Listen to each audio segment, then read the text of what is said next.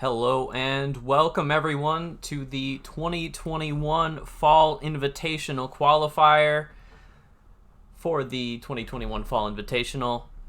I'm your host Swkoll, and today we'll be taking a look at some of the games from a whole lot of players as they try to fight their way into the 2021 Fall Invitational group stage happening next week. I am joined by my co-host archsimkat. Say hello. Hello. How's it going? It's going pretty good. All right. We are on a 60-second delay because we're cool. So it will be a short second before things get started. I'm looking at the bracket right now. And I think maybe Ariko versus Macro Noob might be the closest round one match. Yeah, I think so as well. That should be pretty closely matched. They're both around 1800 on ladder. Should be a good game. Yeah, we'll see if they're getting started. So the round one will be on Cobalt Valley. Oh, I guess that's not round one. That's It's technically round two. Yeah, technically round two. It would have been round one if you didn't have these last minute signups. You always have the last minute signups with these tournaments, though. It's the way of FAF. Yeah. So Cobalt Valley between Ariko and Macro Noob. I would maybe favor Ariko here, just because I think Aeon is like the best faction in general on Cobalt Valley, and yeah, Ariko is pretty practiced with Aeon. We'll see. Oh, actually, Macro Noob is going to be slightly late, so we might want to find a different one. All right, we could cast one of the round one games on Williamson's, or yeah, I think that might be interesting. yes. Let's see. Well, really, it's just a question of whose lobbies are up. Demon Streamer and Tom Ruler have already started on time as they are. Very efficient. Shout out to them.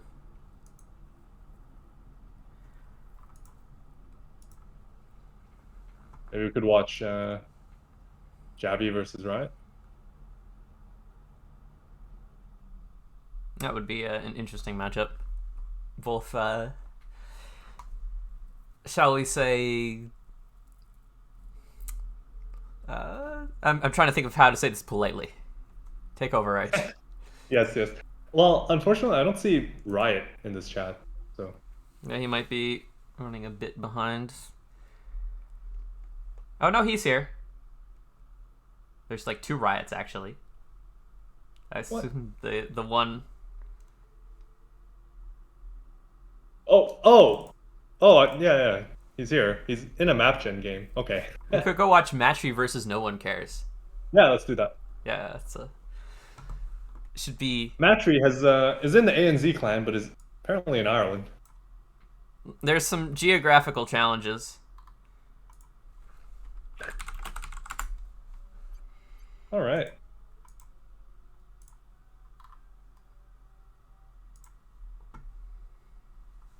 Now let me set up. Settings look correct. They do. Wait, whoa. No. Stop. Victory condition. Should not be annihilation. Yeah. What the fuck are these? God damn it. Like, come on, guys. It's real conditions, please. Real. Yes.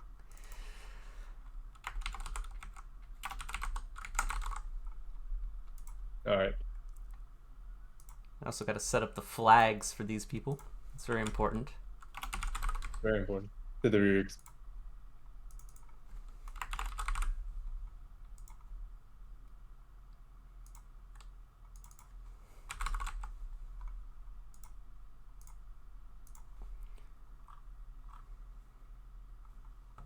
Williamson's best of one, says Klutz. Well, I don't know when he said it. It must have been a while ago, but yeah. Quite high variance.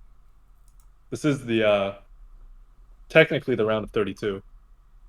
So we have to get through a lot of games. So it'll just be a nice quick 1v1 on Williamson's Bridge. I don't know about picking Seraphim here. This is into Aeon. Seems Well, you know, the theory is you have the counter Aeon faction with the Zuis. And then there's like a lot of terrain near the bases. There's like a cliff, a change in elevation as you go up into a base where Zuis can do well. But yeah, let's introduce the players. If no one cares, in puke green at the bottom are 1700. it's a And in the classic top team left, game player. Classic, yes. We have Matri. In the purple, playing as a Seraphim. It's not actually Matri. This is actually Deponi, who has renamed himself to Matri with several underscores for flair. Okay. So we have Gal's good friend GFY Deponi, as he always likes to say. Not Matri. Do not be fooled. He even joined the ANZ clan to make his perfidity more convincing. Oh, Matri is slightly behind due to UI bug, allegedly. We'll see if this plays an impact in the game. Considering the level of play, I don't really think that 10 seconds here matters that much. I mean, he's walking all the way to the mechs instead of moving towards it, so you know, stuff's happening. I don't agree with Deponi's build here. He really wants to run across the map, but also wants to get the mexes. He's very he wants many things. I would have built a few more P-gens before walking, because on this map you're pretty limited on power. I guess he's gonna grab a lot of reclaim now from the trees, but even then. I mean, that's how you play this. Like, you should go like 4 P-gen second land and grab all of the trees. That's the ideal way to play this. Also, if you're going this many, if you're walking with your ACU this early, you need to build more engineers in your base. So getting a tank this early, it feels overly safe from Deponi. You can see he's reclaiming the single trees. Oh no! Oh no! Not the single trees. And somehow this flare on the left side just walks past this tank. Neither of them have scouts, so we got some real ships passing each other in the night action going on here. Well, Deponi had a scout, but he just sort of sent it ahead and died. Yeah. So there's that. Oh, so he should know that there's something here, I think. Yes. But there's no it killed NG. His scout, so he should know that there's a lab. The flare is just probably very disappointed that there's no NG grabbing these rocks to kill. Because, like, he's having... Don't look at Matri's eco. It's not pretty. No. It's not pretty. Celine's actually going to try to fight the flare. Yeah, fair enough. It's kind of working. It's ambitious, and then now there's a tank. Range from the flare. Oh, okay, well, it works until it doesn't. Yeah, that's the problem.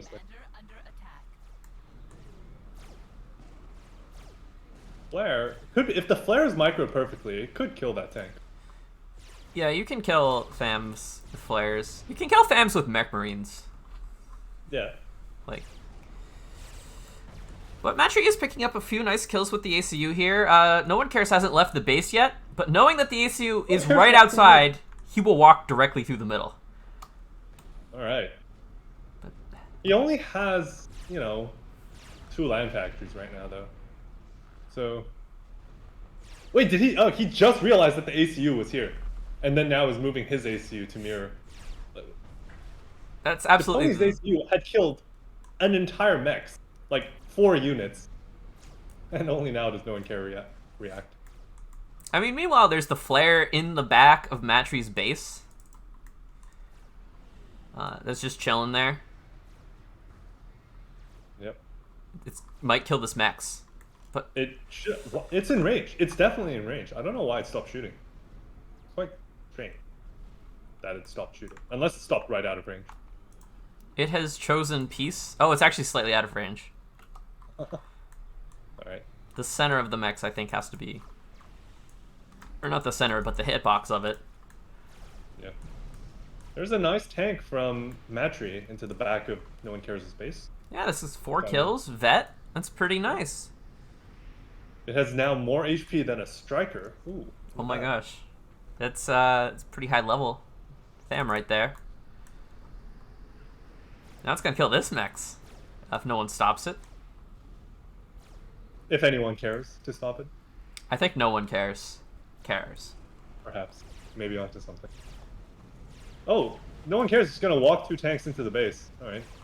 So, sorry, Matri. It's kind of working. Yeah? Well, not really. No, not really. So, Matri has to deal with the fact that his ACU makes approximately no sense. Like, he's just way across the map, has nothing. Yeah. And there's a lot of risk. The flare has killed the mechs, and if microed, it could have killed the 2 Zuis that were sent to deal with it. Unfortunately, it was not to be. Unfortunately. It does appear that Matri is taking more of the map, like, on the bottom. He has some nice mexes there. Yeah, that's pretty important. He could be taking the mexes at the top, too. Like, should be his, to be honest. I'm gonna say it's a bit painful to see all these 100 mass rocks not taken at minute 6. Yeah. These players have not looked at where the mass rocks locations are. Now, here's an issue for Matri. He doesn't have anything to fight air, and there is a bomber out. Unfortunately, the bomber is just bombing the commander, which is like the worst, lowest value thing it could be doing right now. Yeah, I mean, there's so many other things for it to bomb. Although, I mean, maybe it's okay. Like, getting the commander low is alright if you're just going to kill him right now, because he doesn't really have anything to support his ACU, and you have a million flares.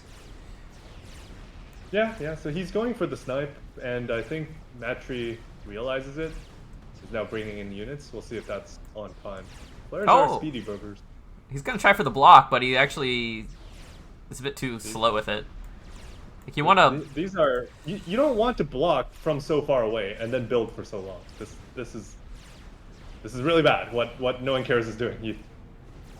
Don't do that. Yeah, you want to build it for, like, the minimum possible amount of time. Like, a single tick if you can. Yeah. Because now there's reinforcements here. Both ACUs are about equal health. And you missed... There's more units from Matri, and it's also closer to Matri's production, so... I think that it's possible with good micro that he could get the win over No One Cares here. Especially with Zuis, you know? Zuis will force No One Cares to start dodging in circles, leading him to get into range of more units. No One Cares got out of range, but then stopped, and now is going to take all the Zui shots on the retreat. He's got no support. He's dead. He's dead, Jim. He's trying to bomb the base. But... Well, he's successfully killing all the power, but he's going to lose his commander. He hasn't been dodging any Zui shells at all. Do you think he's realized that his commander's under attack? He's probably microing his bombers right now. Oh, hi. Oh, hi. Yeah. Alright, so Deponi wins in the end.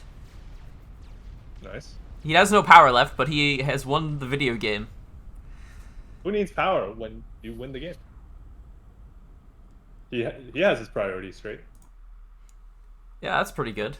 Now I can fix the stream title.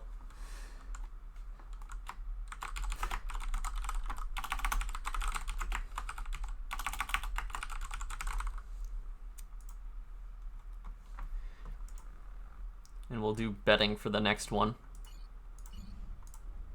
Alright. Decide on the next one is. Oh, Rico. Nice. Oh wait, no. Micronoob is still not here. Well, Macronoob said he'd be here, like, just now. So I'm gonna go ask him. Otherwise, he's just DQ'd and Erika will move on. But if he's not, we can watch this game. I also have a nice slideshow. Put together in great haste. We have production value now. It took us years to get here. we made it in the end. Bulldozer says Jagged is sandboxing Cobalt Valley for either no one cares or the opponent. That's just BM, I gotta say. I don't know. Can Jagged win against Matry on Cobalt Valley without sandboxing? I don't know, man. I mean, we could go watch that if Macronoob's not here. I think we can find literally anything better. You can see how good his sandboxing is.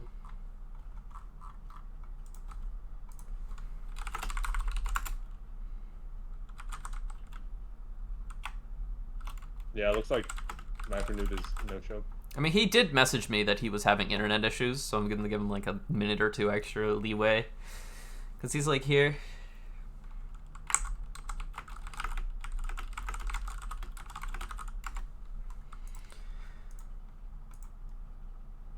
Oh, keep your eye out for a better game. Yep. Looking at if there's any single swords on the right. But no, it's all us. So, who do you think is favored to win this whole thing? Win the whole tourney. Well, I mean, this qualifier tournament. Let's not get too crazy. Right, yeah, sorry. This whole qualifier.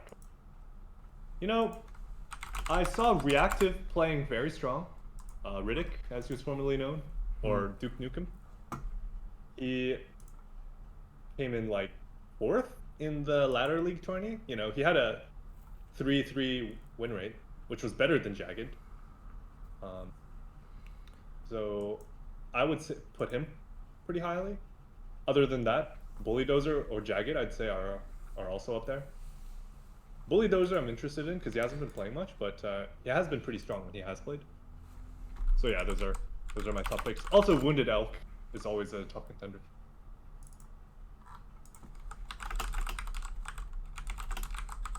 I heard Chavi and Riot playing Mapchen.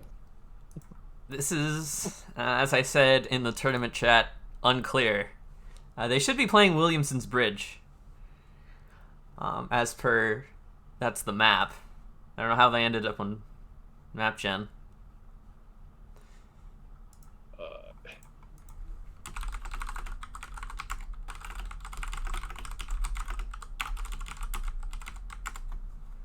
I guess we'll have to ask the map.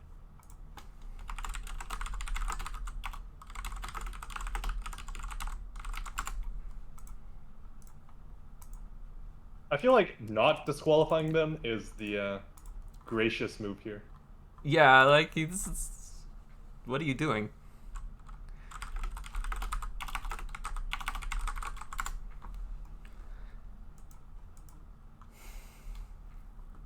I just opened up their game, you know.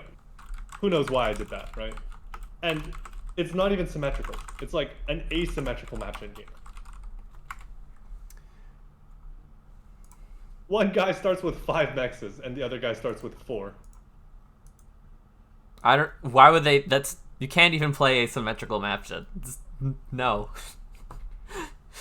What's happening here? All right. How? No, like, how did this come to be? I don't know. Did they not read the tournament post? I presume. But even in that case, you would be confused about what your correct decisions should be, and then you would, you know, be set on a path that would lead you to the tournament post. Frankly, it's absolutely unclear what's going on here.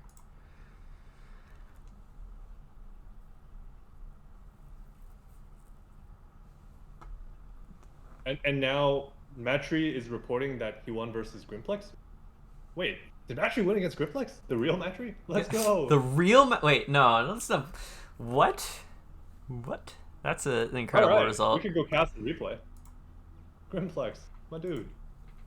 Yeah, let's go cast that replay. Like, yeah, I don't know if we want to watch Jagged Appliance versus Depony. That seems mean.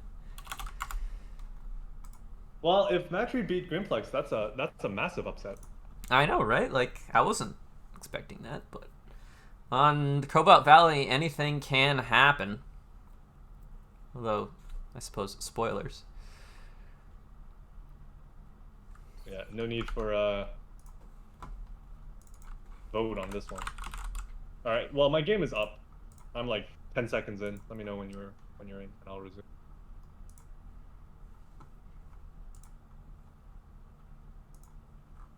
All right, I'm in. I need to. I like the slideshow, by the way. It's very nice. No, thank you, thank you. All right, here we are. Let's just watch it at like +2. Okay. Are you in? Yeah, I'm in. I'm at like 30 seconds. Okay. Yeah, I'm at 40. That's fine. You can just be slightly behind. Do analysis. So it's a Cybern mirror, which is not terrible. You can play Cybern here. There's a lot of important raiding to do. Grimplex doing his best Tagada impression, Nexus impression, by going 5 line factories on the Hydra. Oh yes, this Matry is actually Ryphon. The real Matry is not making an appearance. God damn it! All right, well, this was not as big of an upset as we perhaps initially thought. Yeah, no, Ryphon can do that. But Ryphon slash Matry with a lot of land factories in this opening. This is like a ton of stuff queued up. This is very expensive. Wait, are you talking about Grimplex? I'm talking about Matry. He's got like 7 land factories queued.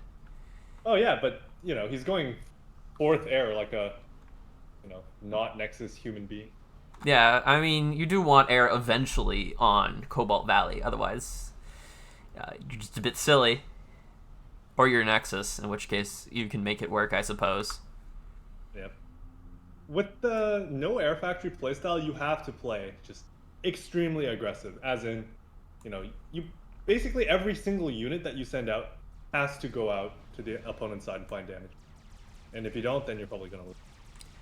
So we'll see if Grimplex can make that happen. So far, it appears something has gone wrong. He's overflowing 180 power. Oh no. 100 power, and he's not building land factories. I mean, he went Hydro 2 P-Gen, then land. That's just too much power. And now he's gonna completely get run over on the right side here, which is the absolute critical thing on Cobalt Valley. You need the right side secured. Or if you're bottom, the left side. This doesn't make sense. Something has gone terribly wrong for Grimplex, because he's even on land, but he doesn't have an air factory. And, Matry, or not the real Matry, Ryphon, is building Inties. Alright, the Inties are very respectful, I have to say. So here's a fun strategy you can do on this map. You can build a transport and then drop a few T1 artillery onto the plateau in front of your opponent's base. Very fun. Guaranteed you kill the Hydra. Alright, Matry slash Ryphon has realized that his opponent just never made air, and will now start building bombers. Hopefully he doesn't stop building bombers. Yeah, I mean, just make bombers forever. Congratulations. Grimplex has to build AA now. Although Grimplex kind of trying to chase down Matry here. Well, yeah, seems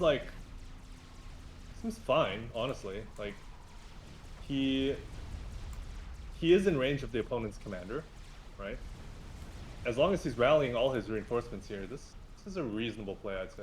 But there's just a big army of like 6 Mantis just idle on the left out, not doing anything at all. Those would come in very handy right about now. Problem is, like, without AA, he's just going to attrition. Like, I think he should go for the draw here. Yeah, I agree. I think he should have just kept going there. Grimplex is like, no, I can win this. I don't need air. The game is very difficult. He has to build, like, he's doing the Nexus thing, right? Where you build a lot of land factories, but he's not doing the Nexus thing, which is you're building MAA in advance. Like, you're not building air, but you will prepare by building some mobile anti-air. And you're Cybrid. He's not doing that. Your AA shoots down. Yes. It's not even terrible. So now he's just getting slowly bomber sniped. But now AA will be here to prevent the Bomber Snipe from continuing. I don't think Matri should have gone for the ACU. Just kill the entire army. Like 4 bombers will annihilate the Mantis army in quick order. Literally, and then you can actually use it. Any target is better. Now the bombers can just go to the right and kill this PD, or just go to his base, kill his power. There's plenty of better targets than the commander. This PD has failed in protecting the mexes. Yes. It was there to do one job, and it didn't do it. He did not. Too bad the PD didn't get the neck upgrade. Meanwhile, Matri's kind of been chased into the base, but Grimplex's ACU is not with the army, and he'll just let Matri fight with his army and ACU versus just his army. Yeah. This is really bad. Grimplex is shift G'ing onto the commander, and that was just a terrible decision. Without his commander in range of the enemy commander. Yeah, so now there is a cool 20-some Mantis right outside of Matri's base for his enjoyment. Nice reclaim patch. Very nice. Yeah, so before the fight, Grimplex had 50 tanks to 30. So he had a pretty comfortable 20 tank advantage. Now they're even on tanks. Now they're 44. So, yeah, whatever advantage Grimplex had, he now no longer has. And now Matri can just sort of bully him out of the middle. Or at least divvy it up evenly and take these nice defensive fights. Well, they're supposed to be nice, but this is actually looking quite good for Grimplex on the left. Yeah, Grimplex just had more units there, so he was able to roll over the whole thing. But conversely, on the right-hand side, he got his mexes bombed, so it's not like he has an advantage in map control. If anything, Matri has more mexes, because he has the mex on the right. And a very nice radar on the hill. He has a very nice radar on the hill on the left, too. That's, alright. He knows the trick. Matri just... his radar coverage. He gets the whole map in radar coverage. He knows exactly what's going on at any given moment, which just provides a huge advantage. Once again, Grimplex is running his Mantis into the enemy ACU without his ACU also fighting. Although now, bombers from Grimplex are doing a nice job taking down this army. Now has air control. I don't recall seeing an air fight, but one must have happened at some point. Yeah, I mean, Matri just built like 3 inties and then never anymore, and Grimplex was like, alright, fine, I'll get an air factory eventually. And just put 1 million build power on this. Like, look at this. This is so many NGs. Can he afford that? Oh wow, he can afford that. He built a lot of power near his air factory. I didn't build excess power. It was intentional. Yeah. So tank count is like basically even right now. The eco difference is mainly like in power. Matri has a bit more power than Grimplex. That's about it. Grimplex is missing a mex in his base, and he's been missing it for a while. Has not rebuilt it.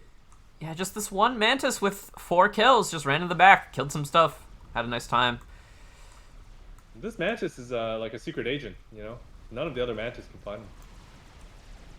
What a pro. I think his time is coming to an end, though. It was lived a nice life. He tried his best, but Grimplex really wants to punch in here with an army, and he has numbers and he has bombers, but the problem is if he can't finish the job, it's a mass donation in the long run. So all the fighting has been happening on Matri's side of the field. Earlier, there was the fight near the ACU, where there was basically a mass donation, and now we have this attack. Currently, is not being stopped. It is punching through. Does it even matter? The ACUs. Yeah. Like, Matri's just committing, and he has more with the ACU. Oh. Like, the army killing his entire base doesn't even matter. He's just got nothing with his ACU. He has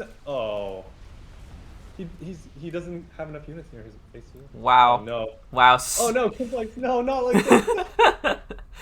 Absolutely stolen. Matri takes the game off Grimplex. Well done. So this is like what happened with Turin against Turbo. It's like if you're walking your units into your opponent's base and you're killing it, you might want to take a second look at your ACU, That's... usually the good thing. So it Apparently, goes. I'm kind of quiet. Yeah, I've been fiddling with the slider. First, I think you were too loud, but now you're too quiet. Dang. So it goes. So it goes. So it goes. All right. That was a game. Now it appears Javi and Riot are playing on Williamson's. Good. They figured that one Good. out, I guess. Good to see.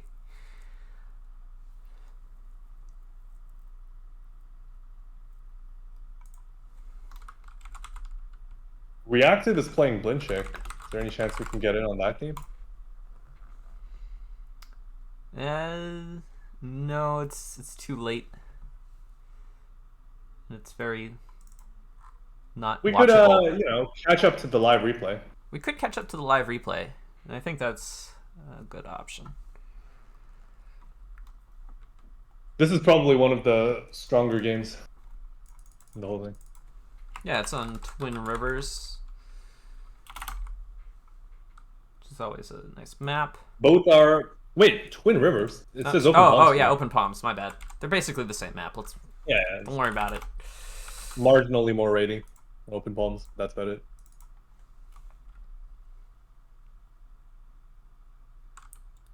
Blinchick or Duke Nukem, they're kind of cut from the same mold, right? These very high rated, but otherwise unknown Eastern European ladder players. Should be a good game.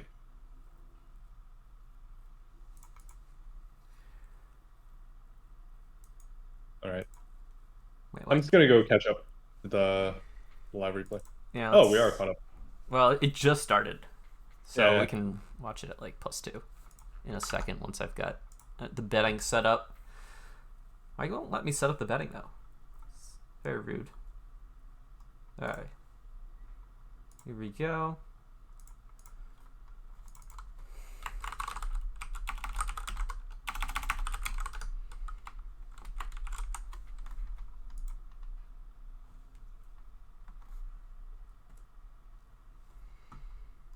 UD out here saying Group D feels lackluster to the other three. I feel I'm like feeling personally slighted by this comment. absolutely you should feel personally slighted. He's slighted you. But he's also correct. Alright, so I'm at 40 seconds. I'm just going to put it at +2. All right. I'm at a minute. You can just catch up like Yeah. +10 until it starts getting really jerky. Well, I'll just do the play-by-play. So up in the top, we've got Reactive, recently good again. He used to be 2K, and then he went down a bit. Now he's 2K again, at least in the ladder. And he's going to take Cybran on Open Palms versus Blinchick, who is just a very solid player. Aeon. He may have discovered the secret to winning this video game. We'll see. Just 2 early flares directly through the middle of the map. Maximum aggression. Well, one through the middle, one to the left. They're both going to the sides eventually. And Reactive is doing the standard thing, or kind of standard thing, where you go 4 engineers before your first tank. Which means his engineers are going to be very vulnerable to these labs. Arch, I'm concerned we're watching a murder.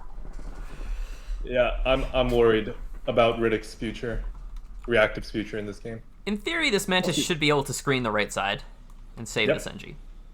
Yep. Like The NG on the left is toast, but even the NG on the right is in mortal danger. The Mantis is in mortal danger with some good... He's running in. He's running at the lab.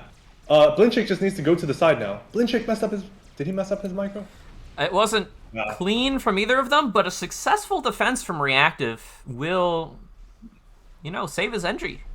Yep. And on the left, a Mantis has gone here on top. So Reactive has built 4 engineers, and then, tank scout, which is the bare minimum you need to defend against this.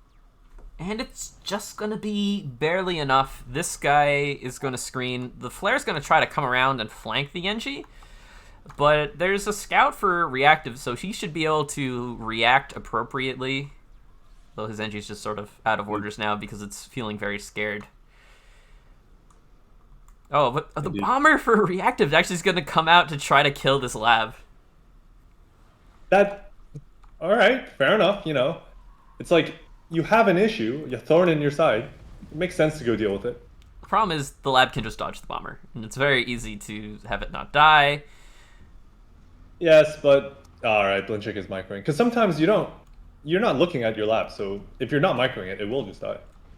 Yes, but Blinchik, reactive should not go for a second pass on the lab. He's sort of wasting his bomber here. Yeah, now it'll head out, but the inti from Blinchik is done, and it should be able to just kill this bomber, making this bomber. Now the tank that defended against the lab on the right is now just running into the back, and will find an engineer, unless it gets reclaimed. Reactive needs to micro away from the engineer problem.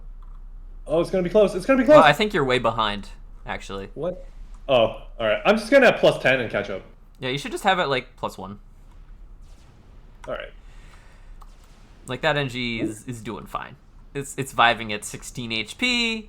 It's gonna grab the side mexes and go build the proxy factory on the ledge. Meanwhile, the flare is still kind of alive, but not anymore. 3 Mantis will clean this up, and this looks like a very stable position for both of these players. Both players seems to have stabilized. There's no like big raids coming in that'll do massive damage, and so we enter you know, a normal game of open bombs. Yeah, there's no ACUs through the middle. Both players looks like... Well, Reactive is going to do the slightly more aggressive thing, not walk all the way to a safe expansion, but just the close 2 mechs, and then contest the opponent 4 mechs. Blinchik is going to walk all the way to his safe expansion to secure it. He kind of has to because there's these Mantis here, and they're going to try to sneak around. The engineer got raided earlier. Yeah, so he doesn't really have much choice. He can't really pressure. And because of that, Reactive is just able to get his northern expansion very fast. Which should just be a huge eco boost. Like, Reactive is just expanding faster. Reactive should be pretty far ahead right now. It's because Blinchik didn't go for, like, follow-up labs. And he has Aurora, which are very bad at raiding. You know, like, the top expansion, you're not going to send, like, a single Aurora there. That's why Reactive has been able to get it for free. I would have liked to see some more labs from Blinchik. Yeah, I think he switched out of labs a bit too early. Flares are OP, don't you know? The lab phase can extend for much longer than you think. If you're Aeon. Yeah. Especially on open maps like this. Reactive, although this is interesting, look at his expansion at the top. He's going to build a proxy factory instead of building these 2 mexes with his engineer that just walked past. All right. Interesting decision, sir.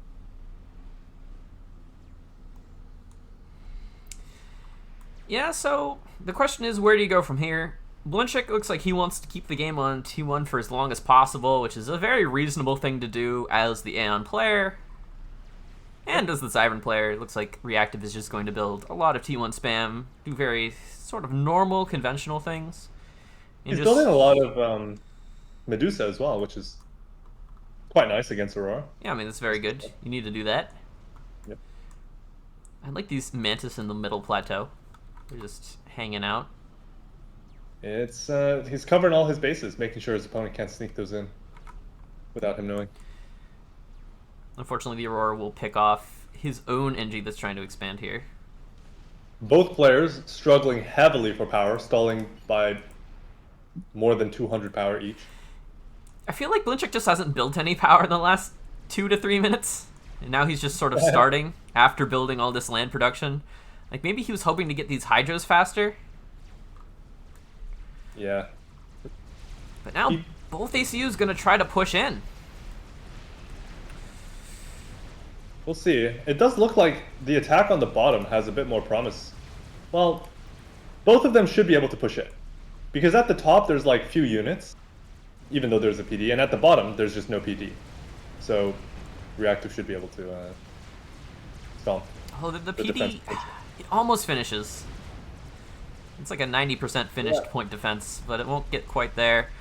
But it doesn't really matter. The top one will just die to a million fervor. fervors. This is the best use case for a fervor. Yeah, it just picks off the lone PD, and then your ACU can just go in. Or it doesn't even have to go back. It can go directly into the base. It's provided it has he's support. not sending many reinforcements to his commander, and also with Aurora, if you're caught with your leg that's held between your legs, it's quite bad. Like, then you have to use your Aurora to tank your ACU, and then they trade extremely poorly. So It's dangerous. it's very dangerous to push in. But it's also dangerous to be alone with your ACU at the bottom versus looks like almost 20 tanks. Yep, certainly is. And the tanks are microing very well to stay out of range. Oh, he's given an attack move now. We'll see how much damage Reactive takes. He's gonna... Hello? This is very dangerous. Reactive. The alarm bells are ringing. All the lights are flashing in the cockpit here. Yeah, he needs like a PD to hide behind if he wants to stay in this position long term. Or just T2 land. Or T2 upgrade on his ACU if he can afford it. Yeah, I mean, any ACU upgrade works. Yep. But Blinchik gonna secure the top. Start raiding into the back. Looks like Blinchik seems to be doing a better job securing the territory he's taken. Reactive has not built any PD or factories or anything. Yeah, he just can't. There's too much pressure. Like, he has to just sort of walk away now. And that looks very bad. Like, you lose both the contestable expansions? I'm not a fan. I mean, maybe he tries to fight for this now, because he sort of has to. He has to, in order to keep the game going. Keep the game even. Like, if he walks back, what's he gonna do? Lose. Absolutely. I like how both players are playing it very similarly, just going for more T1. You know, nobody's thinking about T2. Now, there's a really nice transport from Reactive, who's dropped the bottom left plateau, but both players have factories on both of the plateaus, so should be a hard-fought fight for both of them. But it looks like Reactive is just going to say, Abscond. I'm done. GG. Well played. So for people who are new to FAF, you can't play on 40% map control if the game is otherwise even. You are just going to get outscaled and probably lose. Unless you go for some kind of set. But... And if you're Reactive, you have to start thinking about that. Like, the back doesn't look super healthy right now. There's no PD here, and there's a bunch of Aurora. The ACU is just gonna try to get gun, I guess? Well, yeah. While running it in. It has the power to do it. But no assistance. I would say after gun, just go T2 air. Like, immediately after you finish your gun. And you're no longer sucking 300 power with your commander. He's trying to build T2 power. air is a win condition. T2 air is a win condition, but dying to Aurora is a loss condition. Indeed, that may be on his tarot card in the future, because he just sent all his Mantis in, and they traded rather poorly because they were running into Aurora, who were hiding away. And now he cancels gun. Now he doesn't gun. have enough units for his commander. He just can't fight this, so he has to run away, which means he needs like a plan C, which, I don't know, he's got a bit of build capacity on there. He canceled. Honestly, I would just maybe even tough it out. Yeah, I think you have to try to tough it out. Yeah. The cancel seems... Like, cancel is the safe decision, and you should not be making safe decisions at this stage. You need to be taking risks and hope they work out. Yeah, because Aurora are just eating you alive up at the top. Blinchik is just chilling at full health with his ACU. One thing is that Reactive has a T2 max, so that's kind of making up for... well, not fully making up. He's like 6 maxes behind or more. But, you know, it's something. For some reason, he's allowed to keep his maxes at the back. I saw Blinchik give 2 more move commands to his army back there, but they were both just like random close move orders that are not near the mexes. Look at this! Another one! What is this? Alright, there we go. Finally, he realizes what's going on. Alright, time to kill the mexes. No. The move command still is not... okay, fine. No, he's killing it. You're just behind. Wow, I'm Arch. behind, yeah. Alright. I'll just keep it at +1. God damn. Yeah, you just gotta keep it synced. And this is fine.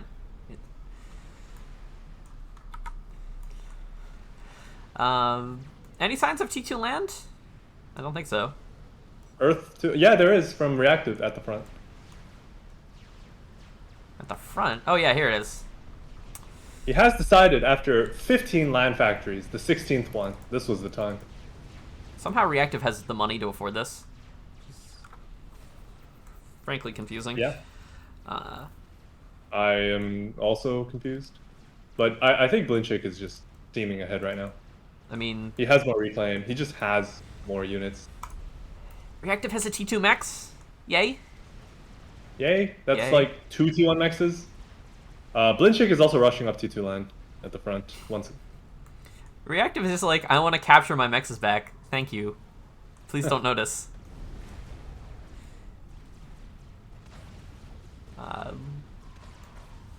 But Blinchik is doing a good job of making Reactive's faction choice look dubious. Indeed. The Mass Aurora has been pretty strong. And he's been microing them pretty well. Yeah, good micro, and Reactive hasn't done anything to challenge it until now. Now he's got gun. He's got T2 land. He's got kind of not air control, but it doesn't matter. He's got bombers doing things. Yep, he's dropping the back, which is necessary, because it'll take way too long to walk an engineer back. This is very nice. You clean up the raid That's a with the good move. bombers, and then you drop the position. You secure left plateau. You know, maybe it's okay. Well, Blinchik is a member of the school of thought of, if you're ahead, get more ahead. He's built 2 T2 mexes. So he's now ahead in eco as well, in addition to having map control. And he's got This is T2 what map land. control affords you. He's building TMD. Mhm. He's very safe. Covering all his base. Yeah, he's not ready to give it up. And you can just build this wall of PD to zone out the gun ICU. And then the gun ICU looks like a chump. Blinchik also with his own double gun ACU on the right hand side. So there really isn't an area where you can look at and say, okay, Reactive has an advantage here, because he doesn't. Really any stage of the game. It's just a problem. I'm just wondering, where's the T2 air? Neither player has built much anti-air at all, or has many inties for this stage of the game. I mean, Belichick has like 21 inties. That's not too bad for 14 minutes. That's not too many. Like once you have T2 air and you get your T2 PGen, you get like 10 inties super fast. And then that's enough to kill whatever amount of inties your opponent has. Yeah, but especially if they're aiming for your gunships. these guys stayed on T1 land forever. Like the T2 PGen has just started now. Yeah, but I'm just saying, like they didn't have to stay on T1 land forever. Yeah, now comes the death push. Reactive gonna try to just slam into T2PD and Aurora. Meanwhile, on the other side, there is no T2PD for Blinchik to even slam into. He's gonna slam directly into the base. So He can walk in whenever he feels like it. now okay, this might be good for Blinchik, for Reactive. Reactive is sending a large chunk of his army home. So if Blinchik pushes in too far, he might actually get caught out. Because the vast majority of his units are at the bottom. He has 120 Aurora at the bottom and only 60 at the top. So 3 times the units at the bottom. I mean, one thing he can try to do is say, alright, Blinchik, you just built like 3 T2 PDs. That's quite expensive. And T1 PDs. I'm just not gonna push. I'm gonna send my gun ACU to your gun ACU, and we're gonna just have a nice good old fight. And Now maybe Blinchik is doing the right thing and just backing off. If he had pushed in there, he would have died. But it would have been dubious because Reactive is trying to rotate back, but the threat of rotating back means he doesn't actually have to do it, which means he can kind of try to fight. So now Blinchik seems to be pushing in again now that he sees Reactive's units are going through mid. Well, I think he's just making sure he keeps good space away from Reactive's ACU. As long as Reactive isn't committed to fighting him, Double Gun is just very strong versus a Cybern army. He can just OC the Rhinos from a distance, keep his own distance. But yeah, that's true. And he Reactive just has a lot of Rhinos. 7 Rhinos is no joke. And if Reactive, honestly, he could run away with his commander and move his entire army just directly east and cut off Blinchik's path of retreat. There is a chance. Like the army at the bottom would be completely out of position and useless if Reactive did that. And Blinchik's army here is not that impressive. It's only 70 Aurora, no T2 units. So the rhinos would shoot through that.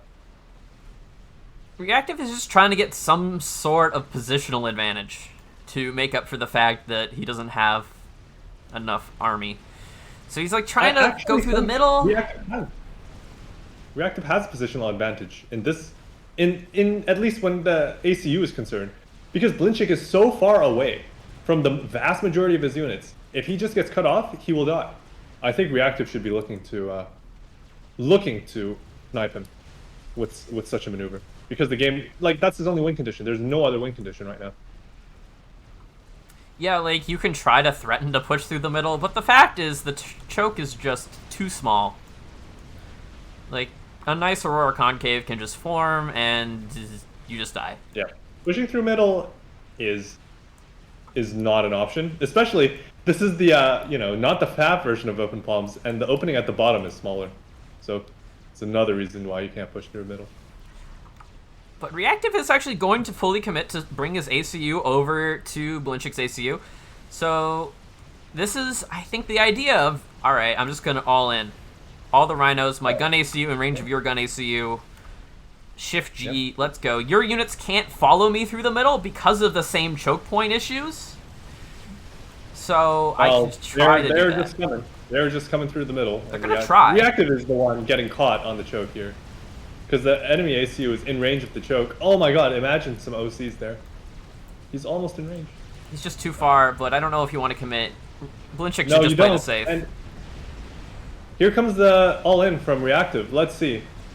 Blinchik's units have to filter through a tiny choke in the middle, and there they will take bad trades. I think there's still a chance for Reactive here, honestly. What if he just kills all this and gets like a 6,000 mass field? He needs to use his army though. Like, why is the top half of his army just all the way back? There's like a good 4 rhinos and 3 hoplites there. He has a lot of T2 units here, right? Like, there's 5. Yeah, he just needs to commit. He needs to get his ACU in range of the opponent's ACU and just go for it. Like, the left side no longer well, actually, there's a lot of rhinos here for some reason, so this might actually hold temporarily. The left side is still existing, but he doesn't need it. Just the objective of the game is on the right-hand side, within reach. He needs to just reach out and take it. He just needs to take it. There's really not much for Blinchik on the top. I keep emphasizing this. It's just all T1. All the T2 units are not being sent to his commander. Although Blinchik just has infinite money right now. He's operating at literally 3 times the income. He actually doesn't need to be here at all. Yes, this is really strange to me that he would play so aggressively. He's going T3 land. He's almost done. Okay, sure. Yeah. Why not? Sure. And look at it, it just doesn't make sense. He's playing so aggressive with his commander. There's 20 rhinos. There's 20 rhinos. If Reactive, screw your whole base, man. Just let it die. Send all 20 rhinos after the commander. There's a chance. He just really wants to try to get value out of these units threatening to push through the choke, but it's too late for that. You don't have anything. There's literally nothing. All right, now here we go. I think this is it. But Blinchik is pretty safely positioned right now.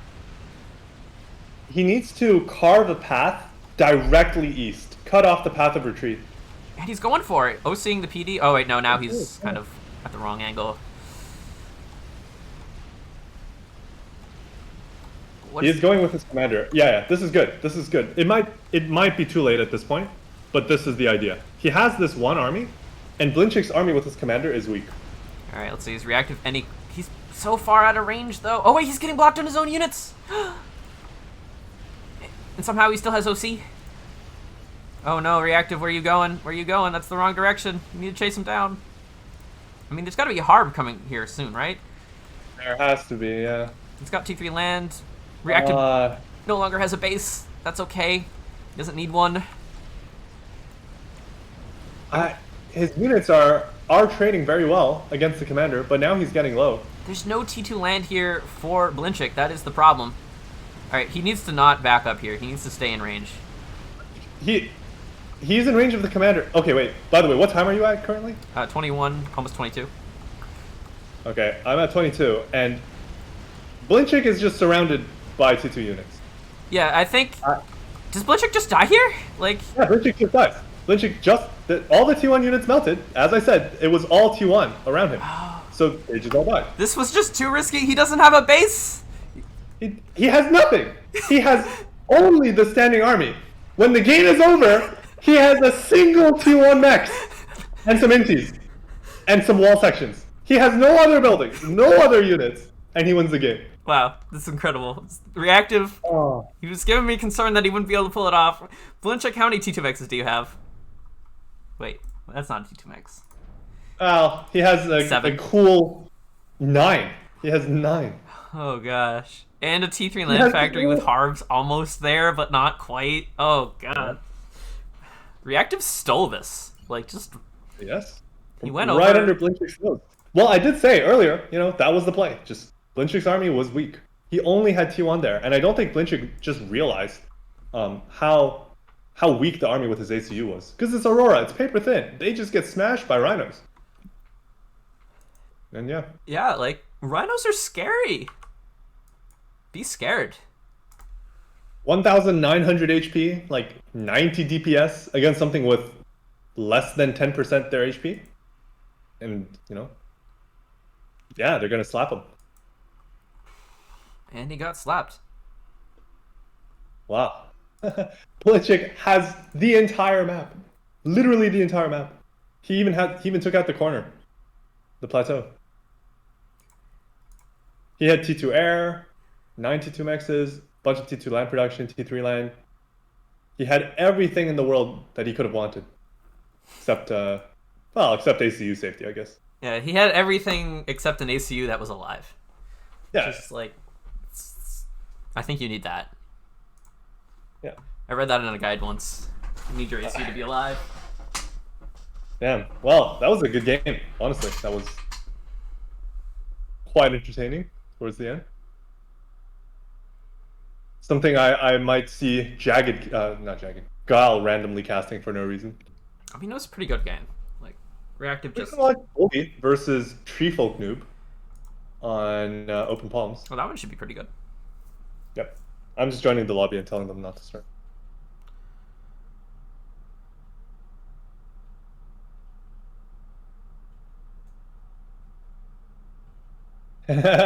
Bully seems slightly displeased that we were casting his game. So who is Treefolk Noob? That's Banani.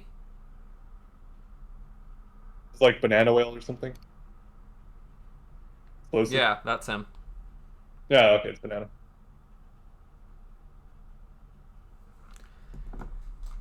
Oh no. Bully gonna try to entertain the crowd instead of try to win. I mean, he said that he might do that. And Bully is a man of his word. Indeed. We'll see what he can come up with. Maybe a base trade like the last one. Or not a base trade. Sacrifice your entire base. You don't need it. Just kill the commander. Nothing else matters. I mean, have you ever needed your base? On some occasions, yes. No. Not always. It seems dubious. Why would you need a base? If you could sacrifice everything else to kill the commander, then you should do it. Yeah, just sack everything. You don't need it. Not need it. It reminds me of this legendary Grandmaster chess game against a weaker player where the Grandmaster just sacrificed literally every single piece and then checkmated him at the end. That's kind of like what this game was like. Yeah, sometimes you just don't need anything else. Yeah. Except a dead ACU of your opponent. Let's be clear. Don't want to give bad advice. Alright, so we have Treefolk Noob, otherwise known as Banana Whale, or Banani, in the top left, playing as the puke yellow, puke green Seraphim. Bottom right, we have Bullydozer, or Zwaffle Noob, and he's in the red Cybrid. Ah, how nice to see. Someone picking colors for their faction. I know, right? Alright. So, Banani is going for 4 mexes, and then going for the Hydro. Bully basically doing the same thing, but building a P-gen instead. I don't think there's much difference, to be honest. It's kind of Although, similar. I do prefer just getting 4 mexes because you do get more mass total over the course of the game. You do. Bully. Opening first lab, very nice. Second lab, slightly less nice, I would say. But his Hydra is going to be quite delayed. That's why he's going for a second P-gen near his commander. Yeah. So he opens with 2 labs and 2 scouts. These P-gens are actually required because the Hydra will be so late. Yes, exactly. Stop trying to cheat. I just clicked on. I was able to do this last game. Why am I not able to do this now? No. Do you have the arrow, the drawing mod, by the way? Can you see my drawings? No, I didn't turn it on right now. Tragic. Oh, these guys are playing on the FAF version. Yes, I think this is the one I actually specified. You should play FAF version. Okay, well, the last one was not. Yeah, but it's fine. Some people don't like the FAF version. Jagged, for one, is absolutely hates it. Wait, did I not do bet? No, I did the bet. No. Stop I just complaining. did the challenge, the FAF version. Yeah, that we already had a bet. Get over yourselves, chat. Well, it's a minute delayed, right? Yeah. All right, so the lab finds a Selene on the left, which means Banana knows about the lab. Which means He is aware. Banana went 1 Selene and 5 NGs, which means he literally can't expand now, because he knows there's a lab. So his ACU will just leave and go expand, because it can do that. Yep. He's queued up a bunch of orders on the right, but little does he know, there's also a lab on the right. This lab could try to get into the base, but that would be very silly. Oh, look at how smart he is. He's sending the scout forward to see that it's the ACU. Oh, and then he dodges. That it is, yeah. Very nice. And the lab is going to find the NG on the right, or at least cancel all the orders, which is already... That's demoralizing. Yep. Alright, the Selene is sent in, but it will just die. In theory. He gets the lab, gets the engineer. Maybe even gets the Selene on the way out. Yes, he does. What a god. He gets vet, and he's out. He doesn't have the scout anymore, but that's okay. The lab almost has triple-digit HP.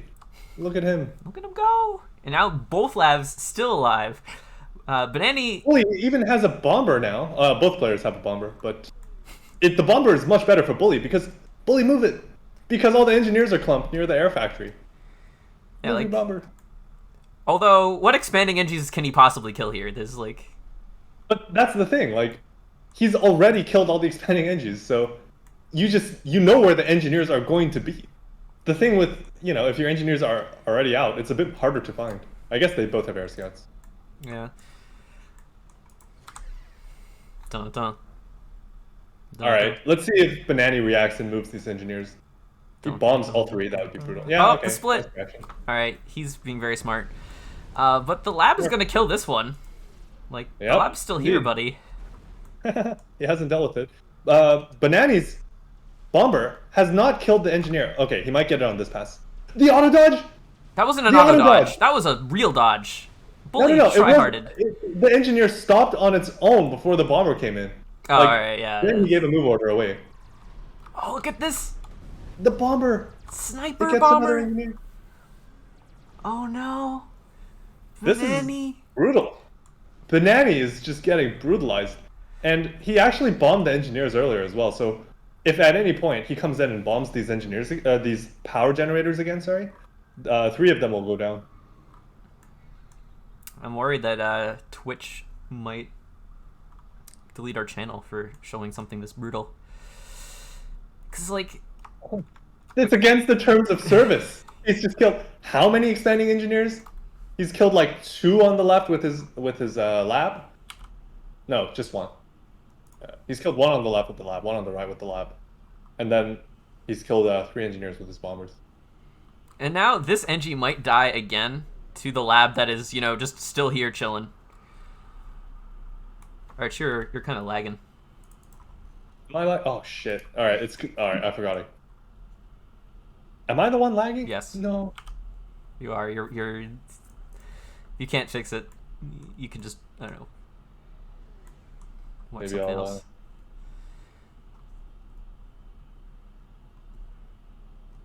I I have lost connection with Treefolk Noob.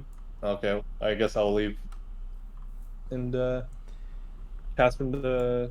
Do you want to do a Discord stream so I can cast from that? Yeah, I can Okay, cast never from mind. Discord stream. Hold on. We are back in the action. Oh wait. All right. Yeah, if you can. Bully, you can see what Bully has planned. He has watched some of my ladder games from way back when on Open Palms. But he gets the other expanding engineer. Like, and now he's got Mantis in the expansion. This Engi's not gonna make it. It's just not gonna make it. It's not gonna happen. No one believes in this Engi. It has no hopes or dreams at this point. It's just gonna die. Oh hey, nice random tanks from Banani just happen upon an engineer. That's a good catch. I was gonna go to the middle. Banani's being very aggressive with his ACU. I like this. He's gonna equalize map control because like Bully is just so slow on his own expansion for some reason. I don't know. I guess the thing with moving your ACU to the safe expansion is that you could have just sent an engineer there, and Bully could have, and it would have been fine. Yeah. Like this is how Banani gets back into this game is by this ACU being safe and slow. Exactly. The path, especially on Open Palms, it's a game of taking risks and trying to get away with them. You can't just. There's no way you can make every single safe decision. Then you will just be behind. You'll be putting yourself behind. So we can see here that principle in action. Banani taking risks and it paying off. I am very excited to see the trillion mantis that will pour forth from Bully's base. They're coming. Don't worry about it. They're coming. Oh, the tank from Banani is also going to grab the engineer behind the expansion that his ACU already took. Alright, look at this. Engi's just capturing mexes. This, although the problem with the aggressive move is Mantis can just come in behind and, kill your expansion because you never put a PD there. Yeah, he could have built a PD there, by the way. He had an engineer there, and it just left to go build more mexes. So that's quite greedy. Yeah, he's got this half a Hydra that will now never finish. The engineer could reclaim it. Bully is reclaiming the Hydra for energy. Let's go. He's getting E.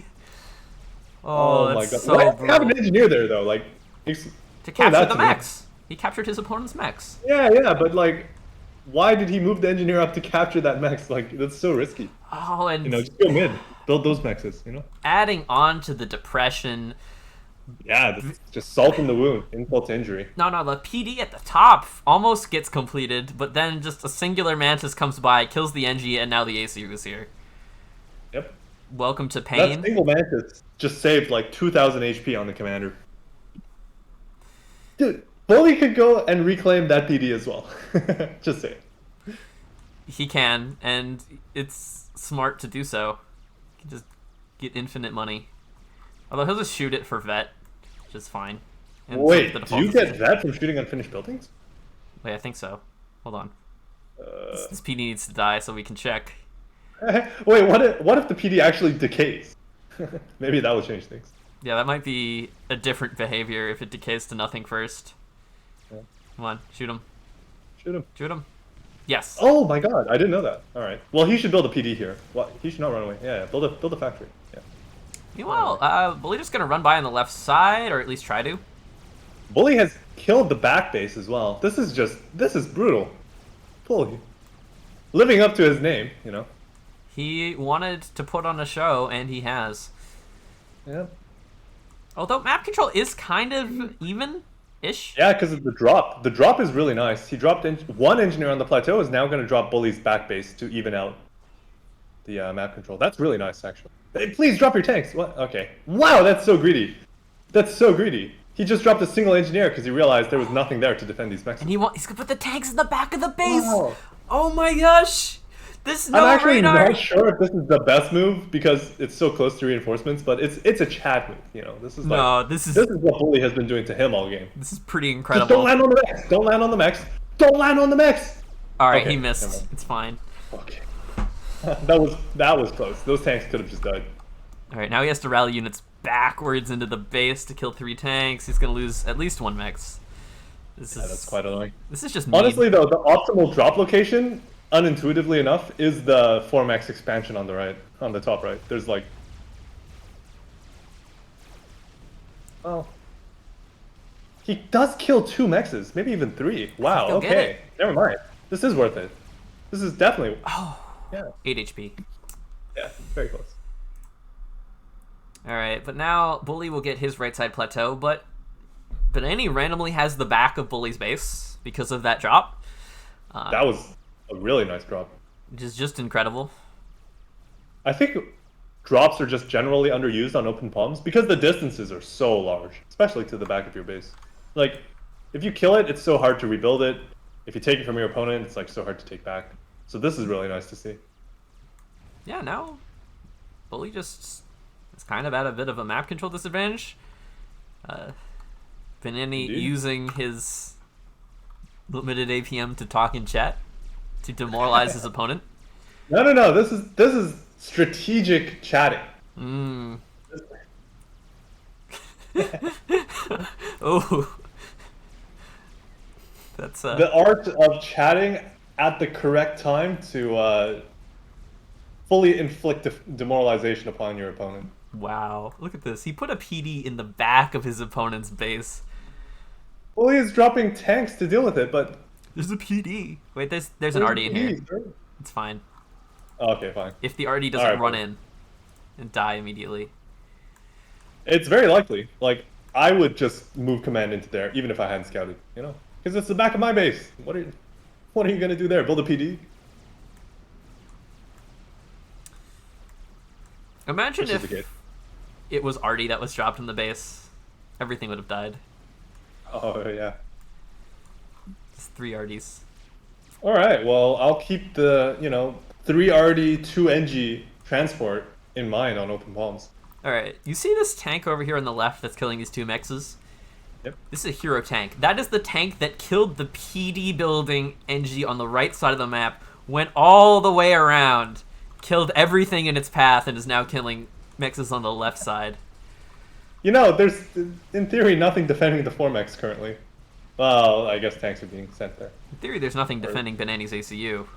Oh. From 30 Mantis. That does appear to be death. Oh my god. What? Where's How do you do this? Why do people just not have shit near their ACU? Come on. When I play, I rally all my shit near my ACU because I'm deathly scared. He built a factory instead of a PD. If this was a PD, he would have lived. Yeah, I mean, he could still save himself. He's pulling things. No. There's no chance at this point. He doesn't even have overcharge. Doesn't have OC. He's not that close to vet. And yeah, he just sort of dies. Yeah, he's dead. Wow. Poor me. Can we harken back to 2 minutes ago when he said the god is here? Just the god was here, but not wherever those mantis were. The hero mantis, by the way. Oh no, it's gonna run to a PD. Oh, it lived until the end of the game because one PD shot is going right through its body and not killing him. All right. Oh, amazing. It's got 2 vets. Maybe the god is here. The god is this mantis. Yeah, I mean, are there any other gods? I think not. I think not. Mantis supreme. Also, nice by Bully to not run the artillery in the back end. He actually attack looped it. Clever, man. Well, that was an interesting game. It was looking very good at the start for Bully. And then, some really nice moves from Banani. Got him most of the way back into the game, but a critical error left his ACU completely vulnerable. Yeah. And Bully took advantage. Sometimes you just run into 30 Mantis, and they're like, time to die. And then you die. It's very straightforward. I think this is actually quite a common occurrence, running into 30 Mantis and then dying. It happens. Even to high-level players, they don't have sufficient support, and then your ACU has but 1 gun. Indeed. Unless you're Aeon, in which case you're cool. You get 2 guns. Well, there's only 1 open lobby currently.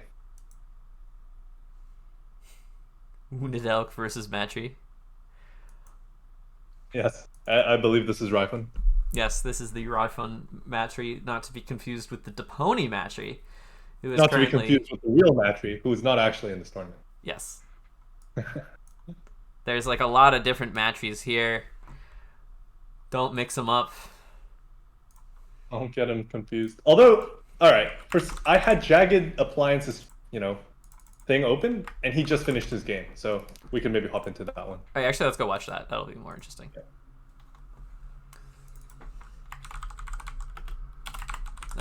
If you can ask him who won round 1. Well, it's best of 3, right? Yeah. Or you mean the game? What the current score is. Yeah.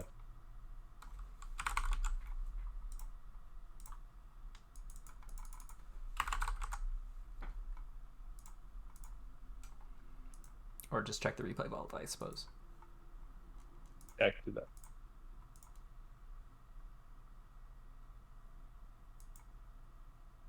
It appears reactive has won. Oh no, it's Jagged. No. Not like this Jagged. Wait, the game's not up. He What are you should be watching? on, bigger maps, so I think that will favor him more than Esgaroth's runes. Like, Esgaroth's is more high variance. They're playing on Arcane. Okay. And reactive won round 1. Reactive won first game, yes.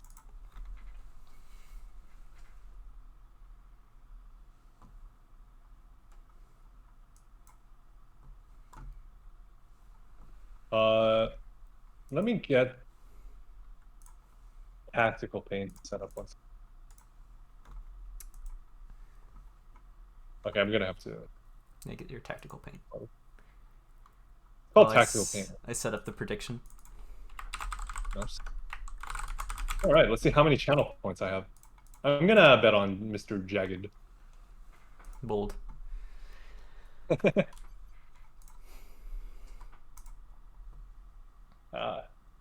Well, I want to see Jagged win. I don't want to see Jagged get 2-0'd, I mean, that would be pretty demoralizing, but Jagged has suffered worse defeats before.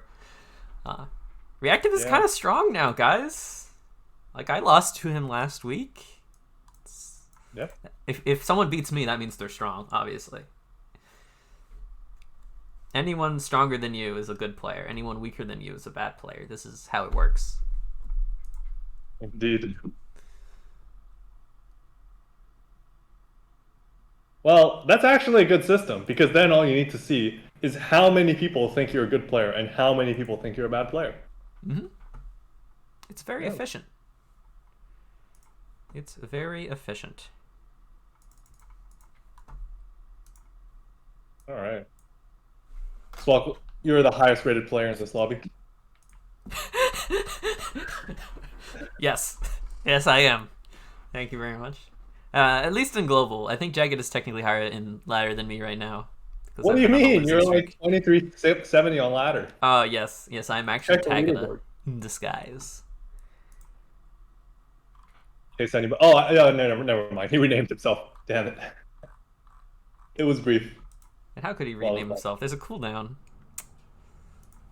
What kind of hacks is he using? When he messaged me from a different... Like, it opened up a new chat. Oh no. Jagged Appliance's name is so long it doesn't fit on the overlay. It's also misspelled. But whatever. Alright, so we have Jagged Appliance in the top left, playing Burgundy Red UEF. Reactive in the Seraphim, playing the dark blue Seraphim. And classic matchup, right? UEF versus Seraphim. Both are generally solid faction picks on any map. And yeah, this is Arcane. Famously ugly, but with good gameplay, so, we keep it around, despite how ugly it is. What? Arcane is not an ugly map. It's nice It's looking. not ugly until you zoom in on some features. Then it's ugly. I don't know. This is Supreme Commander. We play the game zoomed out from maximum zoom distance, so we only see icons. The map looks completely fine. Yeah, Very good. it's a very nice looking map. But I really like the gameplay of Arcane because it lends itself Yeah. to some very interesting ACU decisioning. Like you go here, you go here. It's an arrow. I You can can go see like them this now. way. There's a lot of options. I mean, the standard meta thing is to like go this arrow. Yeah.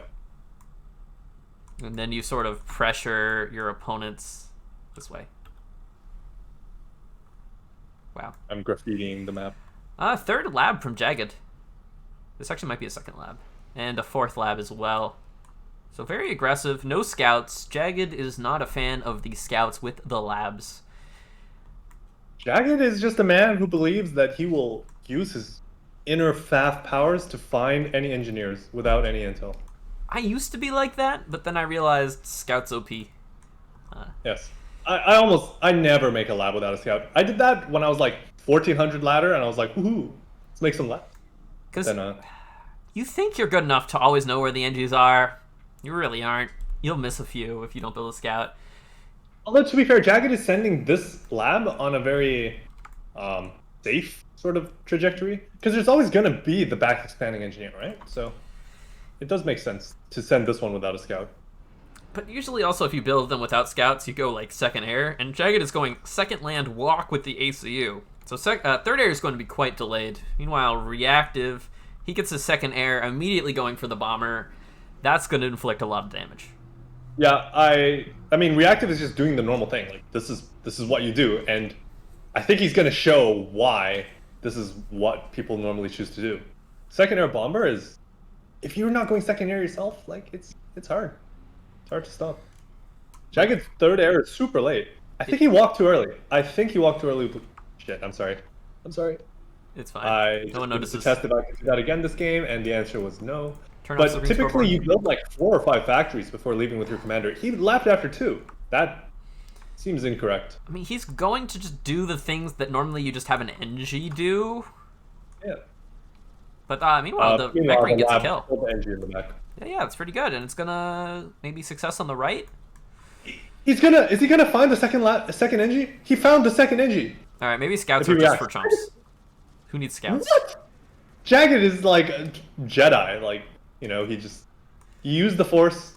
He guided the labs to the engineers with the power of his mind. And yeah, took out both engineers. But now there's a bomber, and I'm very concerned for the safety and well-being of all these clumped NGs. But now he'll split them emergency style. Yeah, Bomber but doesn't he's even not care. going for them. It's Bomber's going for the single engine. split your NGs. See what I care. I'm gonna go bomb this one in the back. But nice dodge. Nice dodge. Very nice. Oh, he needs to dodge again, though. Hey, the bomber's still there. Jagged. No. The Inti is trying to kill it, but it has gone on vacation. You need to micro your NT in situations like this. You can't just click on the bomber because it will it'll go on vacation, basically. Oh, Jagged dodges his base's NG again. As the bomber tries to go find the expanding NG to the south, but there actually isn't one. There's just an AC. Surprise, surprise. Jagged knew all along. That was the plan with his delayed third air. Although he can just bomb the tanks, and now they're basically worthless. That is actually like that single bomb on the 2 tanks is basically worth the bomber. It's, you know, each tank is what, 56 mass. If you kill 90% of 2 tanks, that's like 100 mass. Bomber's only 90 mass. It's free value. Yeah. And now zooming out, reactive is expanding actually about the same pace. Let's be honest. This is kind of even. Yeah, Jagged's labs did a number on him as well. They evened out the damage from the bomber. The bomber had much higher damage potential, though. We'll say this. Jagged keeps sending his inties, like he clicks on the bomber, right? But then I guess he forgets that he clicked on the bomber, or he didn't realize that the bomber didn't die. He clicked away with his inties before the bomber died. Yeah, bomber just got 5 kills, and oh my gosh, is this tank gonna kill this NG? All right, no, the factory will finish. This is fine. Which one are you talking about? I'm talking about this one. There's a tank here in Reactive's expansion, but Reactive finishes the factory in time. This is an important factory because it just lets you spam NGs this way to grab reclaim. This is the important factory. This factory is super important. All the other factories, who needs them? Garbage tier factories. I mean, it lowers the travel distance from like what, a minute to 30 seconds? Yeah. It's a big deal. It's very Meanwhile, important. Jagged has no such factory on the top, so if that engineer gets raided, he is in trouble. Well, it doesn't look like it's going to be done. Yeah, somehow it just sneaks by. Although there is one tank that could just... Very nice move from Reactive, right? He kind of knows the amount of air that's on the map. He just builds a transport. This is a pretty early transport, I'd say. Yeah, this for is map. real early transport for Arcane, but a very nice timing to get it. He will... Is he going to be scouted by the tanks? Yes. No! Jagged's one engineer! At the top. No. How? No. The one tank just walked. There was no screening. And now it's no. dead. And the next engineer is like light years away. It's this guy. Yeah, he has a long way to go. And he's just gonna reclaim rocks. I don't even know if he's gonna be dispatched. All right, let's see. Riddick Reactive just drops. Oh, he drops all 3 engineers. That's fine. Honestly, I would have maybe even just dropped 2. Yeah, but he can just pick up more and go for the left. Yeah. So Jagged has no such transport. He doesn't know about Reactive's transport, so he can't react to it. Well, he doesn't know, but he did scout it. Did he see it though? Like the transport Yeah. flew over some random tanks in the middle of nowhere. Was Jagged really looking there? Is he looking at his minimap? I don't know. Someone go watch his stream, find out. Yeah. Also some nice tanks from Reactive. Kind of running by the tanks from Jagged. Actually, I'm not sure who's flanking who here. To be Yeah. honest. Reactive is trying to build this like weird defensive PD with his reclaiming NGs, which is kind of good. The head NPD is not defending anything. Well, it's defending the general idea that you shouldn't put units there. Oh, that's like the worst position PD I've ever seen. All right. Well, it's moving just on. where the NGs were, and I think he was worried that the AC was about to walk forward. So he's like, up, emergency PD time. Okay, well, in any case, the ACU can still walk here. Take that. But Jagged is Still just... walk here. He's getting raided. He's getting raided. There's finally an NG back here now, but... There's a nice raid on the right from Jagged. Jagged just gonna try to punch in directly into the middle of the base and say, all right, Reactive, show me your army. That is a good move. There's like nothing here. Somehow. Is Reactive struggling? think that... Oh my god, the power stall. From who? Reactive. All right, he's recovered a bit now, but it was painful to watch. Yeah, so it does seem like both players seem very low on factories, to be honest. On this map, you get like 12, 13 line factories. They're like half that right now. There's just not many units for this stage in the game. I'm gonna be honest. Like zooming out. Yeah, I mean, it's been a violent game. There's been some violence. Oh well, this is why Jagged has gone T2 Max and T2 Air. That's why he doesn't have any units. And I guess Reactive is power stalled, so he doesn't have either. Yeah, Or Reactive spent a lot of mass securing top right. Like, this is almost 1,000 mass if you round up considerably. Yeah, that's way too much. You don't want to build all that at the top. I mean, now he gets it for the entire rest of the game, which is nice, but like you lose he so invests much. so much. You can just invest a bit later. Like just build the mexes for a bit, and then if nothing comes, then you can like decide to invest more later when your economy is bigger. And you'll still keep it for the rest of the game. This is painful. He's gonna lose the mexes in the back and have to rebuild. Dude, Reactive is just getting owned everywhere. Like his land raids, haven't been working out. He kind of ran into Jagged's expansion in the middle and just dumped a bunch of reclaim here as well. He's lost this core base, which is brutal. Jagged has T2 Air. Reactive is pushing forward with like not many inties. He has less inties than Jagged. He's just gonna get killed by gunships. He's building gunships. Yeah. And Jagged will just unceremoniously take him out. Jagged, I would say, not normally known for like this kind of snipe, but you got to do what you got to do in a game like this. I mean, look, there's no reinforcements. Reactive is completely boxed in. The one thing that he could do is hide right here. Yes, there is a nice pond that he could just run to. He's not very far, but he's running sort of away from it. Yeah, I don't know if he perceives the danger he's in. Now he realizes. Now he should go into the pond to extend his life slightly. But in any case, without air control, he will die. He's not making it to the pond. There's too many units. Jagged can block. Yeah, at this point, it's not. All right. Very nice. Channel points accrued. Well done. What's the next map? take a look. It's Emerald Crater. Oh, there I would favor Jagged as well, to be honest. Yeah, I mean, this is just... Jagged was like, I have remembered what the win condition is. Allow me to just do it. And then he did it. Allow me to demonstrate. This is magic trick that will immediately evict you from the game. Oh, also, it seems like Reactive was very, personally scarred by that power stall. Look at the amount of power he's built. Like, I think he just built like 20 more pigeons since we last looked. All right. It looks like I like Jagged. I like what Jagged did. He went for a T2 air snipe without building a T2 PGen even. He just got a bunch of power, maybe like 800, 900 income on T1 power, and just started building gunships. You can just do that, people. You can just air snipe your opponent and go for it, even when you're not behind, and just win the game. There is, in fact, no rule against it. Yep.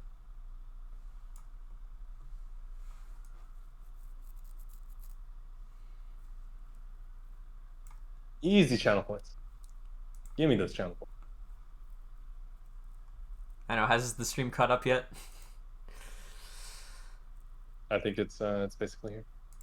Oh wait, is the bet for the whole series? No, right? No. It's per game. Game by game.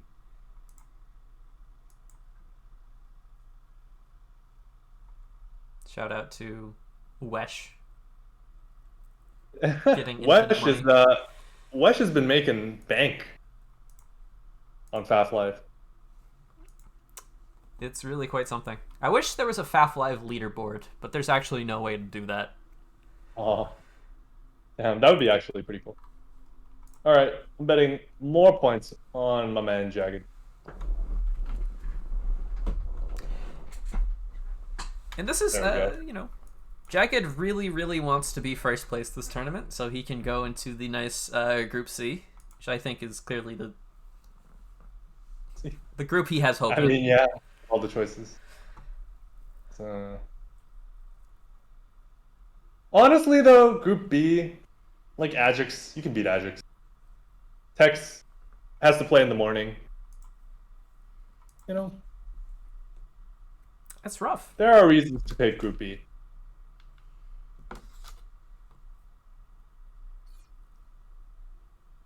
But now we get a nice 20 by 20. Which is fine, because this series is actually the furthest along. Yeah. They're very much on time. All right, so we have Jagged Appliance in the top. Once again, same color, one he always uses. Playing Cybrid. Reactive in the bottom, playing Seraphim. So Reactive is playing the same faction. Jagged switched it up, which, I mean, I think Jagged has the better faction for this map for sure. Like, Mantis on a 20 by 20 land map with a lot of spread out mexes seems like a very good idea to me. And, it's going to take a while for Seraphim to start showing their strength. I would say you pick Seraphim for T2 air options, mostly. You have a nice gunship. Congratulations. Yeah, you have a nice gunship. You can use the Natha as well. What is this power from Reactive? He's building 2 Pigeons before Hydro? Huh? Okay. And the first NG is going to walk out of the base. What? All right. This is an advanced build order. They don't teach you this in the gameplay and training Discord. Absolutely not. And I'm not sure they should. Yeah, so basically he's delaying his Hydro to get slightly faster expansion. And maybe it makes sense because, the main thing about this map is that your next few mexes are very far away, right? Like, you get your 4 base mexes, and then everything else is just like, super distant. So maybe it makes sense, actually. I will reserve judgment, but I'm currently liking it. I like the idea, like the concept. It's innovative, and he is expanding faster. Like, he is almost done with his 5th max. Jagged is about to start his 4th and his 5th. Yeah, but the thing is, Jagged has, like 200 power income already, while this guy still hasn't finished his Hydro. Actually, Jagged has royally screwed this up. He's stalling 11 mass. Oh. He actually can't afford this. This is the map he should have been sandboxing. Instead of Cobalt Valley versus Duponi. Yeah. Like, Maybe. Reactive's Air Factory just finishes faster. Reactive has 3 nice Selines. 4 Selines, actually. My channel points! Look at this. He's got, like, great intel. Jagged, yeah, he's built 3 labs, I guess. They're gonna go somewhere when he figures out where he wants them to go. Or, like, just everything is just faster now. Because he's gotten the mexes faster. Now he's gotten his Air Factory faster. And he has more power. He just, on every single metric you could use, he is ahead. He even has more units out. Yeah, I don't know how this happened to Jagged. I think he tried to, like, assist his ACU a bit too much, and he just couldn't afford getting the Air Factory out that fast, which stalled the mex production. No. Well, yeah. So basically, Jagged built only 2 mexes with his ACU before going to the Hydro, right? And then his first engineer went to the Hydro. So then his expanding engineers were quite late. He got his core mexes very late, and not to mention the 2 expanding ones. And he also built labs, which, labs build faster than tanks. They consume like -6 versus -4. So you can burn up your mass very quickly using labs. And he built 3, so that's where his mass went. So expensive. And the 2 front ones got scouted immediately. Oh, look, a tank. Oh, look, a tank. What do you expect will happen if you run your... Apparently nothing. Nothing will happen. Apparently the lab is fine. Okay. Classic Tham not being able to hit a lab at the edge of its range. Oh. I guess you can't just run your lab at your opponent's main base. But, like, what's the plan for his labs? It kind of feels like he just rallied all 3 to the opponent's main base and was just like, okay, I'll figure it out later. Well, what Jagged did was, I think he was trying to blindly deny the big production move in the middle of the map. But Reactive just didn't care. He didn't do that. So now these labs, they look silly. They're just very silly. Jagged is doing it, but he's going to get bombed. We'll see if he can dodge it. I don't think he will. Like, this is so hard to spot. Oh, auto dodge? Auto dodge, maybe? No auto dodge. No auto dodge. Auto dodge? No, it was close. It was close. But close does not save your engineer's life. No. Alright, so this lab is definitely scouted. It's actually quite low. The Celine beat it up a bit.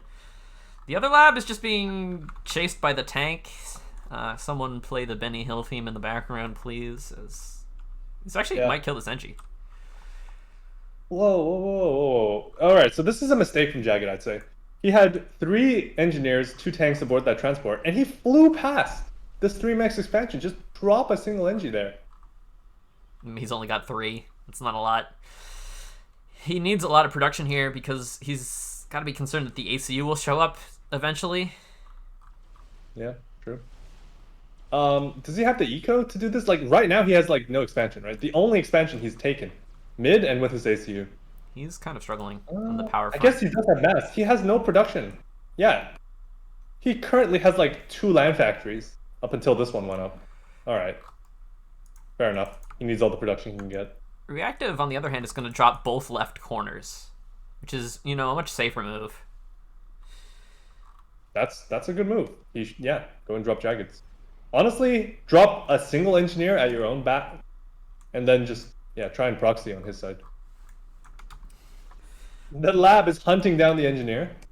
It's getting distracted by a mex on the right. It got attack moved! Right. Oh no! Instead of a regular move. Now wow. So by the way, my paint tool went to the minimap and then decided to draw all the way across the map. That's an advanced tool you've got there. All right, let's see if I can reproduce this. Yep. All right, it works consistently. It will just draw a line across the map.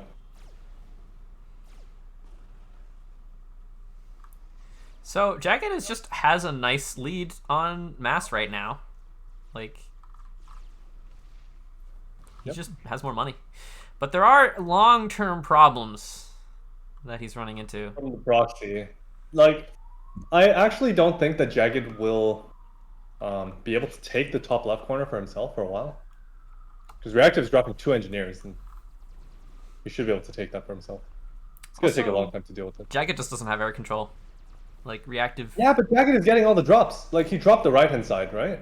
And now he's getting the left with his ACU and a transport. So he has both of the main expansions, like the starting position. Yeah, he does. The middle. Reactive sent a single engineer and a 20 HP Mantis slaps it away. Neither of these players really playing for the middle. I think this Celine should have killed these two mexes like 2 minutes ago. It's just been there the whole time. There's been nothing to stop it. But a nice bomber coming to the top right. That's gonna hurt. That's gonna hurt, yeah. Did Jagged walk all the way, or did he drop there? I think he walked there. Yeah. That was the engineer from the start that walked. Walked a long way. Yeah, but Jagged has a transport. He can resecure it. I would say both players need to fight for mid now. Like, well, Riddick, Reactive needs to fight for the sides for sure, as well as mid. Jagged can just focus on keeping his map control, denying mid. Like Reactive just randomly has an air fight, but Jagged's like, all right, my transport's gonna lead the other way. Yes. Sure. Why not? Jagged is doing the proxy with his transport. Very nice. Like they're both mirroring each other's proxies right now.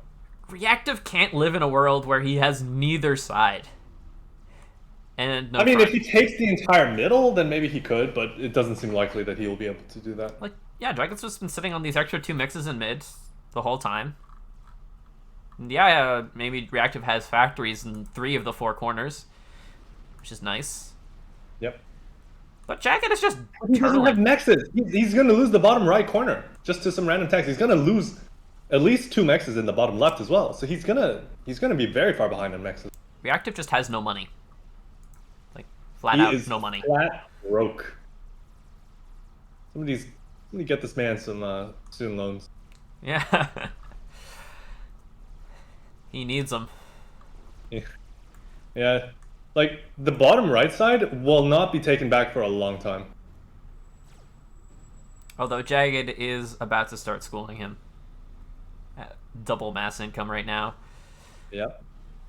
I mean, see what Jagged is planning. He's building a lot of power, which is good. Air is dominant on this map, so even just more intis, but eventually T2 air should be the plan. Yeah, just eventually get yourself T2 air, gunships. Cybern gunships are not to be trifled with. I would mix in some Corsairs if you're playing Cybern. But yeah. Yeah, I mean, they're not bad. Well, Cybern gunships are like the same DPS as UEF gunships, except they just cost like 30 more. They got nice AoE, you know. Yeah, it has AoE against. It's good against units, but it's not what you want for a snipe. Well, I don't even think Jagged needs to necessarily go for a snipe. Just win map control with gunships. Yeah. Just kill everything else. All right, this is a very. Well, you know how I think. This on hurts. my mind, there's only one thing. These 2 mexes should not be left alive. Like. Yeah, that's the lead. Come on, man. It'll take you a while, but you can do it. Oh, those 2 mexes as well, but the ones on the left, he's now turned around and decided to kill.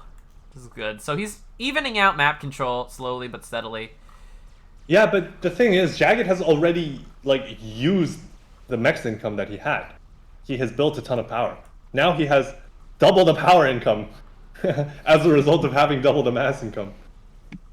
He's also getting the mexes at the back of his base bombed. Which is yeah. Very that's always sad. annoying. But it seems like he's realized it and has patrolled some intis. But look at this. Jagged has 3 transports actively dropping on this map. This is some really Jagged brutal wants stuff. to win. I don't know what to tell you, man. He wants to win. How dare he? He stepped it up for sure. I mean, look at this. He's building 4 static AAs in this expansion. He's like, Reactive, you're not going to snipe me. Not me. Not today. You will not play me for a fool. This one Mantis at the bottom left. You should check out how much mass skill he has. 3 vets, 375 mass skill. Please, He's about to get more. No, he aggroed onto the factory, not the engineers, the juicy engineers that would have given him a trillion. Trillion. A trillion. But that is the number, yes. But now he's aggroed onto the factory. He actually would have killed the tank too, if he Oh, he might be. He's running. He's running. Get out of there. Oh wait, no, he didn't. Wait, tank, where are you going? Let's go. Reactive's attention is elsewhere. I like how like Jagged looked back at the tank, but then decided a move command like 2 inches away was enough. 4 vets. That's a hero tank. Yeah, that is. Because the tank killed like every mech. It's just that Reactive was building engineers to rebuild them, but he never dealt with the tank. Jagged having Jagged more taking AA hit. than Mantis in this unit comp at the front. Well, I mean the inties are flying over. Justifying the decision. I like it. Yep. Oh my god! Clearly, it was not enough anti-air to deal with all these bombs. Yeah, it should He have needed more. even more. Yeah.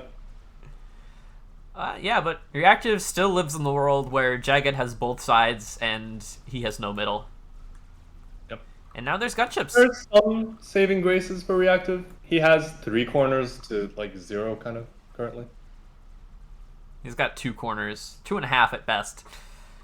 And Jagged is just dropping Well, yeah, Mantis. he's gonna take back bottom right though, Look at this. or should be able to. This is some aggro nonsense. That's a nice drop. Jagged, let's go. Oh my gosh, the APM required to just put stuff in random places like this. It's incredible. And Look he's at doing the one over single here. tank at the back of Reactive's base. Look Yeah, at that. he's microing this tank. He's got his gunships going over here. Jagged's showing us why he is actually a really strong player. Jagged showing up today for sure. Yeah, He did not come here to play. Well, he did, but you know. came here that's to the same win. goes. He came here to win. Oh no! These are attack move Zuis, but they have no intel. Look at the. Wait, Oh! Oh! Two they fired shots? 2 shots? Oh my god, are you kidding? Damn it. all right. Well, Okay. they killed 2 mexes and denied all sorts of things and forced a reactions. Somehow this factory on Man. the left, bottom left, might die to occasional mantis. I don't know. Yeah. I like how the mantis are like so spread out. I mean, I know the stuff on this map is spread out, but you don't have to, you don't have to spread out your mantis like that. I don't know. Maybe you do. If you want to Maybe be you Jagged. do, yeah. Jagged is gonna lose his gunships though. Hello, top left. Just single gunships on their own. Yeah. It's I actually mean, that's nice not mass. good. That's 700. How much is a gunship again? It's like 270, right? Yeah. It's almost 800 mass. That is T2 mechs that he just lost. Or should lose. It's really painful. Like, it's not like he couldn't fight air. He has 10 Yeah. more inties. Another reason that having gunships, you know, T2 air is good, is that they help you win air. They're very tanky. Like, if the opponent are hitting your gunships, your inties will be hitting his inties, and you will win. It helps decide air fights. Yeah. Top right is Riddick is Reactive is fighting for it for sure. He All should be right. able to take it. This is a messy game, even for Emerald Crater. But yeah, there's literally fights going on in how many places right now? 1, 2, 3, 4, 5, 6, 7. There's 7 fights happening. Just battle markers going across everywhere. Small fights that'll eventually decide the course of the game. Like, look at the bottom right.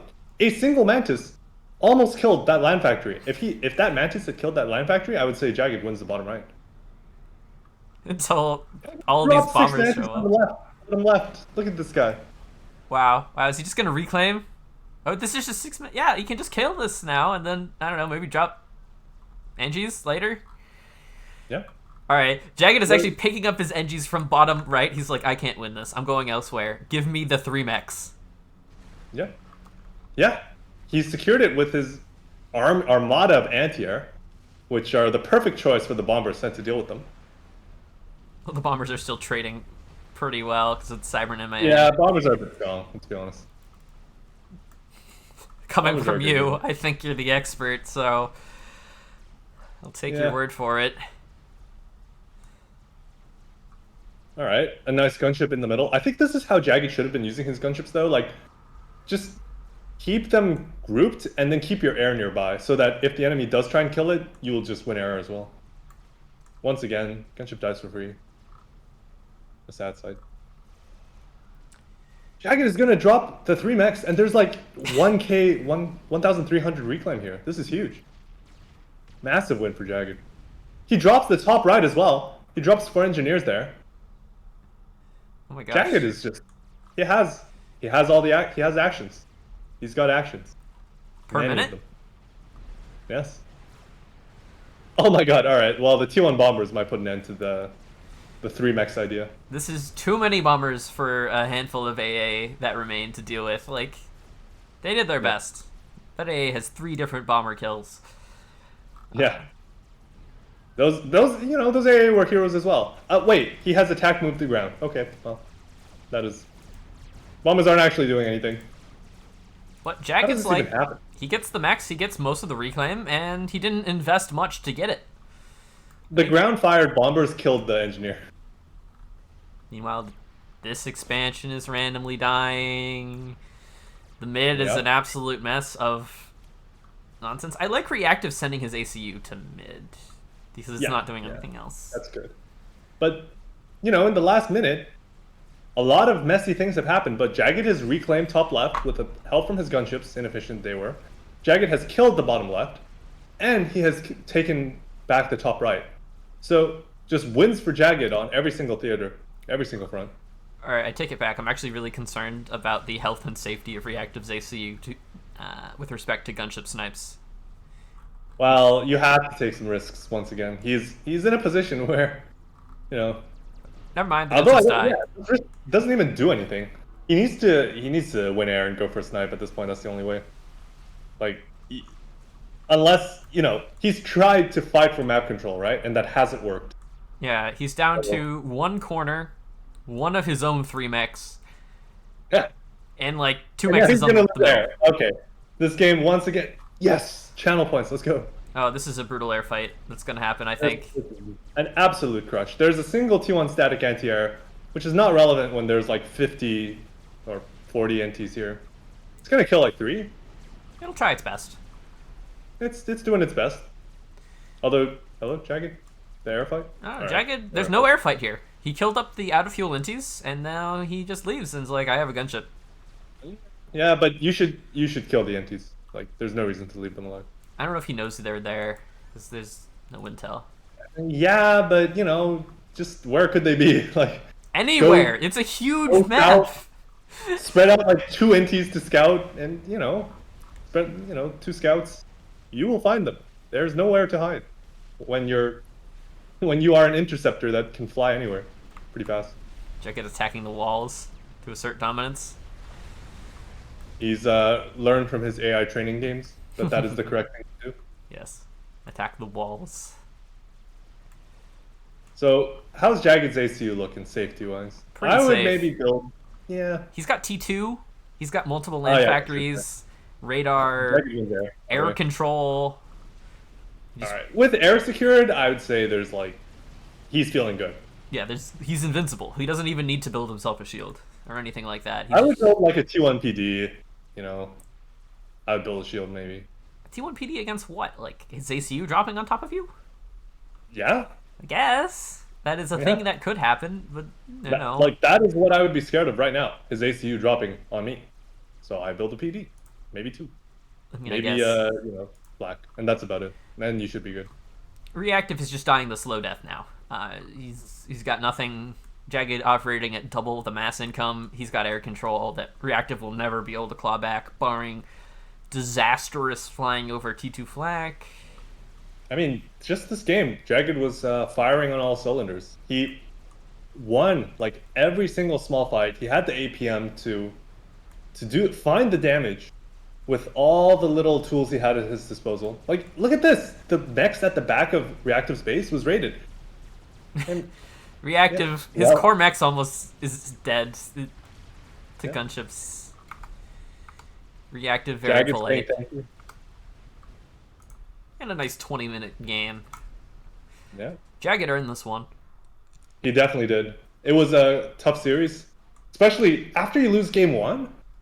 It's never a good feeling, and he really kicked it into top gear for the final 2 games. You can see that he was very active. He was using his APM, found the correct strategies, and just overall outplayed his opponent. Deserved to win in this series.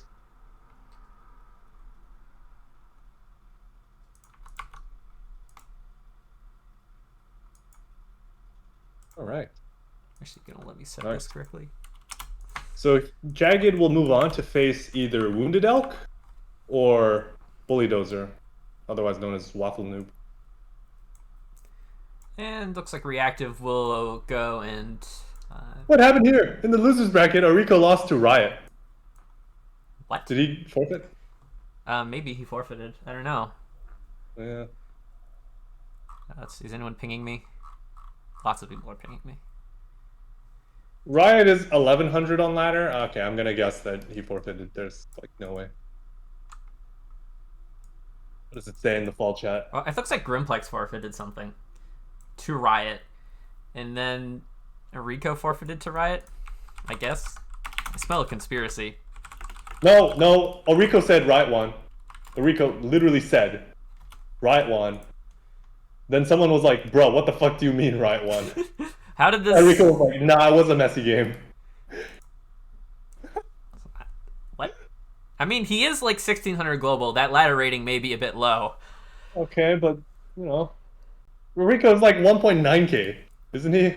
Yeah, he is. He's like playing the big boy tournaments. You know, he's got experience, and he just loses He's like less than 30 ladder. He's 30 ladder rating away from me. Hello.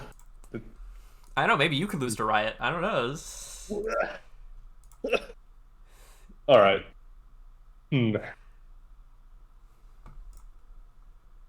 Rico, man, he's 1.6k. I don't know. Maybe he plays team game. Fuck you. I'm out of here.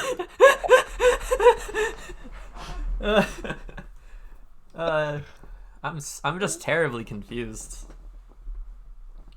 Reactive reporting his score. Very nice. Thank you. Yes. Yes. We were there, but appreciate it. All right. I think we are now like contractually obligated to watch this Riot versus Blinchik game. Yes. I was just about to say. It's about to be viewable, and it's sudden death.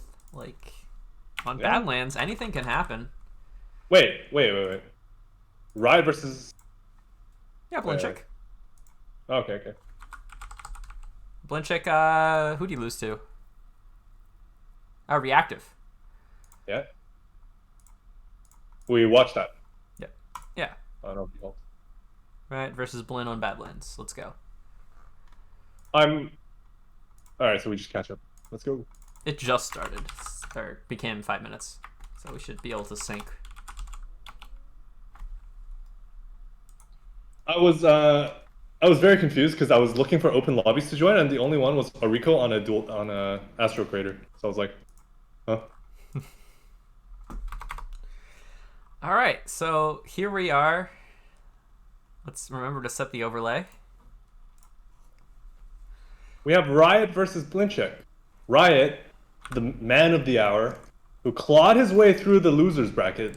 Like, he lost to Javi immediately in the round of 32. And then he beat Grimplex, who I believe forfeited. Yeah, Grimplex forfeited. Yeah. And then he actually beat Orico. I looked at the replay, it was on point of reach. And, you know. He lost to like point of reach? That's like a 20 by 20. It's a it low... was a 17-minute game. And he beat Orico on point of reach. So he has earned his place to die against Blinchik. Who? Wait. No. Is he going to beat Blinchik? Because Blinchik is doing something very questionable. He has built 2 labs and 3 scouts. Currently has 0 engineers. Versus about to be 3. Doesn't even have his core mechs yet. I don't understand. I mean, Blinchik is doing some very aggressive raids. That's what he's doing. Yeah. Well, we'll see. The Mech Marine, it has to go to the Hydro, right? Like, you're not... You know. No, he's gonna go and try to look around for this engineer right here. It's gonna... I don't think it matters. Like, even if you kill that engineer, you set yourself more than an engineer behind, right? Yeah. Like, you delay your own mexes. Even if you kill your opponent's engineer after they've grabbed the mexes, it's too late. He's already grabbed the mexes. You're just behind. All right. So, have you ever heard of this Riot guy? Because I have never heard of this dude before today, and he's just like in this high-level losers bracket match. Like, I know a lot of players. Like, I keep an eye on things, and he's just... I'm so confused. He's out here. He's just out here winning. I mean, Upsetting. real underdog hours. Rico, 1.9k ladder player. Same ladder rating as me, might I remind you, FAFLive, almost. Alright, chat is reporting that he plays Settins, which would explain some things. But he's also got a very nice Badlands build. He has a Badlands build. This looks like a build. It looks good. Yeah, this is like a pretty standard opening. Second land. He's going to get the late air. He has all the... Oh. All right. Right, needs a pause. All right, let's open the shift queue. Let's see how many orders Blinchik is going to queue up. All right, it's going. The engineer here. All right, it stopped. Damn. I mean, what do you do in situations like this? Do you just queue up every single thing you can queue up? I think you kind of have to, because there's no rule against it. Yeah, and your opponent might just be doing that, so it's like prisoner's dilemma. I mean, if you pause intentionally to like react to something, it's no bueno. Yeah, but it's like, you could go to the bathroom, come back, and then think, hey, my opponent is just clicking rocks like Blinchik is doing, so I'm going to click rocks for a little bit before I resume. Yeah, so it's... Alright, well, Blinchik now has like a shit ton of reclaim orders just given to him by God. So, by God himself. Yes.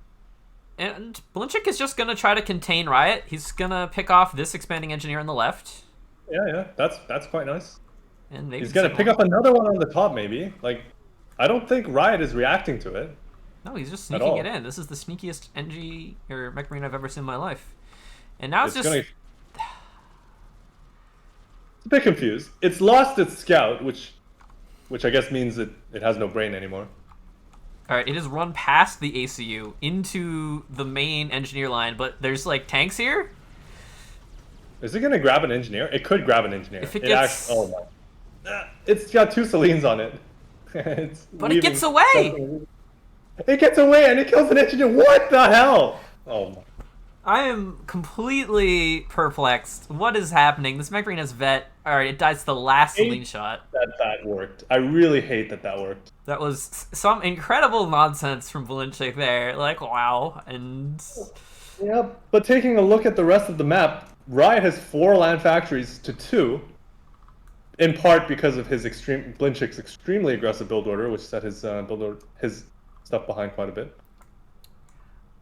I think this looks pretty even. He's overbuilding power, right? Like, Blinchik is massively overbuilding power. He doesn't need, 2 Hydras, and he's building a 3rd Hydra. I mean, you'll need it eventually. He's going to get a lot of mass real quick as these expansions finish up. And he's got, like, 600 in the bank. He'd really want to spend that. Okay, yeah, he wants the power to spend.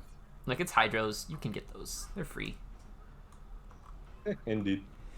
Alright, so no more raiding happening for Blinchik for a long time. Now it looks like all the raiding will be on Blinchik, as, the early labs have died, and now he's just behind on tanks. Alright, I'm really concerned about this raid on the right. That's 4 tanks in a Celine. There's exactly 1 tank over here. Yep, and there's like 4 engineers directly in their path. Yeah. For the take. I mean, he could maybe even just stick around and kill the mexes. Like, honestly, that wouldn't be too bad. Don't lose the Celine! No. Alright. Yeah, you need to keep the Celine alive to spot the engineers. I mean, you can just look at the guy running away, stuff. Right? Like,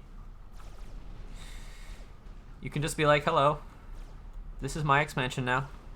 You are not allowed to have it. I know you have tanky UEF mexes, but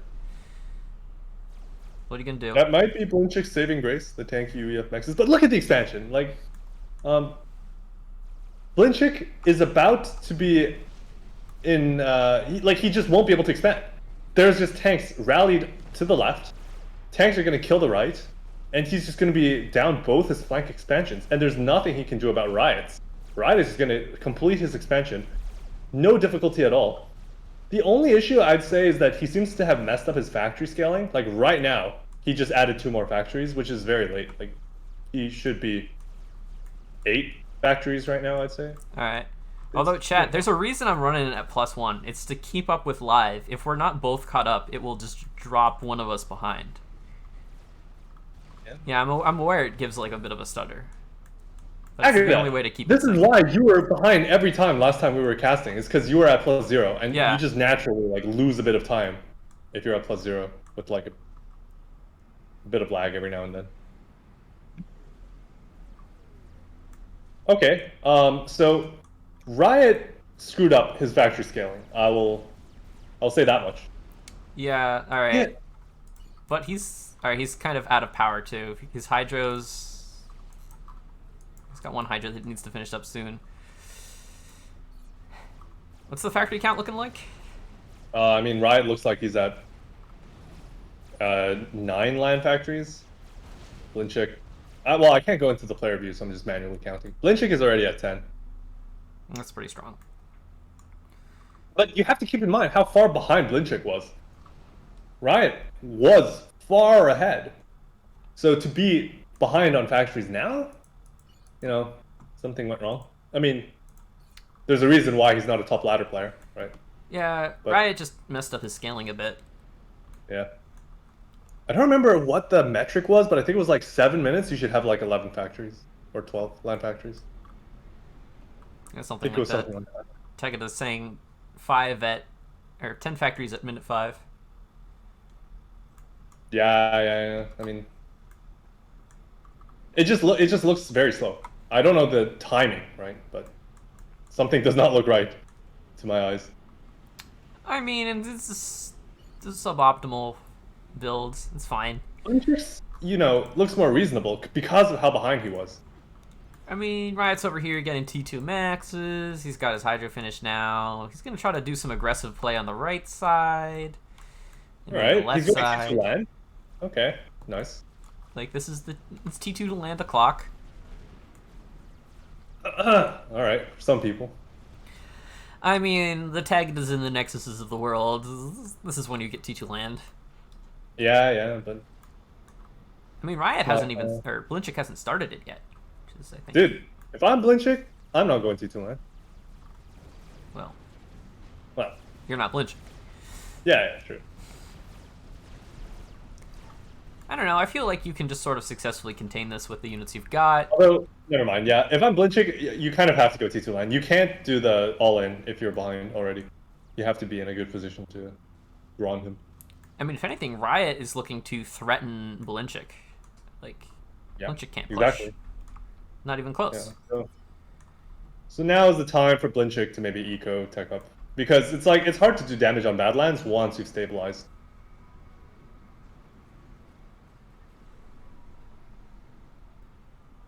T2 P-Gen coming up. I expect T2 Air very quickly as well from Riot. That would be a good move.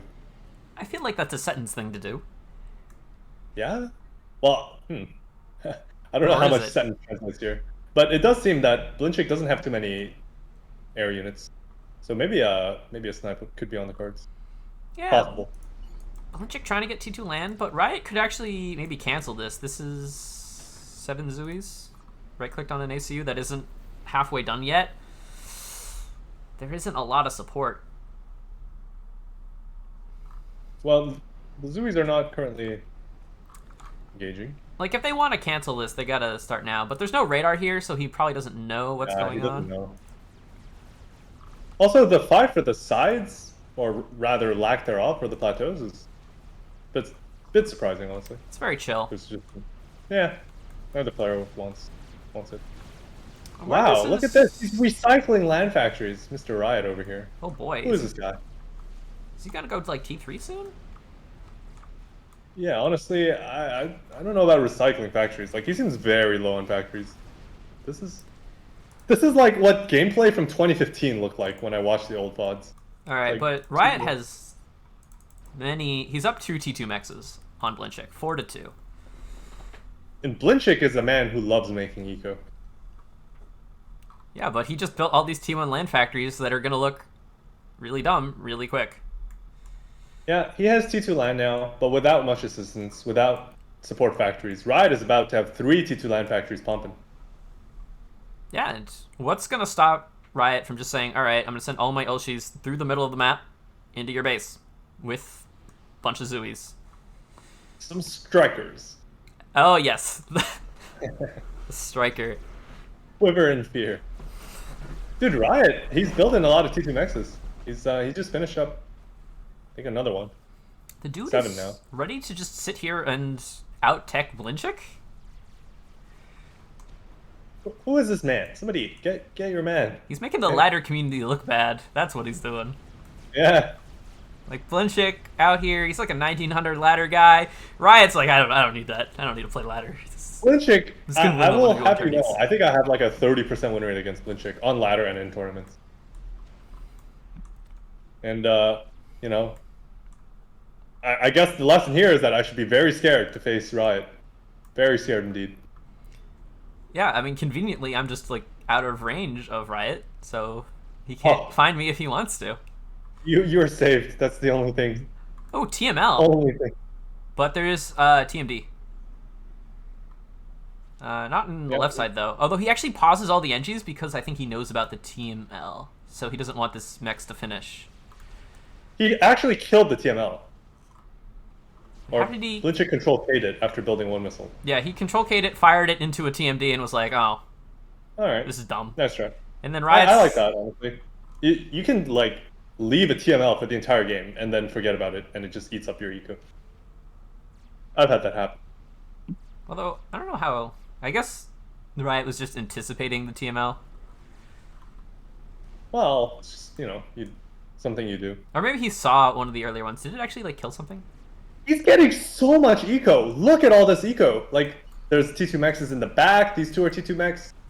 There's like T2 Mexes going up everywhere. He's assisting them on the left. What in the world? This is a Seton's player. What the heck? Riot has more than doubled the T2 Mex count of Blinchik. And he's pushing aggressively with Ulshis. No, what is this? Ulshis. Someone... It's spazzing out. It's going up and down the cliff. It is not a happy camper. It's trying its best, but it's getting murdered by Lobos. Alright. So Blinchik holds the left side, but there's like serious long-term structural problems of like everything. All of it. The T2 Mex count. The T2 Mex like, count. Blinchik is opting into this kind of eco game, and then the Seton's player is just rubbing his hands and licking his lips like, yes, don't pressure me. I will show you what I can do. Blinchik building very defensive T2 PDs in his own like front line. Oh, yeah, that no. is the fear T2 PD. And here's the thing: he doesn't have any T2 land production. He has one T2 land HQ, and that's it. I'm very concerned about Riot's ACU right now. It's a super danger zone. The army is rotating from mid. Riot, not like this. No, you can't. You can't pull. You know, what was that first game we watched? You can't pull a Blinchik against Blinchik. He will out-Blinchik you. Like, Riot has this entire army, 13 Ulshis just chilling in the middle instead of supporting his ACU. And he's like, okay, I'm gonna go pressure. Alright, no, he's gonna walk back. Oh, weird, he's pushing in with an army of strikers against 13 Ulshis. Just walk over them, man. The Ulshis could literally walk into the enemy base right now and probably win. Yeah, now he's just gonna walk back with his ACU. He doesn't need to do that. He's like, I have... Like, this doesn't make sense, because normally when you build so much eco, you're thinking, alright, I just built a shit ton of eco, so I just need to play defensive. But he doesn't. He actually just can crush the army as well. He's going T3 land, he's half done. Alright, Riot is up 3k mass in army value, and approximately 10 million T2 Mexes. Like, he was even storaging his T2 Mex at the back. And by storaging, I mean he built one storage and was like, alright, good enough. It's sufficient. Yes. I mean, that's actually a good number of storage to build, so you have some storage for overflow. And like, if Blinchik loses this, he's out of the tournament. This is loser bracket. What the? He's gone. All right. Gone. Damn, dude. Imagine Turbo didn't sign up last second. We could be getting Riot in my group. Oh my god.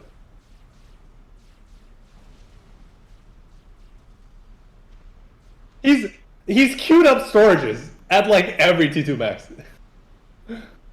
Like, why are the flank Mexes getting storage? My dude. Like, this should be punished, right? Like, this has to. With what? What does he do? What does Blinchik do here? He's got nothing. I know. Yeah, he's got nothing. Oh my god, he actually has nothing. He has no eco. He has no units. He just has a bunch of fear PD. He's got Fear PD. He doesn't even have T3 land. Riot's is done almost. He's about to start having T2 support factories. That's pretty neat. Riot has walked all the way back to his base. Who is this man? How is his brain so big? He realized, all right, I'm winning. No need to take unnecessary risks. He's better than Blinchik. All right. Blinchik couldn't do this. Tagada, if you're playing on Riot's account, please say it now. Oh my god. This is... Oh, wow.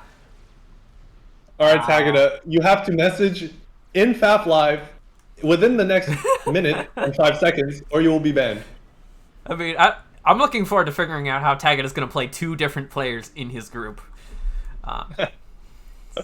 This very long dinner breaks, I presume. How do you just get a... Like, he's just making eco. He literally had 3 T2 land factories. No, he didn't even make T1. Like, that was so efficient. He just made a few Zuis. Like, this is the most ultra efficient gameplay I've seen. I guess that is what a playing Setons does to you. But, like, this has to be able to be punished. I mean, but it's just not. I think the opening was just better, and then Riot just reinvested into eco, and Blinn just way overbuilt T1 land. Yeah, Blinn was maybe thinking that, like, oh, you know, Riot has an advantage, so he's going to try and end the game. So Blinn was playing super safe, building T1 land, not building eco. But Riot was like, nah, man, fuck you, I'm making eco. And look, he's just going to build himself a T3 P-Gen. And, you know, live his best life. I mean, yeah, he's got to rotate a few units over to the right. There's a bit of run-by risk here. But there's actually not a lot in this army. This is 6 pillars. All right, you could maybe run by on the right-hand side with that army. Yeah. There's a bunch of storage mexes to be had. He can try, but... No, well, he is going to try. And I don't see too much to stop him. Oh, no. Riot's ACU. Actually, I think the ACU's fine. This army with this can't kill the ACU. Plus, he can just... Like, the only reason he can't is because the mid army is kind of close right now, right? But if the mid army moves away and he keeps moving the ACU forward, then he's in trouble. Alright, I think we've discovered how Blinn might be able to get back into this game. This nice sort of positional run-by. There's a lot of... There's three levels. Riot's not even reacting. Build T1 PD, please. Like, at this point, it's already about to come. He's listening to you. Alright, he knows what's up. He's building the T1 PD. He listens to you from the future. Yes, with the 1 minute delay. Somehow he hears me. This is... Alright, so... Alright. Can Riot walk through middle? Like, he should be able to. Yeah, there's like... There's 2 T2 PD here. Alright. 3 in the back. But there's just so many Oshis. He's just gonna walk through. They don't care about T2 PD. Not even like a little bit. Plus there's T3 land. Sniper's gonna threaten Blinn's ACU soon if he's not careful. All the T2 PD should die. Except maybe this one in the back. I mean, yeah, this is a nice reclaim field for Blinchik now, but... Well, the run-by at the back, it's going. It killed 4 storage T2 mexes, but I still don't think that evens up the economy. Yeah, Riot is still ahead. Is hitting Blinchik's commander. Yeah, Blinn it is targeted. Has to run home now. Like, and the army's like, all right, I'm not going to push into your million T2 PD. I'm just going to go right into the other expansion. Past this other T2 PD. It's fine. There's nothing here. I think he should have kept going in his original direction, to be honest, but... Yeah, this looks like a bit of a mass donation at this point. Although, she's strong. She's very strong. Like, they're actually... They almost all have vet. There's nothing here to stop it. Like, there's 4 pillars in this army. He's gonna stomp that. The entire army is chasing it. No, don't turn around! Don't turn around, just keep going. No, don't turn around. Alright, the turning around's gonna kill him, but the damage is done. The Ulshis did a lot. Meanwhile, the back is still getting overrun. No, the Ulshis didn't actually do damage. Like, the pillar run by did damage. Killed like 7, 8 T2 mexes. The Ilshi army didn't actually kill any eco and left a bunch of reclaims. So that was very bad for Riot. Yeah, this is Blinchik's way in the back into this game. There's like 11,000 reclaim in the front of his base. And Riot's economy is just sort of being taken apart. Now, to be fair, Riot should still be in a completely winning position. He has had T3 land. Blinchik is nowhere near T3 land. Riot should maybe think about a shield for his like 5 snipers he's about to have. 4. Yeah, Riot is still up T2 mechs despite all these T2 mechs being dead. Yeah. It's rather incredible, and snipers can just chill and get value if they want. He can really murder. Just make sure that he doesn't get run over. Like, he has a lot of time to react, to be honest, but there's, we don't know who this guy is. Like, considering the way he's been microing, there's a chance that he'll just forget about his army and lose it all. There's actually no radar. No. Right, move He doesn't away. see the radar, so he doesn't know what's going on. Step away. Step away right now, sir. Okay. All right, this is... See, he's listening from the future once again, my man. I think we're starting, but it's not in time. Like, the snipers are gonna get run in on, right? No. He's running away. Or maybe Wait, it's are you fine. talking about mid? No. Oh, I'm talking about left. The snipers. Yeah, left. Fine. All right. Left, he ran away. There's enough Ulshis here to screen for the snipers, because this is just like T1 land. It's fine. Yeah, I think we can see, like this is definitely a Setons player, just by the ecoing at first, and then the complete lack of like reaction to position his units correctly. All right, he's built T3 mechs. Riot is like, all right, I have 2 T3 mechs. Look upon. How does Blinchik run the pillars there? It's here. What? Why are there so many Nathas? Why are? Yeah. I was gonna ask, how many Nathas does he have? That's I think 8 Nathas Nathas. are. How many? 8. It's a lot He of could just Nathas. snipe the HQ. Just that would like 2 past the HQ. The T3 land HQ that Blinchik has, it could just not exist in 2 passes. I think 2 passes. All maybe right. 3. These T3 mexes look very vulnerable. All right, what are you doing? Yo, dude, Riot. Hello, there are pillars in the back of your base that are just. Please deal with them. All right, Riot is. He shouldn't ever have trouble, because he has such a dominant position. It's like these are so easy to deal with, but he just doesn't deal with it. Like he's a sneeze and he is just crumbling. He's in such a good position. There's no reason.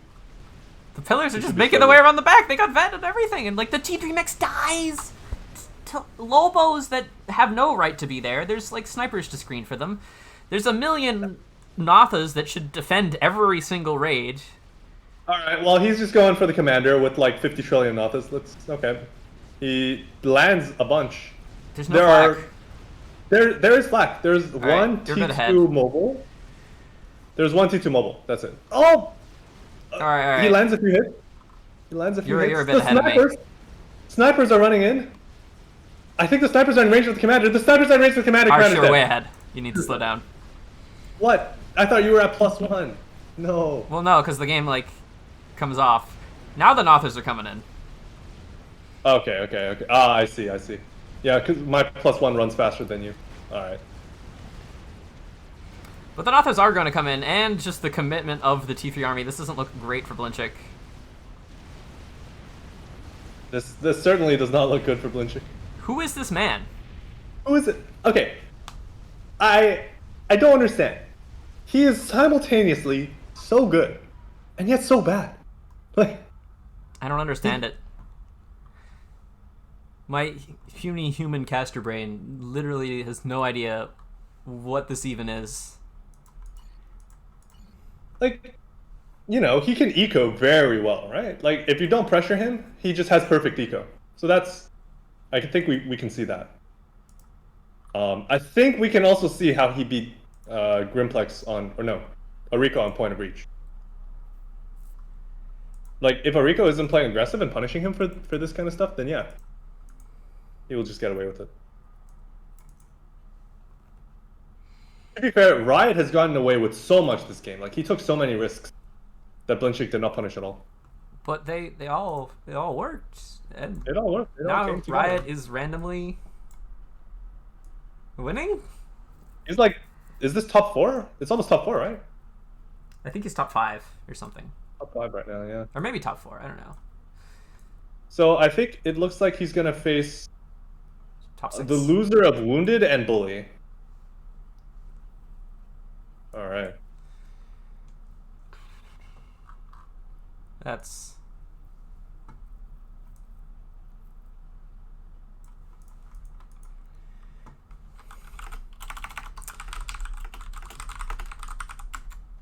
Okay, well, that was an upset of upsetting proportion. I'm upset. What is even going on? What is happening? Can somebody explain? Like, is I this mean, real? we're supposed to explain it, Arch, and I can't. So you gotta figure it out. He's 1100 ladder rated. He's 1100 on ladder. Just stop. This can't be happening. This is not real. All right, we're gonna. I have to. Do a Smurf check. Come on. I have to. What's happening? Yeah, like I'm gonna do a Smurf check. I can't like. All right. He doesn't look like a Smurf. This is real. This is really happening. This is real. I mean, probably. I think it's real. We'll have to. At first glance, it does not appear he's a Smurf. This is just how he plays. Next game, he'll be on Bermuda Locket. Not a bad map for a Seasoner. There's Navy, there's Mexes, and there's very tight land bridges.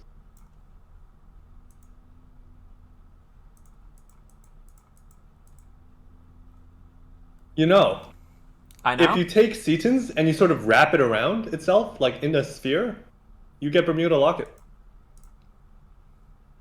Are Wait, no, you you'd have okay?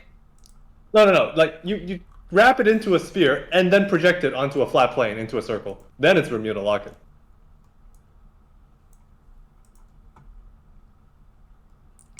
Are you okay? I think the last game might have done a number on my brain. What just transpired here?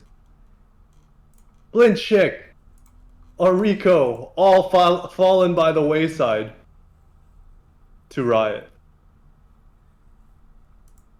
Alright, I think we should go watch Jagged versus Bully. Alright, let's watch it. Is it? Well, we can join it when they host. Bully 2 wounded. Alright. That's a violent game. And now Riot can go beat Wounded Elk, I guess. You know, beat up the 2K ladders while you're at it. Yeah. Wait, we can join it? I don't see a lobby. It's not hosted yet, but it will be hosted soon because Bully's game just finished. Alright. Dude, Riot versus Wounded Elk. Oh my god. Imagine Riot wins.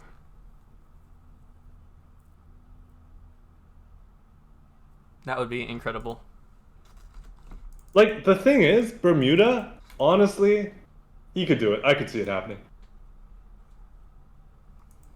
Just think about everything you need to do there. The actions that you have to execute are pretty similar to Seaton's. You know, like T2 drops, microing Navy, ecoing, microing air. It's like Seaton. Everything is like Seaton's if you think about it, but not too long. Oh, look at the next map in the pool. Hollow? I mean, that's not like Seaton's. That's definitely not Seaton's. Like, if there are things that are like Seaton's and there are things that are not Seaton's, and this is on the not Seaton's category. For sure. Hey, what's the map for the final? For the final? Whatever that is. The final? Wait. There seems to be It's all in there. somewhere in the challenge without a map. Like at the very end of the winner's bracket. Well, you can't put a map there, so it's Crazy Rush. Oh, okay. It's best of one Crazy Rush. Why can't you put a map there? Because the challenge says no. Alright. It doesn't get a name. Because it's not a real matchup. Alright. Alright. One of the matches won versus Demon Streamer. Who knows? Who even knows at this point? There's like 5 matches in the tournament. I wouldn't even be surprised.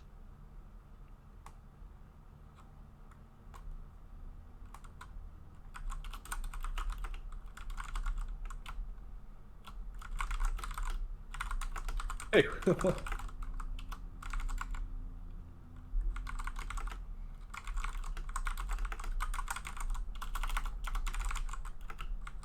Hey, who is this guy here? In the hashtag fall. 1750 ladder, 1950 global in the same clan as Riot. Suspicious. Wait, is this Bully or something? Did he change his name mid-tournament? Shit Eater 9000? No. This is Trandan, otherwise known as Cock. Otherwise known as Cock. There's many. All right, well, Many. I have Many tasked offensive names. Resistance with figuring it out. Good luck, Resistance. I mean, honestly, the last game was reasonable. Like, that is a Seaton's player who doesn't know how to play a ladder.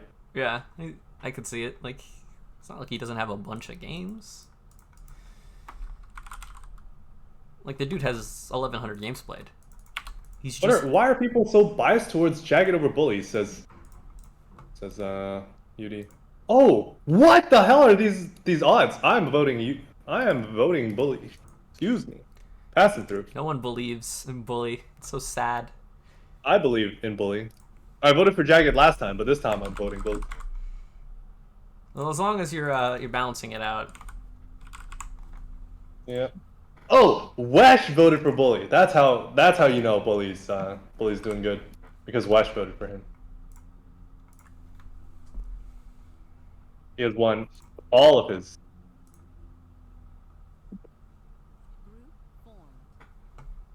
The lobby's up, by the way. Oh, I'm here. All right, I'm gonna use the bathroom real quick before the next series starts. Go back. All right, that sounds good.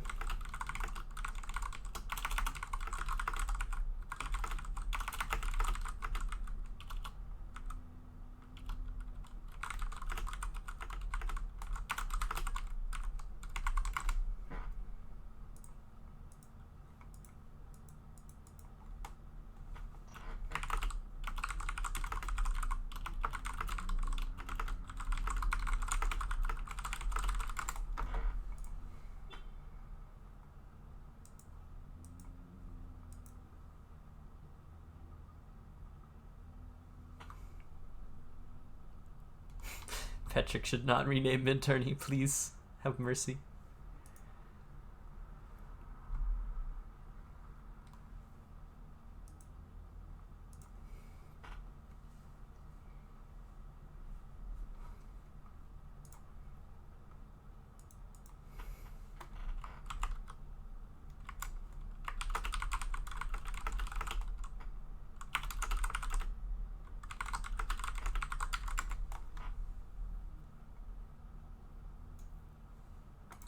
I'm gonna be right back as well.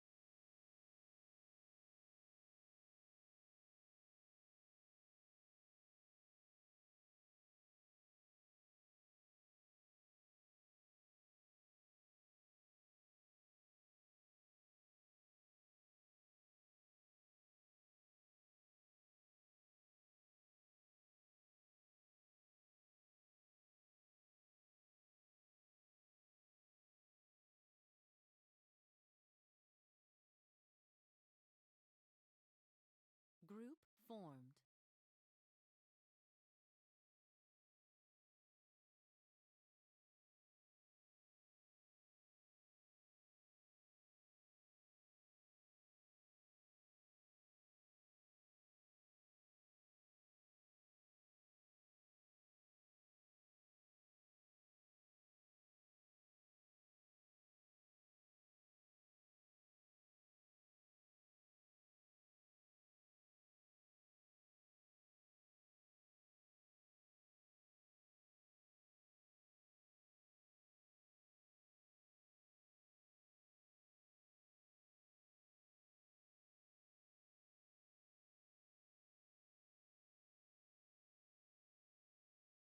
All right, I'm back.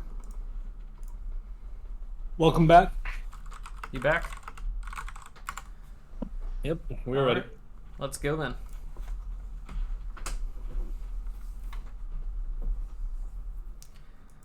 All right.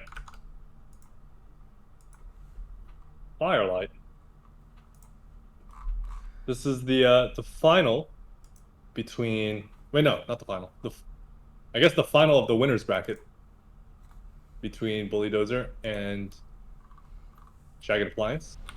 Yeah, this is winners bracket final on a classic 5x5 map. Both players electing to go UEF here.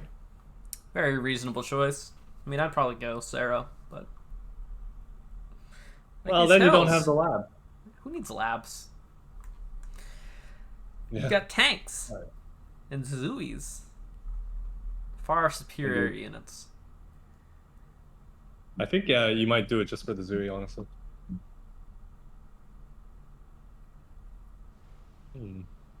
It's hard to say. Like, I think maybe Aeon could be very strong here, but I've never played it or played against it recently. So I guess the middle has like too much random terrain. Like, it's very humpy. Yeah, that's the problem. maybe Like, you try to push up and down these like hills, and Aeon just don't want to do that. Yeah. They will refuse and go on strike, and no one wants that. Yes. Exactly. All right, so let's check out the build orders. They're both going to land factories, which makes a lot of sense.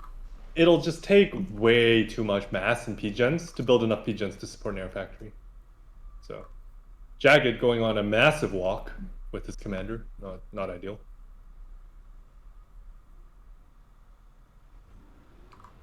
I mean, it happens to the best of us. Yep. Bully, meanwhile, making a play for the mid-mass, which is very good. Look at this. He should be able to get it, yeah. He's got a tank to guard it, and then the fast NG should just be able to get all of this before... Well, actually, there's a tank, scout, and mech marine. Yeah. Bully should have sent this, hindsight 2020, caster, whatever. He should have sent the second tank through mid as well. To be honest, there's no other expansion he's doing, right? So... The mech marine is stuck!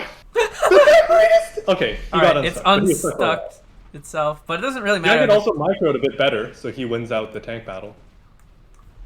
Bully, I mean, he's basically taken the majority of the mass. Yeah. Reclaim the tank! Reclaim the tank! Reclaim the tank! That would have been incredible. But I think it's fine. Like, he gets the mass, and there's not much left, and now Jagged's like, he's all right. gonna... Oh, poor Bully. Look at the bottom. I think he's gonna miss it. This is why you send scouts. Yep. A scout would save your life. I'm actually not sure he knows this is definitely going well for Jagged. He sneaks the engineer away. Look at what this engineer is going to do. It's going to grab like 400 mass, 500 mass and Rex, just because the tank slipped by with an inch to spare. I mean, yeah, right. You killed this mechs, maybe. But at what cost? Like, if Bully's paying attention, he will notice that the wrecks are disappearing. Yeah. But now it's too late. The other tank is in range. Well, he's microing, so he'll win. He's actually, like, not dodged any shots. He's microing a lot. But he dodged enough to win, but... Fair. Yeah, Jagged did some dubious turns there, but... Oh, there's another tank. Uh-oh. Better move. Alright. Well, so at the top, there's going to be 2 tanks against 2 tanks. So another micro battle. Completely even. Jagged is just not sort of building things. Let's see. Right now he is. Let's see. Jagged could just focus the engineer though. Oh, the engineer gets into the action. Takes out a tank on his own. Oh my gosh. And he reclaims it. Very nice move from Bully. Jagged targets the engineer a bit too late. Or is it? NG should get vet. Change my mind. Yes. NG's yes. Give my NG the mass acquired stat and the vet. I want a 5 vet NG on the ditch. Unbombable. All my NGs are now 5 vet. Alright, but we got a very nice ACU position for Bully. Yeah, he didn't get the mass, but that's okay. He got the other mass. Yeah. He's getting some of this. There's a bomber from Jagged. No air. And no Very anti-air. conspicuous lack of air factories from Bully.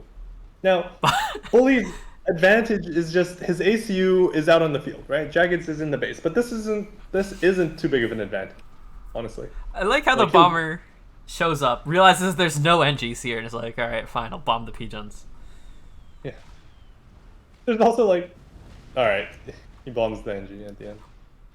This bomber is not good. Another bomber for the Hydro. Bully dodges with the wrong engineer. Looks fine to He gets me, the I guess. Hydro off. Okay.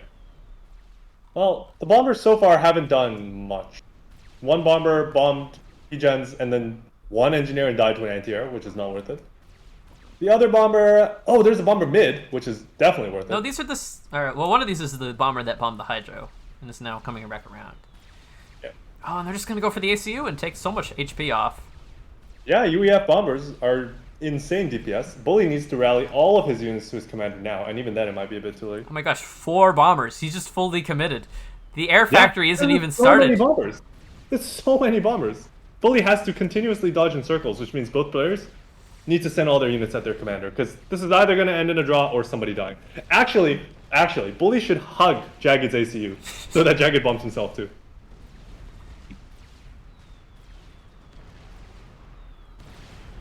Alright, that would be actually hilarious. Jagged is positioning himself between the army and the ACU, so he can actually try to screen the AA. Bully's saying, LOL! No, Bully! Fight on! Fight on for my channel points. Bully, don't give up. Bully's doing pretty good. Like, he's got this army on the left. That's it. That's all he's got. But the LOL, you don't just stop and type LOL while you're being bombed by bombers. No. I think he's actually fine. The man is actually fine. Then... He has his Hydro still. There are 2 tanks killing it. Jagged does not have his Hydro, but somehow has more power. Wait a minute. Wait! Bully has a massive army here. Ooh. Bully can just walk forward, and he could force the draw. Jagged can always get the draw. Bully is 7 ACU shots away from drawing, so... Jagged ain't shooting the ACU. Jagged ain't shooting the ACU? I mean, Jagged will shoot the ACU. I don't know. I think Bully can probably block and retreat. If he's paying attention, which he's not. Yeah, this is... Yeah, I mean, he's gonna draw, and we're gonna go again. Bully is farming the global rating, you know? He wants the draw before the win. Alright, let's go. Global rating. Bully has no power. Look at his base. He has 2 1 HP P-gens. His Hydro got killed, and he didn't really have much power aside. Alright. I think the draw is reasonable for Bully to take there. Like, he's on the back foot, and there's a chance... He's dead. He has no power. He needs that draw. Well, he could try to kill him with the tanks and go for the win, but that would have been pretty risky. Well, yeah. I'm not sure he had enough. There were too many anti-airs in the mix. Maybe. It's possible. Honestly, with better micro against the bombers, like, if he dodged a few more bombers, definitely doable.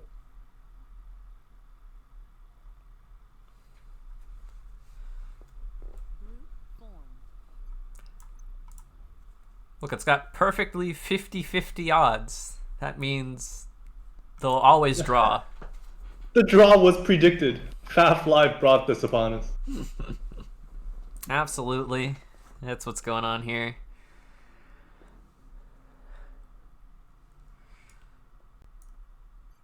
Alright. Let's try that again. Let's go again. With Seraphim this time. Wait, he was always Seraphim. Right? No, he was on UEF. No. He was UEF. Definitely UEF. Alright, well, I guess he's listened to me. And Jagged will do the I just want to mirror you. They draw again next game. Aeon.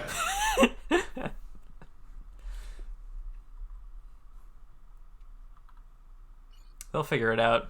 Have you noticed the reclaim is not symmetrical on this map? It's actually slightly imbalanced. Yeah, it's an old map, therefore it's imbalanced. See, back in the olden days, they didn't make balanced maps. Yep. Because reasons. There was no mirror. No mirror function. Alright, well, game 1, but we're Do we call this game 1 or game 2? This is game 1, right? It's game 1.5. Game 1. Game 1 attempt number 2. We have both of them now playing Seraphim. Interesting that they both would choose to play Seraphim, that Jagged would just want to mirror. But I guess it makes sense. Yeah, shout out to P4 Block for subbing with Prime, and also I'm pretty sure keeping our servers alive. Yep, thank you. Set up the Hong Kong co-turn server at some point. Let's go. P4 Block, we need it. All right. Bully going with an early Celine this time, but no early engineer to middle. He's actually sending his early engineer bottom. Jagged this time, he liked what Bully did last time, and he's sending engineer mid early. So Bully's not countering it, so Jagged's gonna get all the mid mass. This is, yeah, I think this is good for Jagged. But he will see it with the Celine. Celine is going to spot it. He will. But that doesn't give him. He doesn't have time to react to it and then send a unit. By the time he spots it. No, he doesn't have a tank yet. He's just building his first tank now. Yeah. I mean, even if he sent his tank mid immediately, it would be too late.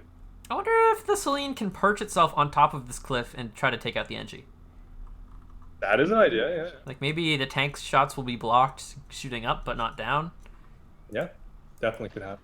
He's just going to be content with sitting on the mechs and hoping Jagged doesn't realize. It's a solid maneuver. The thing is, Jagged actually saw the tank, saw the Celine with his Celine when he was running past. So we'll see. Although he's just going to send an NG there anyway. It's fine. Yeah, yeah. Alright. One of the first micro battles. Seems like Jagged is winning already. Oh my god, he's taking like no damage. Yeah, like, Bully messed up this initiation. He went in without his Celine. But now... Well, now he's doing the turtles. Although, yeah, now the micro is good once again. Well... Yeah. It's basically a draw. The Celine should be able to win. Oh, but Bully's just going to wait for the second tank. Try to keep his low health tank alive. Yeah, Jagged reclaims the Celine. Wow. Alright. Well played, Jagged. He noticed.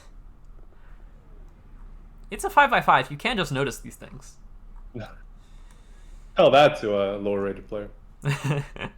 Alright, lower rated players. Watch. Imagine noticing things. Alright, so let's do a factory count. It's like 3 versus 2 right now. But Bully is already walking with his commander. So I would say build-wise, it looks a bit better for Bully this time. Yeah, a bit. He's also going to get the top mass. Jagged should see it. But he's going to... I mean, he can't react. Well, so once again, Bully gets this mass. He did the last game as well. Like, he's sending a tank, but it's not going to get there in time. Ooh, look at this. Bully has queued an air factory. Oh my god. Oh my god. The technology. The improvement. Jagged is building a lot of power, so that tells me he's going to go for a fourth air. Both these players are just allergic to their own hydros, I guess. Like. Oh, yeah. I would move my ACU there, honestly. Like, that's the other thing you can do on this map. You can, like, go to the hydro, and then you're like, alright, I'm just going to push the 4-mechs. And then threaten my opponent's base that way. I think that's how I played this every time I played. It's a solid way to play it, but you can also now that I'm looking at the map, I think the bottom side it's better to have your ACU bottom. But, like, hydro aside, right? Better to have your ACU there. Well, I mean, ignoring one of the reasons you go top, bottom is better. Oh, yeah, okay, fair enough. Bully taking some really nice trades. Jagged decloaking this Celine after all the tanks have left is going to pick up this engineer. Let's go. How's it going to finish? No, it tries to reclaim the Celine. No, it doesn't finish. All right. Now, if you were playing Cybran, you'd be able to finish that. Oh, did he not right-click the Celine? Oh, Jagged. No. Oh, no. If he could see my drawing, then he'd be able to force fire. I mean, he could try to force fire. Anyway. And now Jagged is taking a really good fight. This is like 4v3 now. But Jagged sort of, kind of, doesn't have any map control. Yeah, he doesn't have the top. He captured a max, which is nice, but it'll just get captured back. And then he doesn't have anything for the top. He also has no units top. Also, what? Dude, this is so bad. Look at this. Look at the power. Jagged needs to fix this immediately. It's just draining his eco. Jagged! Look, that's what he needs the power for, okay? He's got like 270 power or something. He has no air factory. Wait, how is he must be overflowing. He must be overflowing. He has so much power. Yeah, he's like overflowing 200 plus power a tick. You were doing so good last game. What happened? I don't know. Like, Bully's just... How has it gone so wrong? Bully has all the mexes. Wait, but I don't understand. Like, last game, Jagged built an air factory, built a shit ton of bombers, and basically won because of them. So, why have we just decided to not do that this game? I'm unsure. But Jagged is reclaiming Bully's mechs on the other side of the map. Yeah. He got it. He got it. But now... I didn't know that's how it works, but if you queue a mechs underneath, they automatically reclaim it. Well, he just has to not draw. And he's fine. Yeah. Well, it's very possible to draw. Like, imagine if Jagged had all his units with his ACU right now, and he walked at Bully, and Bully didn't walk away immediately, he would be able to draw. Yes, but Bully is walking back because he doesn't want that to happen. He's got a bomber out. There's no AA. There's no inties. Bully actually built multiple inties. Move. Actually, I don't think he needs to. He knows the ACU is over here. He can just force this off. He has perfect intel with the air units. He's building inties, though. Like, he has 3 inties. He's just traumatized by the bombers last game. Assuming that Jagged would be making air. So this was like kind of a big brain play from Jagged, in that sense. No. Well, at least he forced out inties by going air last game and then not going air this game. Am I right? Forced, completely forced. Yeah, that was the plan all along. Bully's like, I don't need to force this. I'll just back up. This is fine. Yeah, he should definitely back up. What is this? Why is he sending 1 quadrillion trillion tanks to deal with 1 tank? He wants to be... Oh, wait, they're going the other way. He goes all the way there and then realizes, oh shit, I just sent a quadrillion billion tanks to deal with 1 tank, and then moves back. But you've never dealt with the tank. No! God damn it. Alright, he's more focused on not getting drawn here, but multiple bombers... I mean, that should have been his focus in the first place, but, He's completely won. Like, look at the rest of the map. Hydro's gonna die from Jagged. Jagged's not using it. It's fine. Jagged is not using it, yeah, but he has overcharge. He is using it. So he is using it. Oh. But now the Hydra just... It looks terribly silly, being dead. Mm-hmm. And Bully has a nice HP Bully has, lead. like, equal units or more, so should be good. Yeah, plus air support. Jagged has to mix in AA, Bully doesn't. Although, here's the thing, like, Jagged's taking the bottom. He's about to kill the top if he moves these tanks. So, it's... Somehow he's gonna suicide his commander, but okay. Alright, so you could do that. Yeah, he can do that as well. If he didn't do that, the map is like looking kind of good for Jagged again. Soon, maybe. The problem is Bully's just gonna force Jagged off this position and get the reclaim, and that's worth more than any little 2-mex corner that he could find. Yeah. Jagged also has the middle, which is like reclaim and mexes. Super good. He's got the nice radar. He's also going to rebuild his Hydro, which is also very good because you get half of it for free. Alright, actually Bully's units are kind of running out here. Bully is running out of units. He's losing so many. Oh, wow. He took such bad trades. He took bad Jagged trades. has been very active with his ACU, shooting units the whole time. Jagged's bad. Bully hasn't. Just better micro from Jagged. He has just gotten way more value against Bully's units. Bully is close to a vet, but Jagged already has the first vet. I don't know, this lack of a vet might lure Bully or Jagged into a false sense of security. Like, he's about to have a lot of health, and Jagged's almost in the red, even with the vet. Yeah, true. It's just, I think he could draw. I think there's a chance for a draw here still. Just 1 miss micro from Bully. He loses 2k HP to some Zuis, and it's a draw. Yeah, but he's up 5k HP, and Jagged doesn't Bully have the power to no, OC. Like, yeah, but Bully has no units. Like, he has less units, and he doesn't have Zuis. So, yeah, but he's got OC. unit-wise, it's very bad. OC strong. The only advantage he has is ACU HP. He doesn't even have overcharge. And Yeah, by he him, does. I mean bully. Wait, yeah, what do you mean? Bully's got overcharge. What? I'm blind. All right, he doesn't have overcharge. I just haven't seen. All right, there we go. Go look at his face. Ah. Yeah. Yeah, but the lack of units and the lack of reinforcements is gonna hurt a bit. Gonna draw again. We're gonna play Aeon. Let's go. Well, it's still not draw yet, but it's close. It's getting there. It's getting there. It looks like it might He's go gonna that lose way. the Hydro again soon at some point. Look, these players are just giving the lower bracket time to catch up. Ooh, Yeah. Dude, overcharge to the it's face. getting there. It's getting there. Bully's shooting the Jagged is shooting the ACU now. Oh, he switched back to units. Jagged, Bully is not blocking. Like he wants this. Well, Jagged's run out of units. He's paused every single factory. Why? For OC. Why He's about to vet. But Bully can just sort of leave. Yeah. He's just dipping. Oh no, the bomb! The The friendly fire! Oh my No, God, not like this. Actually, might just. That was really important. That was but he's just out of units at this point. He has to all in for the draw. But there's just too many units. I don't think he can draw this. I mean, the bombers. The bomber once again. It bombs the tank. Yeah, it's not enough. No. No, it's too far away. Bully takes game 1.5. Yeah, that was quite close though. He got it. Jagged got another OC right at the end. I think he turned off all his factories a bit too early. Like there was no need to at that point. Still. Yeah. Yeah. Like just with a few more units, he could have defended the Hydro. I guess he did eventually. Yeah.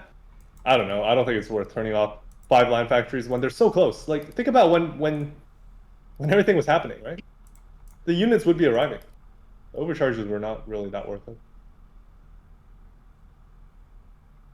Oh.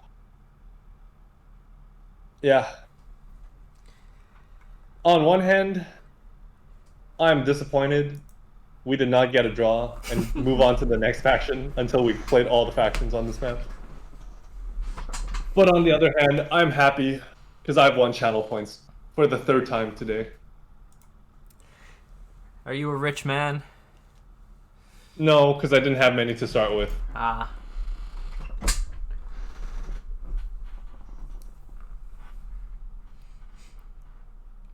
Melanol the Destroyer suggests maybe we should use a mod in tournaments that disables draws.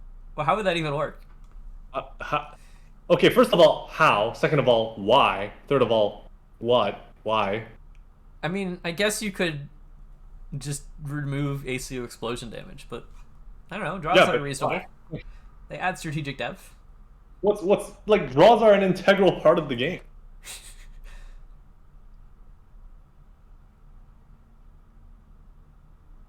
Alright, let's see. Bully won that. 60,000 channel points.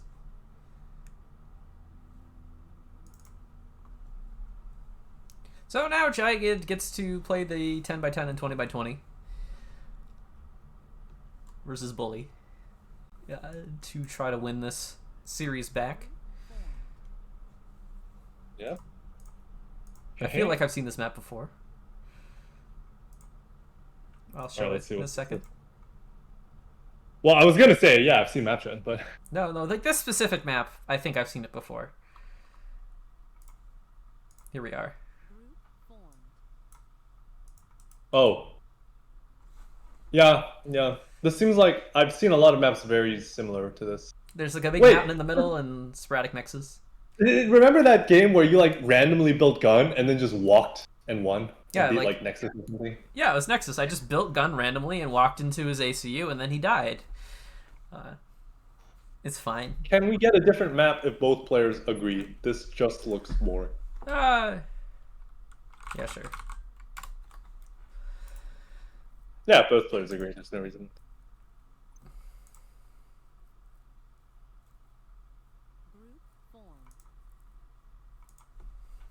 Yeah, but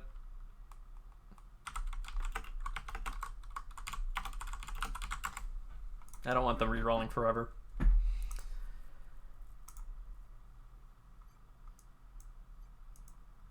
Okay.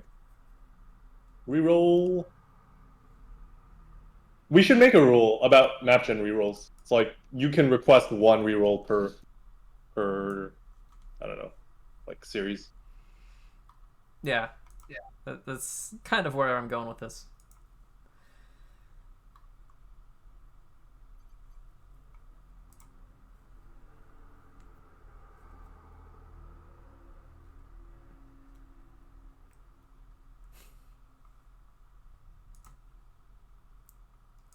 In before next reroll.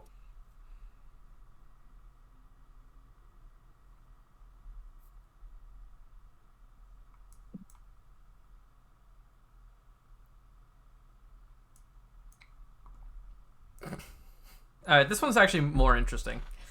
This definitely is a much better map for Bully. This is like, whoa. Dude, I like this map. I would be very happy to see this map.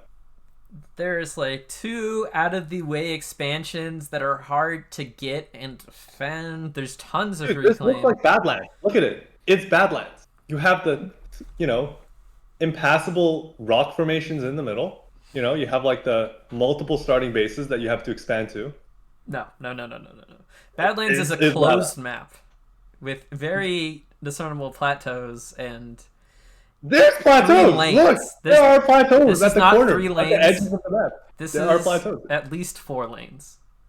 Badlands is closed only if you want it to be closed. Badlands can be just as open. This cannot be closed ever. There's no closed. Like, this is some Bermuda's the inside sphere of settings or something. Yeah. It's like slightly more open than Badlands, but it's structured like Badlands, but just a little more loose, Are we qualified already? Qualified? That's a good question. Just say no so he'll play on. Otherwise he'll be like, all right, sweet, I'm dipping. No, I'm just kidding. They should be, right? Should definitely be qualified. Yeah, is it possible for them to? Yes.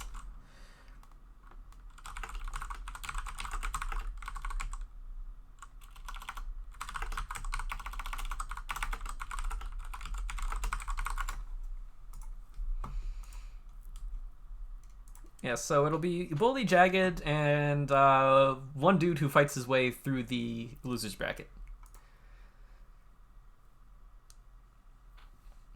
All right, so basically the winner of. There's a lot of people. We don't even know yet. There's 5 people. There's like 4 people still. Wounded, Riot, Reactive, Banani, and Depony could all. Depony. Oh wait, no, is that Ryfun? I think that's Ryfun. All right, never mind. Ryfun then. Depony lost to Demon Streamer. Oh, okay. Then and I don't think he'll Demon make Streamer lost to Ryfun. Oh my god! Imagine being Demon Streamer and playing 2 matches in a row. Deja vu. All right. So we have Bulldozer versus Jagged in the final. Or wait. Yeah, this is still the winners bracket final. Wait. Yeah, I was gonna say if this was the final game, but no, not this is game 2. I mean, game 2 of yeah, it could be the final game, but not necessarily. No, I was just very confused by the last game. I think at this point, the winner of this series has to go fight the winner of the losers bracket. Yes. Oh yeah, how much mass is there? Thank you for saying that. Oh. 35k. Oh. Oh. Oh. Oh. Well, would you look at that? None of it near the base though. You have to go out and get it like in these patches. I like how it makes like a mirrored S, like a gigantic S.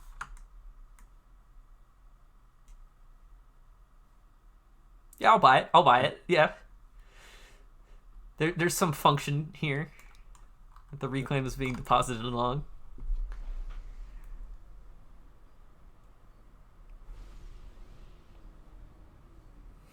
So ignore what the pre-game analysis about the mechs is and being Badlands is like. There's way more mass here than Badlands, so it plays a bit differently. This is not even remotely like Badlands, Arch. It's closer to Twin Rivers. Jagged with a nice P-gen positioning. Not sure what that's about. Well, I think his ACU was blocking where the other P-gen would go. Oh, I see. One P-gen is mechs adjacent, but the other one is air factory adjacent. So no one is going like double early lab. Bunch of cowards. they both go double land factory, which seems very correct. You Yes. actually, I don't think you need. You don't even need third air. Maybe you do. Yeah, maybe you need third air, but just make empties. Reclaim from Jagged. I like this a lot. I don't think he's really using it because he's building too much power, but it seems nice. I don't think it's necessarily good. It just wastes too much energy time. You might as well grab the mexes early, if you have the power. Yeah, he actually needs the money, but his NG will arrive just in time at the. Oops, I did the bad thing. The thing is, you were saying the map is open, but like, look at the back of your base, like the single mex is at the top. There is this one opening here, right, that you have to defend. Like, that is easy to defend. This side you don't have to worry about because your base reinforcements will deal with it. So the back base is kind of secure. Like a single PD and a bit of walling, and you have that locked off. Yes, just build like the Great Wall of China, and What? everyth's I'm secure. talking about this here. You build like, look at where Jagged has built a PD, right? Yeah, my mouse slipped. It's wall didn't mean to be that large, but it is now. I just see this line going across the map. I'm like, damn, dude. It would secure things. Not wrong. Well, okay, yeah. I do think a wall across the map would secure the map at great cost. It might have some strategic disadvantages. Bully building a forward PGen with his ACU. Always a good sign when you see that. Wow, and preemptively too. Yeah. He's not even stalling yet. This is actually kind of good. Bully playing for the win here. Yep. Now the big question is: are the NGs at the back gonna get raided? Because the 4mexes are very far from your base, and it's quite out of the way. So you might not actually defend it properly. Like, both players, they don't have tanks near their NGs.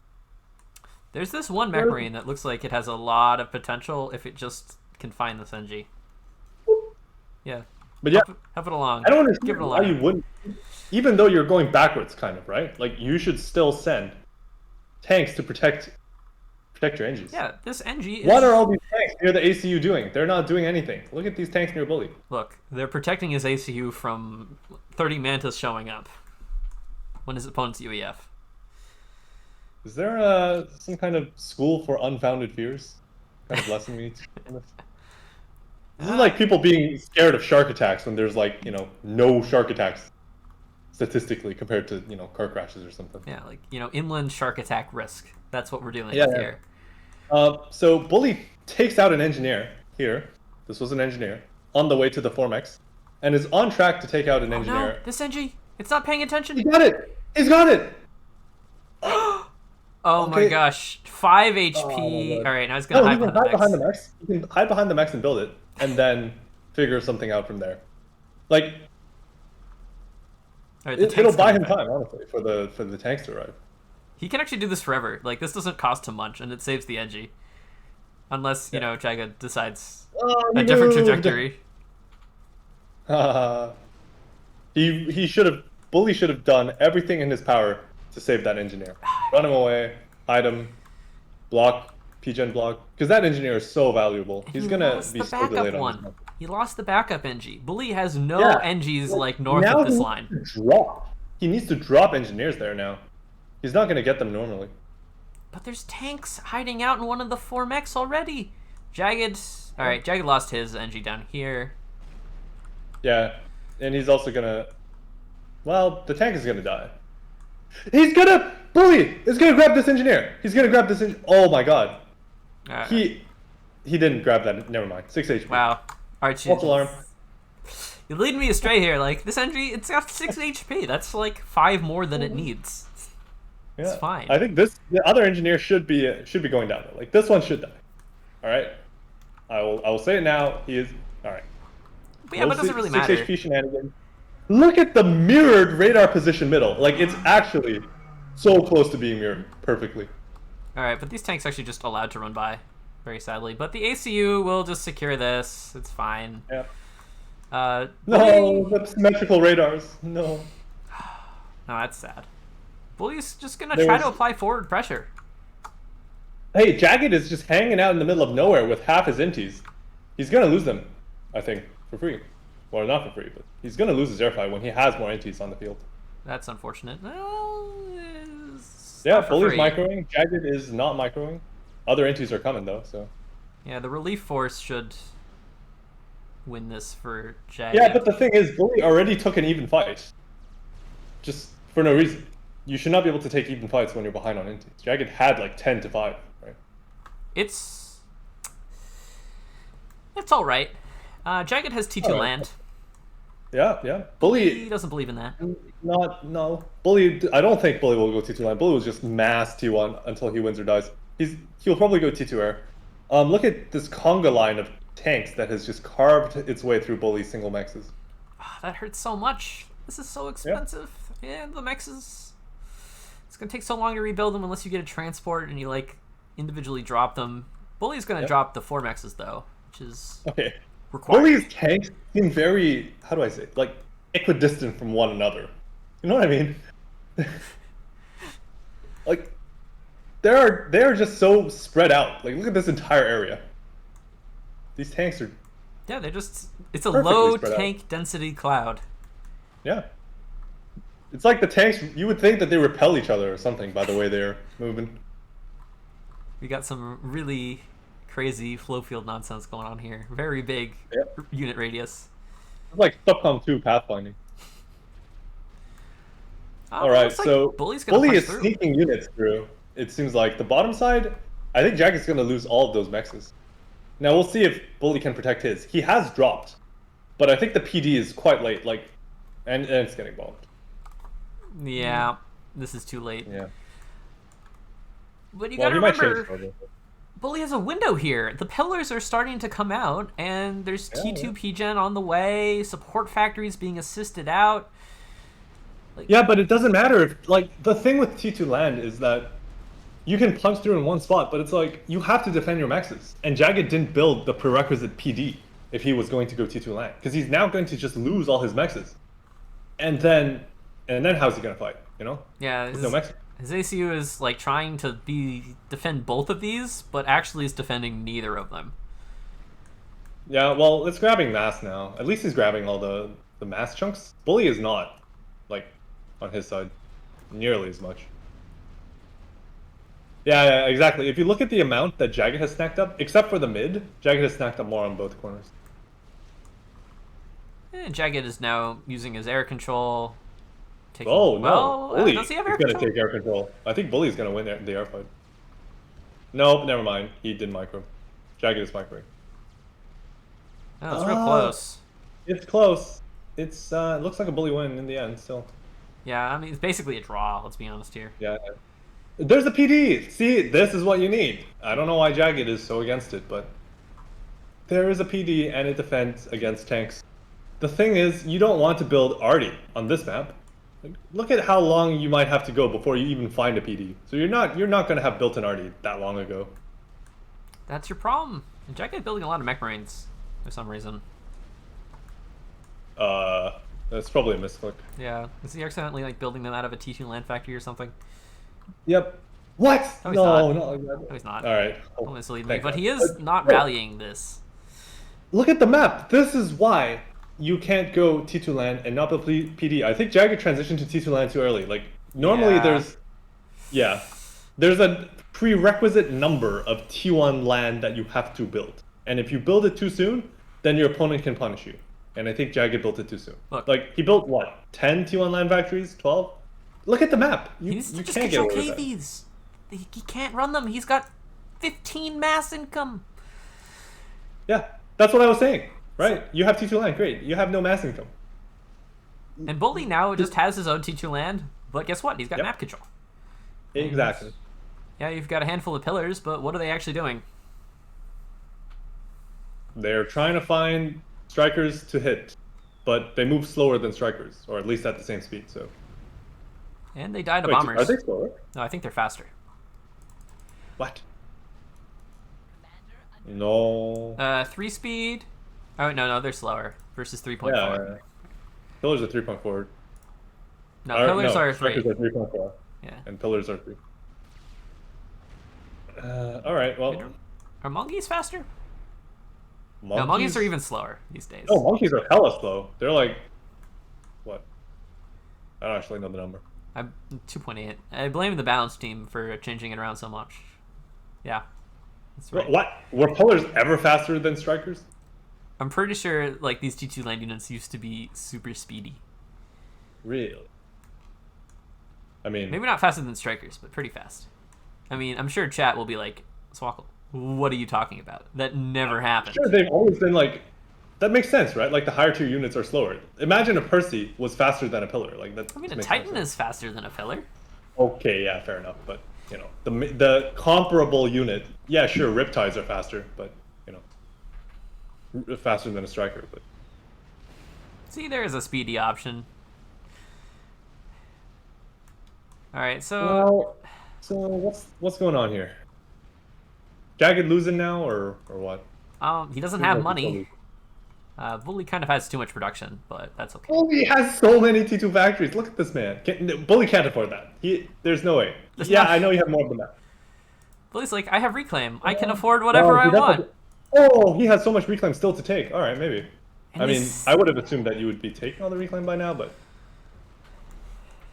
I mean, look Jagged at the top. still has a He's bunch. getting so much reclaim from these like 3 engineers in the middle of the reclaim field. That's That's like 150 mass income right there. All right, that's how he's supporting it. Jagged's like, I'll just get T2. I don't know what to do. I'm just get T2 out in the middle of a field. My pillars are trading okay, I guess. But he's down like half the mass income. Yep. Bully's just gonna reclaim his T1 P-gens, get a lot of power. This is too much power. What do you think you're doing, Bully? Well, yeah. Does he want T3 air? Please. Yeah, that is the setup for T3 air for sure. Yeah, but he's got T2 I mixes. find it interesting that Bully has like individually clicked all of his T1 P-gens, but has never actually clicked the big, the reclaim chunks that would be very nice to click. Better to click those.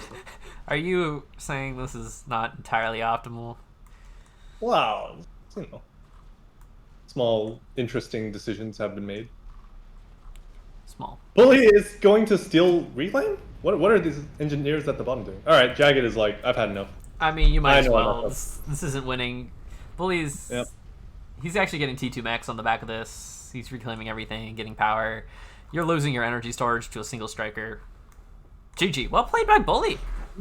Yeah. Your faith... Bully found the correct strategy. I think this map favors Bully, let's be honest. Because Bully is a bit of a spammer, And, like, if you have, like, this Venn diagram, or, what are those called? Thought clouds? I don't know what the word is, actually. But Bully is definitely one of the Grand school of thought guys. So, when you have this many mexes so spread out, reclaim on the map, I think he'll do pretty well. Yeah, the early T2 transition from Jagged was just... It was just too early. It was too early. He could not defend his map. It was a nice idea. You can do it early, but you have to realize that, okay, I'm taking a big risk by doing this. I'm probably going to lose map control unless I do something about it. Build PD. Add all the, at least the bottom bases. Maybe one at the top as well. And then try to make it work. But even then, like, you're going to be playing from a sort of defensive position. Like, all your T2 units are going to have to be sent dealing with raids. So, I don't know. It's just not a position I would want to get into. It's not a good position. It's just a bad position. Yeah. And look at Bully's like rally points. Every single factory has its own like attack move spreading out. So he's pretty raid proof on this. Just by like the way he set up his factories. Yep. And it's like a spider web of tendrils coming out of his main base. Pretty nice to see, to be honest. It's like he's got it all nice and spread out, and he managed to, 2-0 Jagged. So nicely done. 2-0 Jagged. All right, so Jagged drops down to fight the winner of Wounded and Reactive and Banana to be determined. Oh my god, it's so slow. Catch up, guys. They're not even in a game right now. What the hell? I'm unsure if this game is even... Has it finished, or is it about to start? All right, reactive is like he's just not around. He hasn't played the game yet. Oh wait, no, game's hosted. We're moving right along.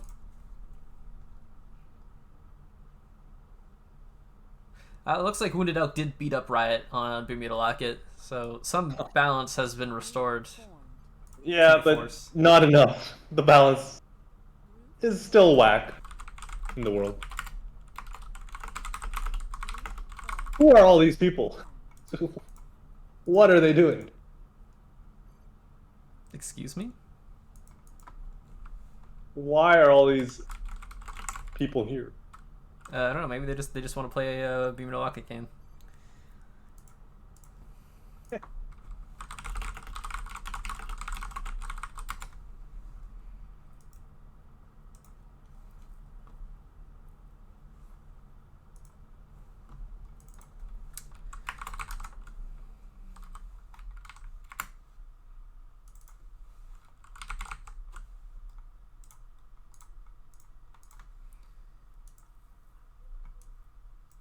So let's see.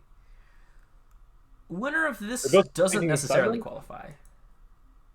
The winner of the next match after this qualifies. Yeah, what a brutal qualifier. I know, right? They got to keep fighting.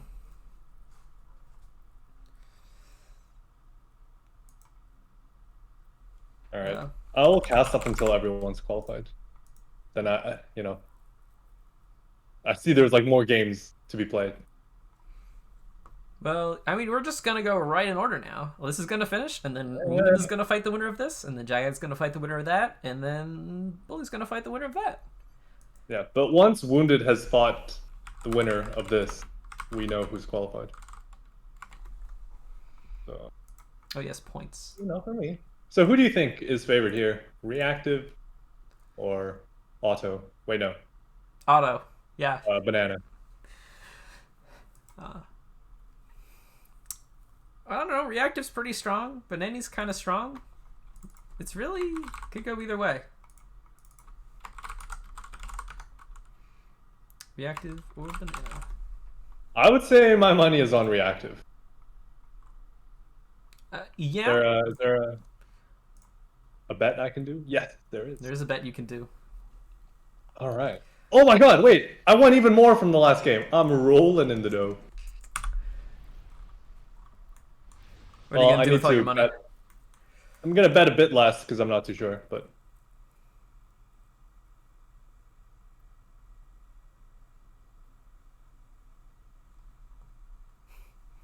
very mean streamer, Farms, is resident sleepering that we are not reacting to his "Am I on time" joke. Now that's funny. Oh, Farms, oh, Farms, oh, Farms. You are very much on time. As usual. Well, Beneni is asking for advice. But from his build, he seems like he knows what he's doing. Was he the one who did the strategic talking last time? Or was that... Yes. I think that was it. Beneni is very talkative. He is a man of many messages. At perhaps critical moments in them. Well, you know, it's a social experience. You have to get out there and, you know, chat with your fellow player. And to the stream. So, Reactive, you know, Banana's doing the normal thing. Reactive seems to have a land factory queued up before his air factory. So he's going to go like 12 P-gens, land, and then air. This is like what I did on, what was that map? That Klutz map? Game 2 of our series? Do you know the name? And, I mean, you've tried to convince me it's good. But I tried this very thing against Balinchik the other day. It was terrible. I can tell you right now, this is going to be probably terrible. And I'll tell you why. Because the game we played, we were so far away. At that point, like, you can get your first transport out before your opponent arrives with an inti, like, no matter what, you know? But this map, it's not the case. Like, the rush distance is 10 kilometers. The opponent will be here with an inti. So you can't do this. No. I don't think, like, at least if you're trying to go for the greedy build, you can't do this. in this case, what he will have is he will have more eco scaling, more reclaim near his main base. But it will translate to slower expansions, right? Like his transport has to be delayed because he has to make inties. His air factory so late. Everything is just delayed, and your power, you need more of it to do all the things you wanted to do, and And it's also bad because, you know, your opponent, he could just go first transport. Like the greediest possible build, he could just do it and he'll get away with it every time. So what if the second factory is not for Engies? It's for Mantis, and you send them to where you think your opponent will drop, and you just have like 5 Mantis there.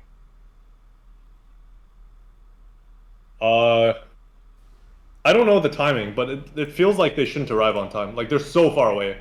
The Mantis running to the drop location, there would be like 3 factories up by the time they arrive. I don't Yeah. think, you know, if you need to get there, if you want to get there, you kind of need to make like second lap and then run it over. And then like maybe it'll arrive on time, you know? It's like it's still a 20 by 20 map, you know? The distances are quite long walking. All right, he's opening with an NT. Yo! Dude, Banana just goes for the greediest possible build order, and he's gonna get away with it. He goes first transport. First Like, transport. this shouldn't work, right? Well, it would not work unless Reactive did this even greedier build. Mm-hmm. Like, not even getting the air factory out, and now just trying to send an Inti across. So this expansion is going to happen so much faster. Yes, yes. Well, to be fair though, like you could say that Reactive's build is safe in that sense. It's like, yeah, you know, the second factory for NGs is greedy, but it's like, All right, you got to build the transport sometime, though, buddy. I think he'll build it after this NT. He'll go three NT scout and transport. But there's no bomber headed here. There's just like an Inti, and yeah, I Oh, guess maybe he'll he'll... build a bomber. Yeah, he could build a bomber. Yeah, okay. He's building a bomber. So wait, this is terrible. He's basically doing like an Inti rush build order, but from a third air factory. Sir, I don't understand. you can't do this. Also, he has like 5 engineers assisting his ACU building P-gens. All right, he has a lot of power, and he's using all of it, which is usually a good sign. Like, look at the power difference. He's up 140 power. Yeah, but Has no transport. like the thing is, right? This is okay because he has so much mass in reclaim around his base. So the fact that he's not expanding early, like he's not going to fall behind on mass for a time. Now the question is like, what happens when that reclaim runs out, right? Will he actually be able to secure an expansion? Because if he can secure an expansion, then maybe he will be fine. But it's like, Treefolk Noob can still drop the other side now. Like, Yeah. just move back with your transport. He and just drop the other scouted all of it. He knows there's nothing here except like bombers and Intis.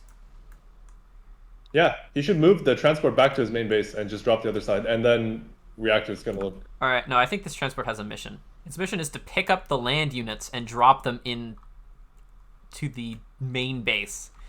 But it's only a single Mantis and Scout, I guess. Which I actually quite Yeah, like. I mean, he could drop the single Mantis and Scout, and then come back and pick up more tanks and drop them again. Yeah, like you can just constantly do this. I still think that. Like, Not sure. you just deny the reclaim. In this expansion, Reactive will run out over here, and he's just keeping his ACU. All right, now he's kind of... Actually, the ACU just in base. Well, honestly though, Reactive has a lot of engineers, so he should be getting a lot of mass, but he's not. Like, basically when you have reclaim, engineers are mass, right? Yeah. They are income, and he doesn't seem to be grabbing many reclaim or mexes. And Banani just knows exactly what's going on. He's scouting everything with the mole. He locked the transport, but doesn't have air. Well, you know, honestly, it kind of seems like we've gotten to the same spot, just with a different order. You know, if Reactive is able to develop the left side, then it looks pretty similar. Like, Treefolk is a bit behind on base development, but he's a bit more ahead on his expansion development. It looks fine, except for all the land factories that one of the player has and the other one doesn't, and there's Mantis in the Yeah. main base. Yeah, there's one Mantis. He doesn't even kill the engineer. Alright, that was kind of a bit of a mistake. Oh, and look, now he's going to drop, I guess, across to the Formex. Deny that. Well, he will deny that for sure, but yeah, I would just drop back where your tanks are, and there's like no units here. Kill all the mexes. I mean, he's got a lot of reclaim engineers in here, getting that reclaim. Like, comparing reclaim numbers, Beneni is at 7k, reactive only 3.7. What? Huge difference. So reactive is just completely messing up. Like, why do you have so many engineers? Well, and no reclaim? Like, this makes no sense. there's no Even reclaim. if you just attack move them, just attack move them. He kind of is. He's getting them, but he actually doesn't have that many engineers reclaiming, and he has no reclaiming engineers in the expansion yet because his drop was so late. That's my point. Like, yeah. I guess Banana got a bunch of reclaim in the expansion. I love this drop so much. It's such a good idea. It's so mean. Yeah. It's kind of getting blocked by the hill, but, he'll move the thing. It's fine. There's no Mantis that could possibly contest this. He will move the thing? You think? Eventually. All right, we need to FAFLive's channel points bet right now. Will he move the thing? If I could have 2 concurrent bets, I would. So far, he is not moving the thing. He's not moving the thing. Reactive dropping aggressively with NGs. He has air control. That's working out pretty well for him. Wait, this aggressive drop is gonna work. Like, there's nothing here. Where's the ACU? What? Reactive Beneni doesn't care. This is... Banani, I don't think has played this map enough. Normally, you move your ACU towards that direction, and then you have like some tanks there. But his ACU is in the base, chilling. You only do that if there's like spam coming. That's why you do it. Like, there's no actual... Yeah, but there will be spam coming. That's why you send your ACU there. You got to send it now, so that when there is spam there, then your ACU is there. I think he's leaving now. He'll be there in time. All right. Meanwhile, Random Mantis denying the mexes and the reclaim. This has got to hurt. Yeah, these two, like, there have been only, 3 Mantis on this main island? Like, they've been doing way too much damage. It's not right. It's now 12k reclaim to 7k reclaim. All right, I think maybe one of my bets it's not looking so good. Well, I wouldn't count him out just yet. Reactive has air control, and that's everything. No, but Reactive is behind on T2 air. So he's not going to have air control for...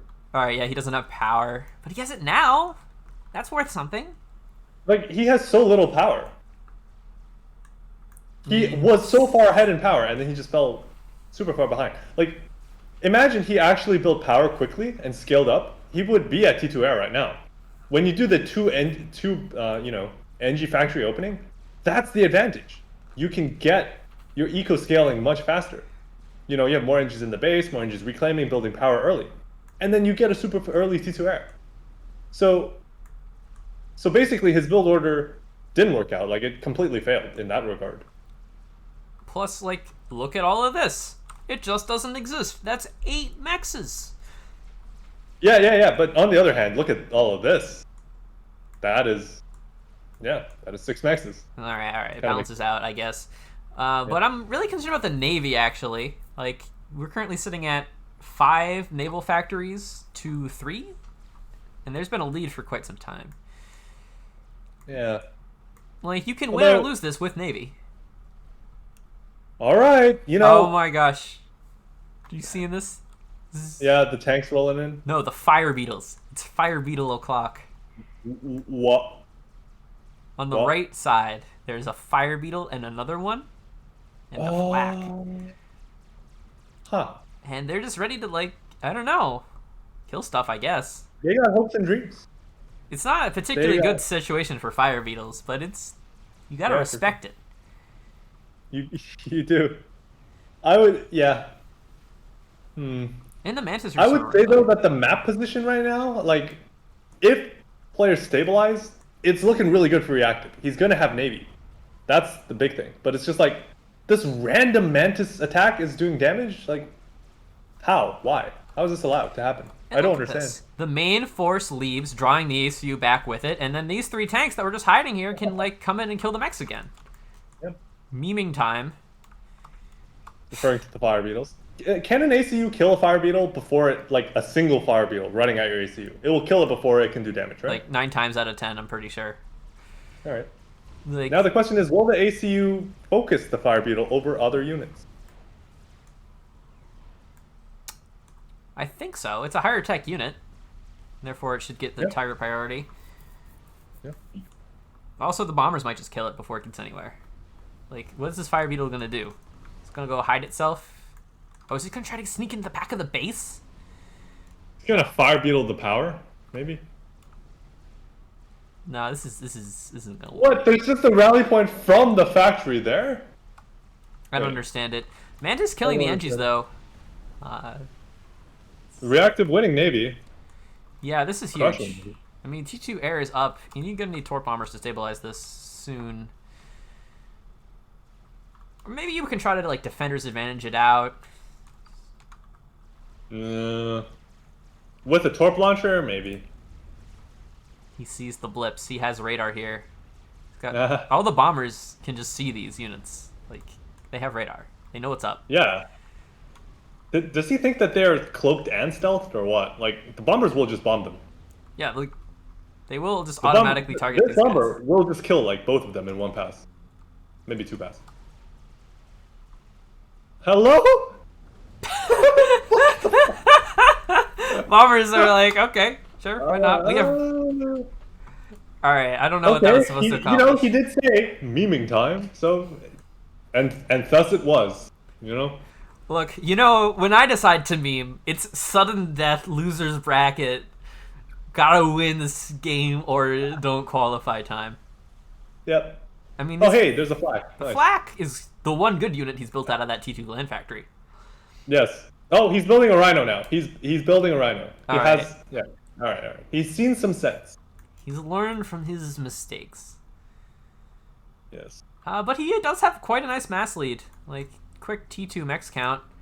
I see, like, exactly 3 for reactive. Versus, wait, 4? Okay. Wait, no, there's way more over here. No. There's 7. I see like 7 right now. There Like, are 7. why would he upgrade these though? Like, these are the most vulnerable ones. I don't know. What? He's memeing. No one there's more. has any There's idea more what this than thing's up maybe to. small. He has like 10 right now. There are 4 fighter okay. beetles, 2 flaks, and some support. I don't understand it. If you claim to understand it, I won't believe you. If you claim to understand it, you are lying. Exactly. So I had a game against Low here, where he was completely crushing on the rest of the map, and his ACU was exactly where Bananas was. And I almost sniped him. But then all my Corsairs ran away at the very last second for absolutely no reason. And then the snipe didn't work. What I'm trying to get at here is, perhaps there was a win opportunity against Banani, but he's moving into the water now, so perhaps not so much. Yeah, and he's kind of pulled back on the naval production. Reactive has just sort of turned that off, trying to go for the air, trying to win versus flak with gunships. Yeah, he had... Oh, God, is he? Oh, no. He's decided Reactive. against it, but he was. My channel points. You know what Reactive should do? Reactive should fly over to the T2 HQ and just shoot it. He will kill it. He will kill it. It doesn't have that much health.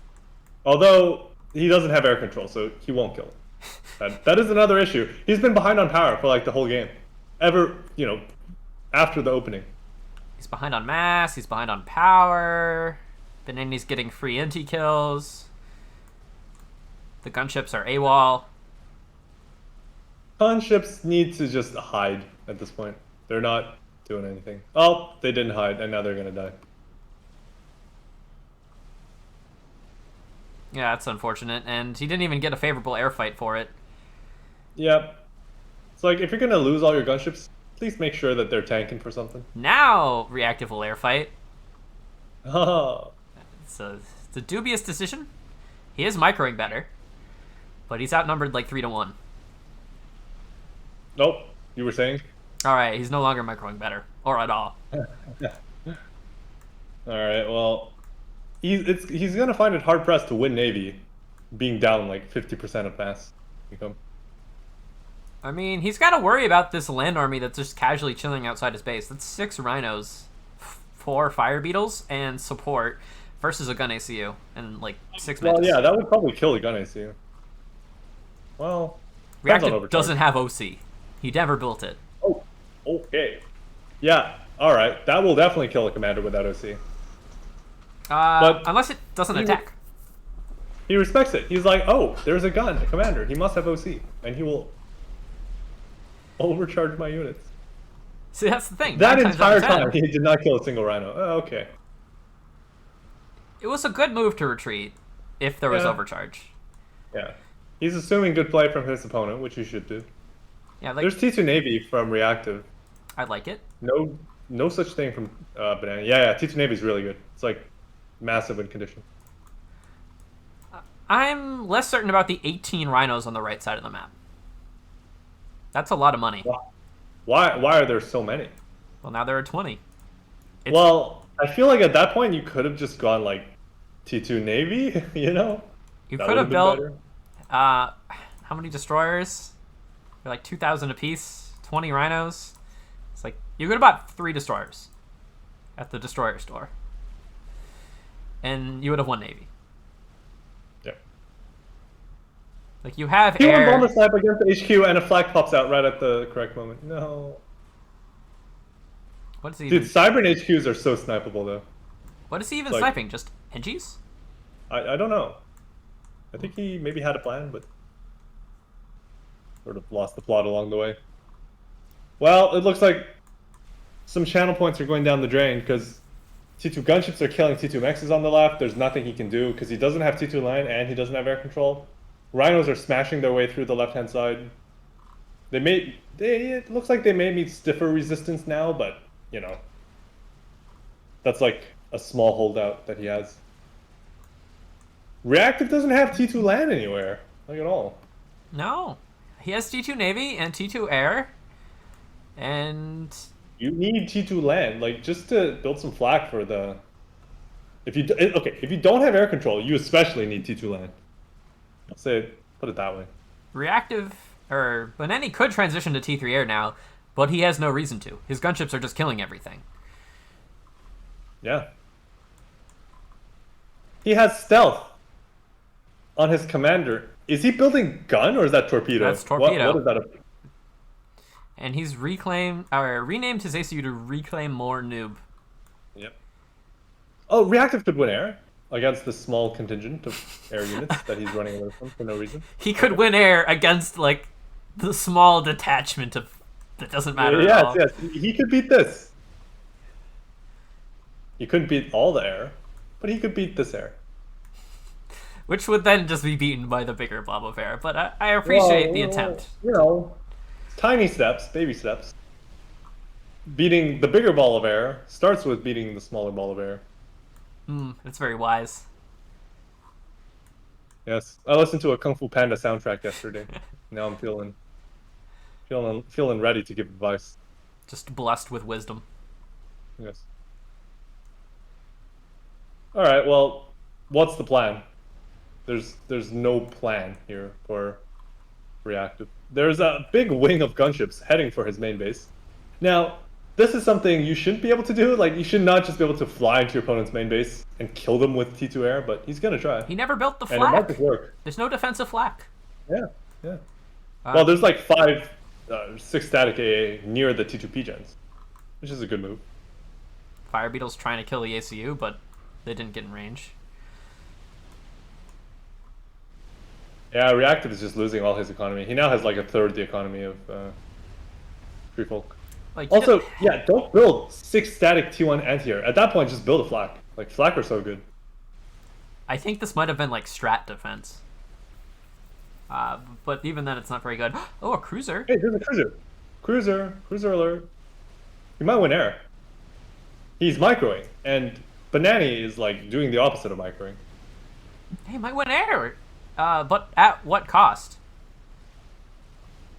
Not much. He's lost like 2 T2 mexes in his main base. Like, in terms of the immediate at what cost. Reactive has exactly 3 T2 mixes on the entire map. Yeah, okay. Let's put it this way: he has no eco, but he can still fund a bit with reclaim. And he has some semblance of an opportunity having one air. There's like 5k reclaim on the left, 8k in the main base. A fire No, beetle's no, about to just blow up a think about it max. this way. Like, imagine, right? He ditches his base, like we've seen, and then he moves in with Navy, and then the ACU is in the water, right? So there is a chance that like with a few destroyers he could kill the ACU. Problem with this. There are 17 rhinos and an Oh, he's unescorted dead. gun ACU. He is definitely dead as soon as they move in. If they move in. I mean, Banani has showed an extreme unwillingness to move in thus far. Oh, okay, dude, he's going into the yellow just from like 3 rounds. Come on, all right, he's moving in. All right, he realized. GG. Finally. Yeah, like, Reactive's not dodging. He knows what this game is, and it's not one. Yeah. Reactive's not being reactive. A. All right, so we have Wounded Elk versus Banani. You know, Banani had a pretty good run in the last qualifier for summer, and I think he's repeating his past performance, as it were. So you should all bet on him. That's how it works. So Banani versus Wounded. Who are you betting on? Honestly, Banani. Yeah, probably. Like, yeah, Wounded is a 2k ladder player. But, you know, Banani's Banani. He builds fire beetles. How can you not bet on him? Yeah, true. Also, Banani beat Petrick, if I remember. Well, wait, no. He took 1 game off Petrick in the round before. I also took 1 game off of Petrick, so I was impressed. Oh, there's very sad news. Wounded Elk has to forfeit and cannot play. So we're just going to go straight on to Jagged versus Banani. All right. Which is actually kind of important, because that was the qualifying game that Wounded would have played. So Banani is qualified. Yes. Easily. Easy. What? Why would Wounded? Why? Oh my god. You fight all those way. Right to the edge. And then it's like, oh. Well, I mean, if you gotta leave, you have to leave. Oh, yeah. But damn it, man. It's unfortunate. Very unfortunate. Someone go tell Jagged his break's going to be shorter than expected. I can even use this time to spell his name correctly. Go on his stream. What is he? What is he doing? Is this a map making thing? What is Jagged doing? I'm on his stream, and it's like the map editor, and there's like rotating assets.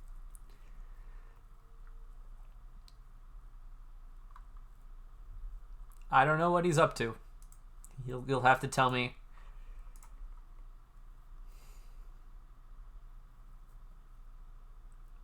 Chat is really going at it.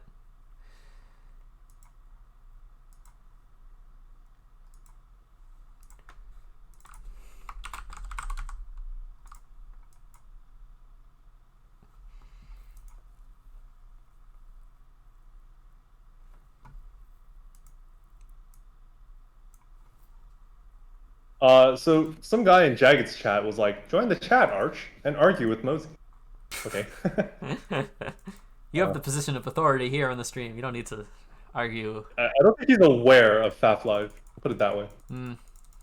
So it goes.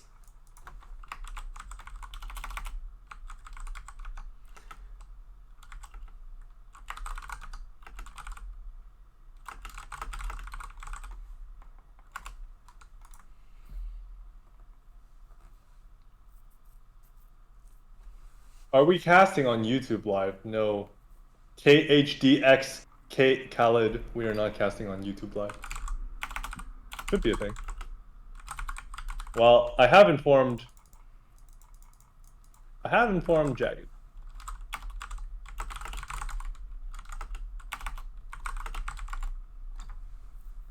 Excellent. I have pinged them as well. All right, Sarah Glaciers. It's the Sarah Glaciers.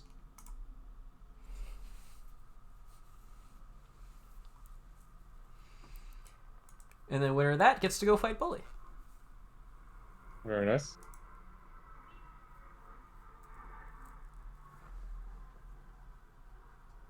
Although Wounded gets to be like the #1 sub, which is, you know, sometimes better. Yeah, you might just get a much easier group. Yeah, you might get an easier group. You might not play at all. Hard to say. Yeah. Strategic forfeit. Uh-huh. All right. It does look like a strategic forfeit. Wait a minute. Wait a minute. Wounded has had such an easy bracket so far. Look at it. He's beat Riot.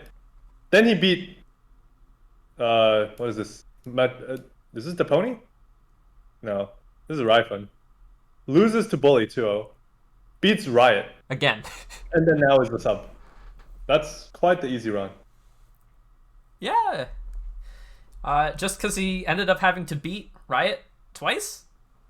Yes. Instead of, like, Blinchik? Yes. Yeah. Or Rico? Or any of the other Rico, people? Yeah. This is highly unusual. Somewhat distressing.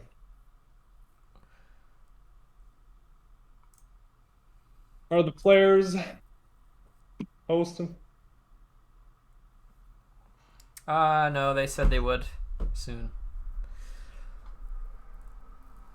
Alright, well... I think this will be my last game.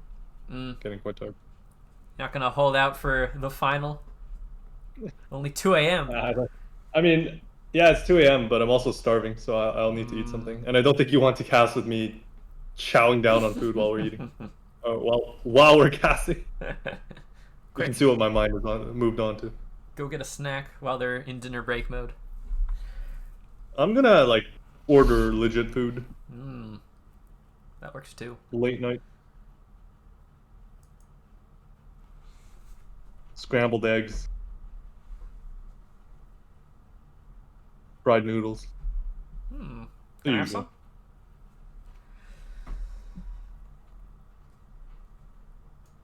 Although, to explain to chat, because they've been talking for some time, the reason you want to do good in the qualifier is you get to pick earlier which group you want to be in.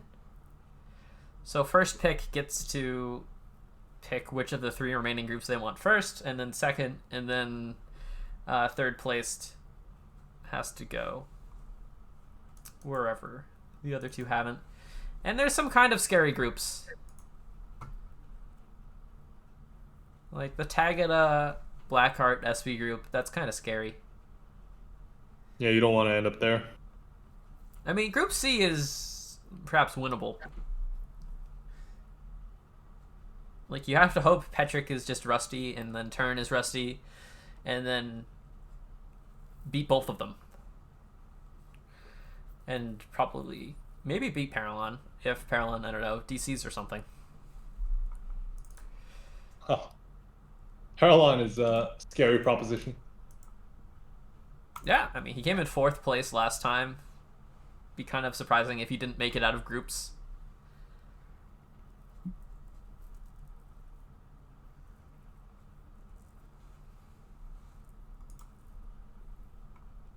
Yeah, there's now a 9th to 12th place prize, Bully.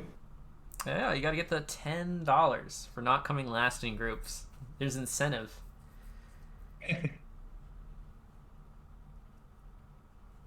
No, poor UD's banned. Very sad.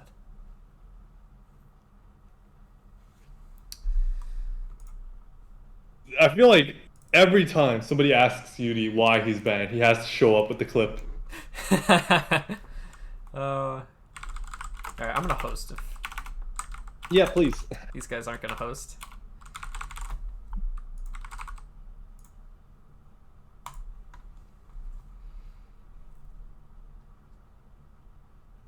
Wait, did Slow win last time? Slow came in I don't 2nd? remember. 2nd, yeah. He like went all the way. Yeah, he went all the way and then didn't quite beat Tagada, but you know, second place, that's pretty good.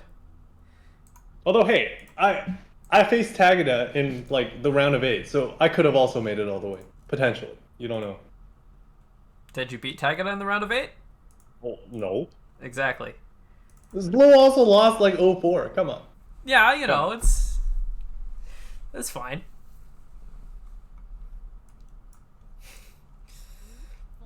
I forget who he beat in the round of 4. I think it was Yudi. I recall thinking that it was not too tough. So yeah, UD sounds reasonable. It was either Yudi or Paralon, and I think it was Yudi.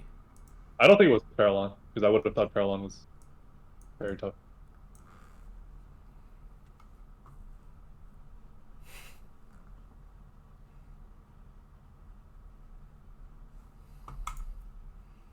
Alright, Jagged has successfully hosted the game. I'm trying to join it. Did someone deploy a patch or something again? That's how you take me out of FAF for like a week. Deploy a patch that changes like 1 bit of the code. It's taking like 3 years to download it. Alright, looks like we're almost all here. For the losers bracket final. Benani is requesting help. But there is none. None to be had. He's also playing UEF. What? All right. Hold up. Let me put all my money on Jagged. Yeah. It's too late. I think it already closed. What? No! Oh my god. Oh no. Yeah. So UD is saying that he lost to Paralon. Tagada beat Paralon in the quarterfinals. Yeah. Yeah. So UD lost to Zlo, and sometimes that happens. Sometimes you lose to Zlo.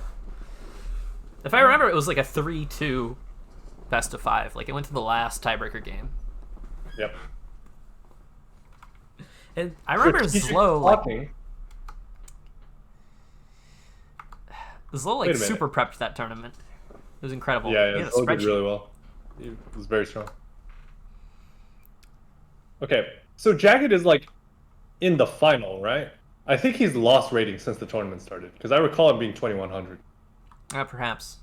But I think Benani has gained some. Benani has definitely gained some rating. I think it was, like, low 1700.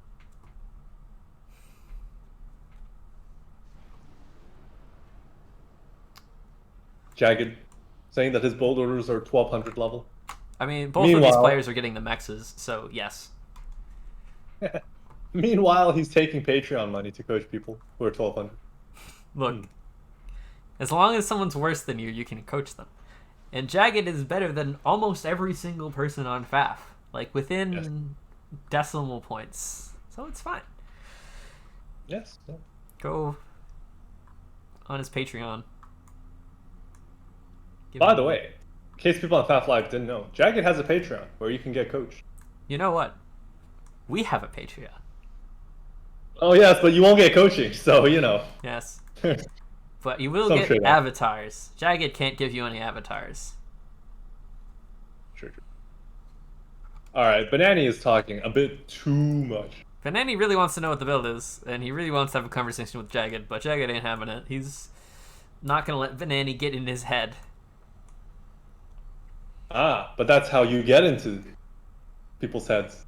By making them think that you can't get into their heads. Interesting theory. We'll see if it pans out.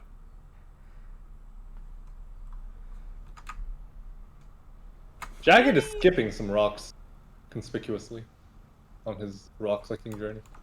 Meanwhile, Benani has decided to click every single rock. Wait, why are his engineers crossing paths? Look at this. It's suboptimal. That does not look right to my eyes. Also, 11 P-gens seems like a bit much. Like, Jagged is going for 8 P-gens. Which seems a bit not much. Yeah. Slightly not much. Alright, nice. He's going 10 P-gens. That seems correct. Alright, Benani's just power stalling incredibly badly. So this Yeah, I this think really I saw hurts. him like hold 2 mexes, then he sent like the first engineers out. There was no assistance on the ACU building power for a long time. Yeah, of course he's going to stall All right. power. Jagged Wow. is also stalling power, but not nearly as badly. Jagged is also expanding with 3 engineers. Wait, what's going on? How are you stalling? I remember I would be able to expand with 2 engineers. Everyone's assisting building power, and I don't stall. You're What's just that? a different breed, Arch. No, but I think you. Superior. Yeah, like I recall seeing Banani build 2 mexes with his commander. So that's probably why he stalled. I don't know why Jagged stalled. All right, this is a more normal 10p gen. It's gonna have exactly enough power. Very nice. Yeah. Like Meanwhile, Jagged just seems to be doing the normal build. Fanani is walking all his Engies. No, he's not. Very much. All right. Oh, and Fanani's gonna get a nice mech marine. I like it. Okay, I like that. Good move. So the meta I would say is just to drop mid, and the mech marine definitely helps you secure mid. Yeah, like 2 Engies and the mech marine mid, 3 Engies to one of the sides. Even if your opponent makes the tank, right? Like just keep your mech marine in your transport. Yes, you have invented the ghetto gunship. Yes. No one believes in them anymore except Slow. So you'll do fine. Yep. Well, people forget that you can just keep 1 mech marine in there, and it's almost just as good. Hey, he's doing a transport rush, Mr. Jagged. Now, here's the thing. If you transport rush with your, like second air factory, your opponent can kind of just dodge your inti. So if you actually want to transport rush if you want to inti rush, what you need to do is build first air factory and then build a scout with like after 4 or 5 engineers. Well, only That if you way- really want to commit to it. Like, Well, yeah, but he's committing to it. Like no, the main no. commitment This is isn't. building the 2 inti. This isn't an Inti Rush build. This is like an Air Crush build. Like, he's not sending his Intis across the map until the scout goes. He's gonna wait. Yeah. He's gonna try to win 2v1 versus the other Inti. Like, he's grouping up his Intis. And then Yep. he'll try to go find the transport. So the goal is you let it drop mid, but then you kill it before it can do any more damage. Right. He's built a tank. Or Let's maybe go. this is too big brain. I don't know what Jagod's doing. His Intis are all over the place. Well, I think he just built, 2 intis and then built the transport. Like, it's kind of what he did. Okay, Banani. All right, he drops all the engineers. I was gonna say if he flies away with that transport, I don't know what to say. Yeah, it's not gonna make it. You can try to save it, or at least bring it back for closer reclaiming, but it's gonna die. He could have just control K'd it near his engies to, or kept it there. Just grab the reclaim. Now that would have been a big brain maneuver, but then the Inti could peel off and go help the other Inti fight. Yeah, that's why you just keep it nearby Whoa. so that the Inti still has to kill it. Whoa. Jagged wants to fight for mid. Yeah, I think that's fine. No, He's this is not that far behind. there's already a factory Well- up. And a Yeah, but is he gonna build an RD and be across before? You get there. You have a tank on board. Like, you can fight for this. Sure. I guess. Maybe you reclaim the factory. He's dropping right next to it. He might be able to reclaim it. Oh. Yeah. Just in before the transport like moves a bit to the left. Jacket simultaneously gets banned and loses. Oh yeah. Get him. Let's go. Dude. Let's go. He didn't even drop all his engineers. What a chat. He doesn't He's need so them all. powerful. Alright, but this is kind of a mistake. He just needs to reclaim the factory. Otherwise, it will continue to produce mech marines. Alright, that was very nice. Dude, Wow. that was so good. But the tank's That- dead. Well, the tank died. All right, well, he didn't. Okay. This is I silly. think if he just dropped every single engineer, he would have been able to fight for this. This is terminally silly. I have no. There's already a factory and mech marines out. One tank is not enough. I mean, the tank did die to engines. You have 7 engineers. It's a Seraphim transport. Just you build the PD instantly. All right, so I think he could have done it. Jagged gets 2 Engies on the left island. Benany's gonna put 5 Engies on the right island. Mhm. I'm just gonna say for the record, I would fight for the mid island. Coming out here, I'm saying it. You saying what it in needs to be public. said. Yeah. I think you're crazy. This is Don't absolutely let the haters ridiculous. bring you down. Don't let your dreams be dreams. Fight for what's yours. Jagged correcting the great. record. Your motivational speech of the day on FAFLive. Well, technically he's the bully dozer, and Jagged's been run over. So, Yeah. I'm not saying anything, but I am saying that there's a 6 NG transport that's going to try to fight for this island, but I don't know if it'll be there in time. There's like 2 Well, NGs here. I will say once again, you should fight. Well, you have to for this. try. Like, you can't win Oh yeah. being down. Unless you want to be Tex and get T2 on the ACU and just drop to mid and be like, haha. Oh yeah, that would be good. Fighting for mid would be very good. Did he pause because of lag? I don't know why I paused. Let's see. It's actually Banana who's lagging. So it's fine. The NTs. The NTs are on holiday. Alright, Jagged's gonna drop on this factory, and this time it's gonna go a bit better. Alright, there's no bomber nearby. Why is no one building bombers? This is Seraphim Glaciers. It's 6.5 Right. minutes. Oh my gosh. Nobody's built a single bomber this entire game. That doesn't make sense at all, actually. He loses 2 of the NGs because he dropped on the constructing factory. It's not even an exploit. That's been building the whole time. What? Oh my gosh, that's so unlucky. That's so tilting if you're Jagged. You just lose this for no discernible reason. Yeah. And now you've got this, but... Well, remember when I said for the first drop, like, watch the transport randomly drop a bit to the left. They tend to do that. You have to, like, account for that. Yeah, you have to be careful. They will not drop exactly where you tell them to, so... Drop at your own risk when dropping near a building. My kingdom for a bomber... Like, if either player had a bomber over here, they would just win. Hey, he's listening. Banana's listening. Oh, Jagged is also building a bomber. They're both listening. They're stream cheating. Stream cheats. Oh my gosh. Ban them right now. Jagged has T2 air done, by the way. That's very nice. Will it help him? There's 5 Lobos and an AA headed straight for his main base. That's a nice drop. It's a very nice drop. He actually invested very little for mid for what he got. And 8 maxes for free. Reclaim. Fun fact. Jagged is Tex.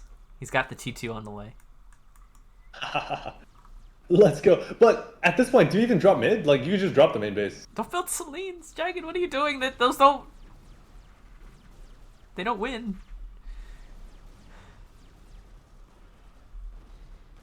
Jagged, save your NGs. Alright, this looks pretty bad for Jagged on the right island. Yeah, he's air. Yeah. Yep. And he can win it back. He has air, but there's 2 factories done pumping units. Meanwhile, Banana has more of this right island secure than Jagged has the left island secure, plus the whole middle and his naval production going up there. And there's randomly Artie in his main base. Yep. And plus on the right-hand side, like, Jagged doesn't have his back island. He also doesn't have the right island. There's like a clockwork sort of capture Rue going on the right. There's some sort of modern art type thing going on.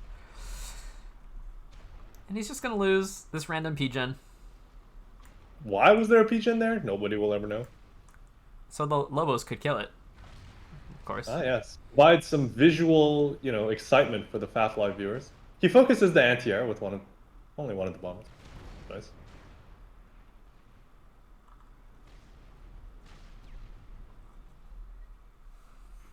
Alright, the lag is getting insurmountable. The lag is bad, but nothing can be done because it's Banana's lag. It's like, you're getting a lot more time. Yeah, it's a very chill game. You can play better. What? The 1-2 on A killed both the bombers. Yeah, that wasn't targeted, and now it has vet. So it can kill this other random PJ. Why are there? God. I thought he targeted it, and I was like, yeah, that's nice. Turns out he didn't. Jagged, why do you have so many pigeons? I don't understand. The random pigeon. No, not the random pigeon. 4 random pigeons. I mean, he doesn't care. He's going to have a T2 pigeon. I know why he did it. It's because he thinks that Banana doesn't know where the mexes are. So Banana will kill a Pigeon and think he's just killed the mechs, right? What? No. No, not now. Not even close. It doesn't even make any sense. Jagged is going. Nothing would He's die going. anyway. Alright, is he going main Well, base or yeah. mid? He's going mid. He's going mid. Yeah, Uh, that's the safe option. That's fine. the safe option is directly into a small inti cloud. Yeah, and his inties are like kind of screening, but not really. Like not. He Hello? lost one of his T2 mexes at home to these random drops. This is hurting. Whoa. Oh no, the scouts, Dude, the intis are behind. Oh no. Oh no. I hope he's watching. Well, it's a T2 transport. It's pretty tanky. It'll probably. It's down All right. half health. The inties are too far. All right, he's gonna be able to get the drop. Okay. Oh yeah, he's just gonna emergency drop at the edge. Oh my hopes. god! No! Yes. Oh my god. Alright, he lives. Jesus. Okay, well, that was close. That was way Jesus. too close. Alright, so now he's here and he can win mid-island. Yeah, but he's also losing main island. That one's important too. Yes. Let's not forget. Alright, he's Like- trying to build PD versus Lobos. There's more than half the mechs is dead, right? There's how many on them? There's exactly half the mechs is dead. Plus the T2 mechs really hurt. Like, Yeah. it didn't have to be built. There's like unbuilt T1 mexes.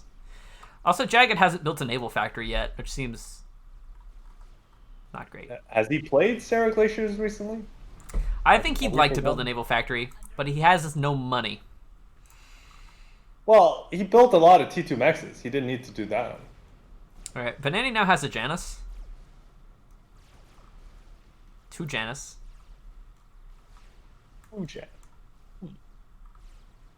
And he's winning mid. He's got gunships and air and PD. Like, this is one. There's no way that Banani can defend this now. At It's least drop with 3 Thams and a Zui, which is the Janus is killing the mexes. the friendly fire is real. Maybe if he hides underneath this mex, he can kill it with the friendly fire. Maybe.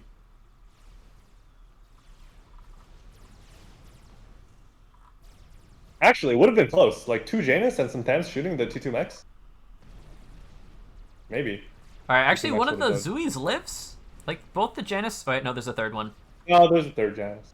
I think he has tackled it.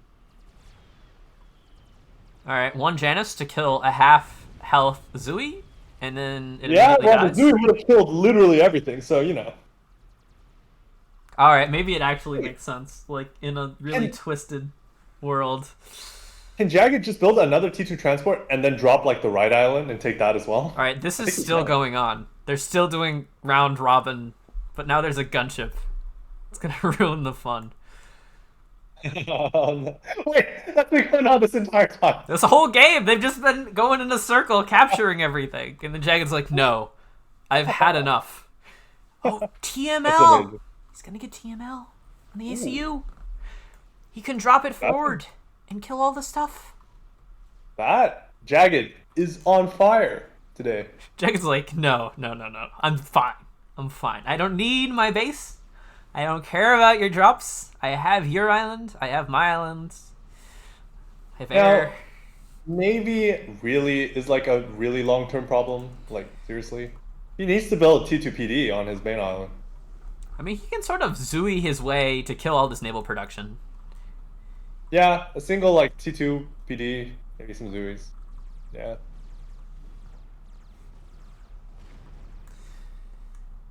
Where's Jagged's air? I swear he had a lot more inties than. They've kind of been fighting Janus, and the Janus have started winning. I see. Janus have been dispatched to deal with the gunship. Okay, I can see that he's memeing once again. I mean, Janus have good air-to-air.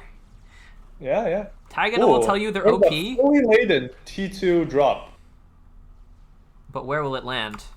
Right Oh, on I the T2 hope he max. lands right in the main base because the ACU's not there. Oh my god.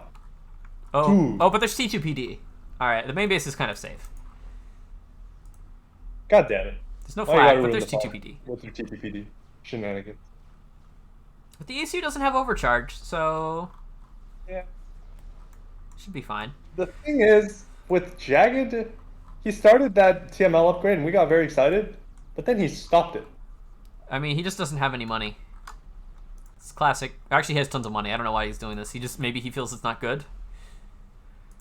Let's do it. Oh.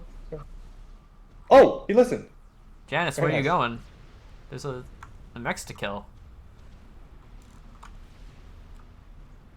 Janice are dealing with gunships over on the right. They're doing a nice job. Also, Janice, they can shoot air. It's amazing. T2 drop. Let's go. Killing all the T2 mechs. Killing all the T2 mechs, all the T1 mechs. You should kill so many. Like, you can kind of micro against Janus as well. Because of the way the projectiles look. Yes. But I don't what has happened on the Clockwork Island? It's changed hands once again. The gunship was not enough. Gunship was not enough. It left to go do other things, and then more energies were dropped. But meanwhile, Jagged is losing his core mexes to frigates. My sources are telling me this is a Navy map.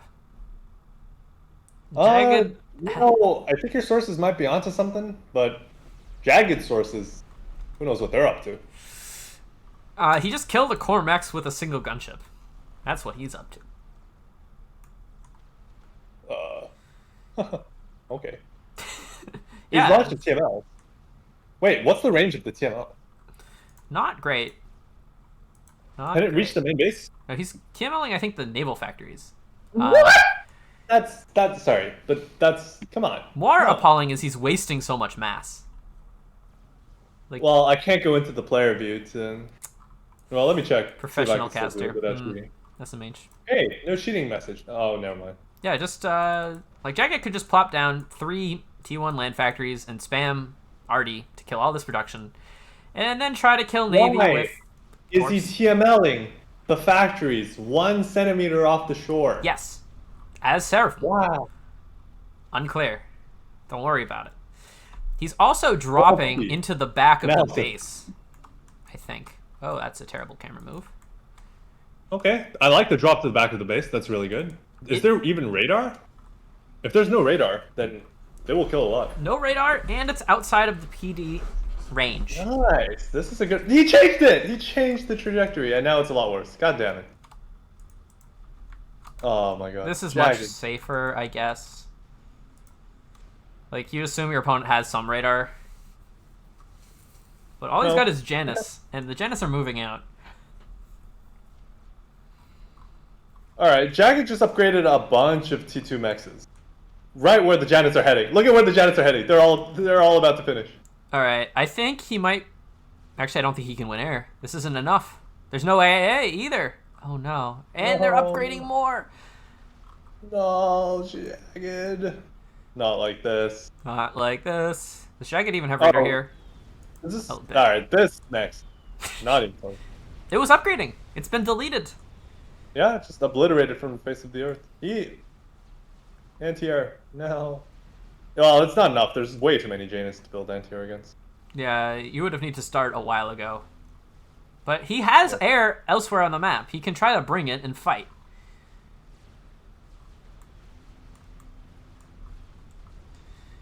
Like, this is a very messy air fight, and there aren't that many inties. Yeah, this has inties everywhere. The drop landed. It's killed some mexes. Yeah, this isn't very... It's not game-winning. Just killed a few T2 mexes. Well, I mean, he should have actually... Well, these T2 mexes are dying, but he has a lot of eco. That's the thing. Jagged is ecoing, and he's killing Banani's eco. Yeah. So on that side, he's doing a good job. It's just air. Like, air is a massive problem. If he could just spam up a lot of inties, like there's... You know, he can deal with the frigates with torp bombers. He just needs air control. Janus discovering they don't have great single target damage. No. But they're getting the job done eventually. It's more about just napalming everything in a general zip code.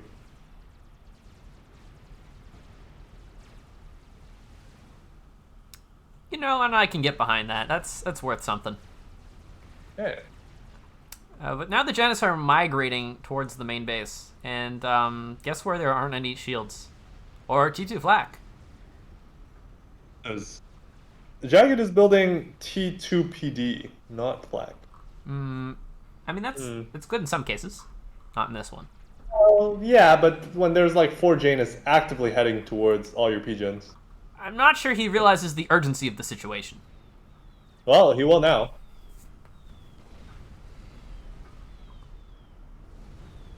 It looks like he only managed to hit one of them on this pass, which is kind of unfortunate. Yep.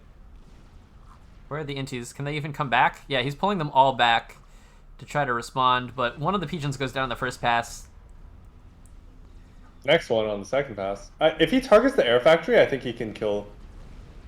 No, he can't. He can kill one PGen and the air factory at the same time. There is some ground fire that he could have done to kill both of them, I think. Yeah, maybe. But he's kind of running out of Oh, gas. this PGen is surviving for a bit longer.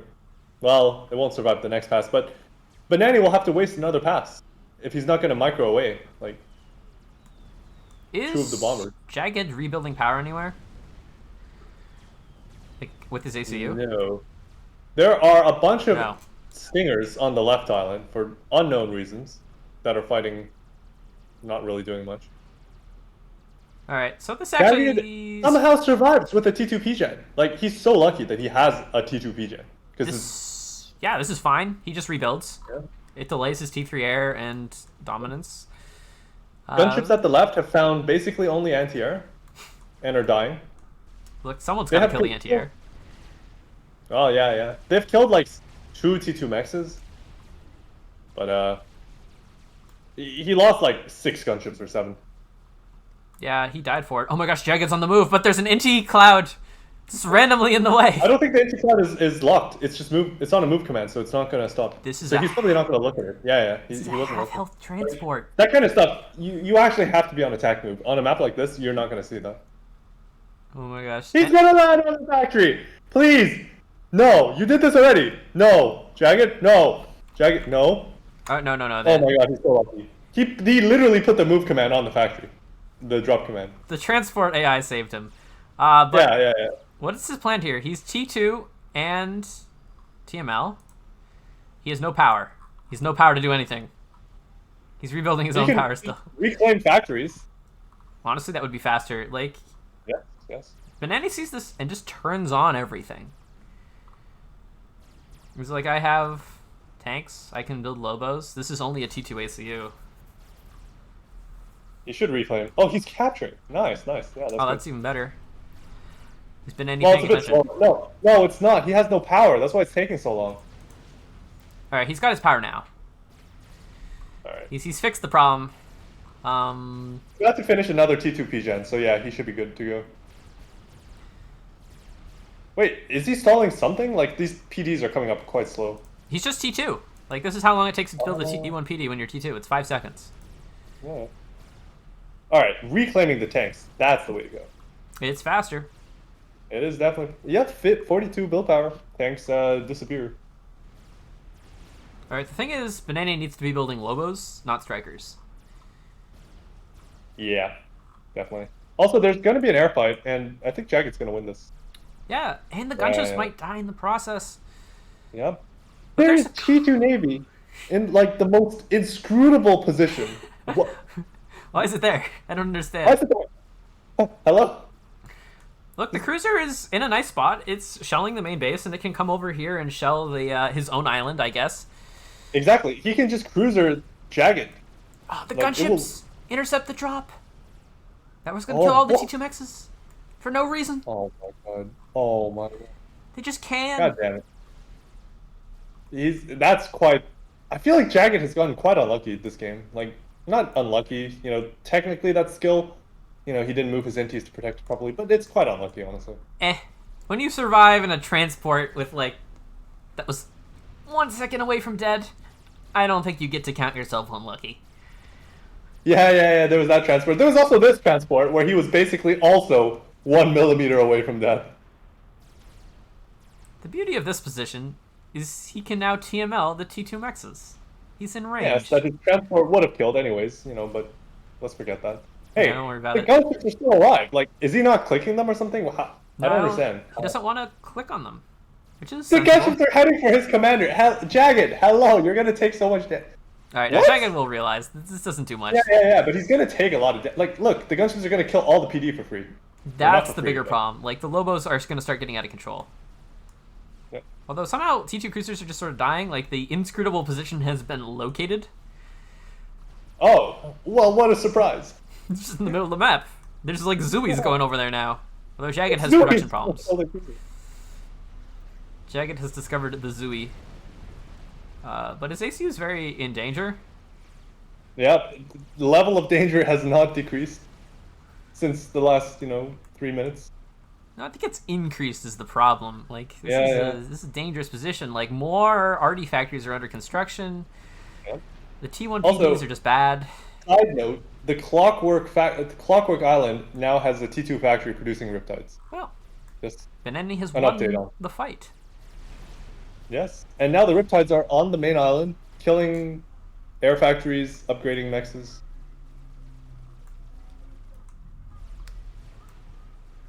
There are subs next to these cruisers. Well, Oh my god. It's not good for the cruiser. These are the worst.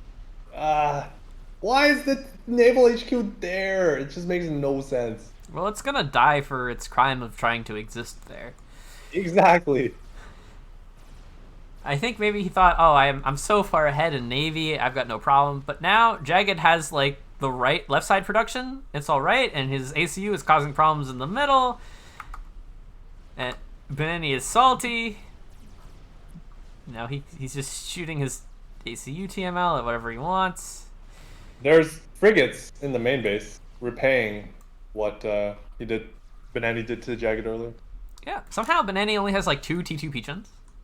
It's minute 19. Yeah, he built the T2 PD cannot hit the frigates. Even though they're in platforms.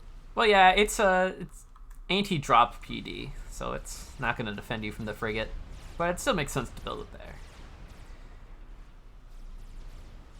Jagged is just walking with his why is he walking so much? Just start building shit, man. I mean, anything he builds will just die. He's lost this side. He can't win it. The Lobos are too great. Reclaim the factories. Why are we walking past factories?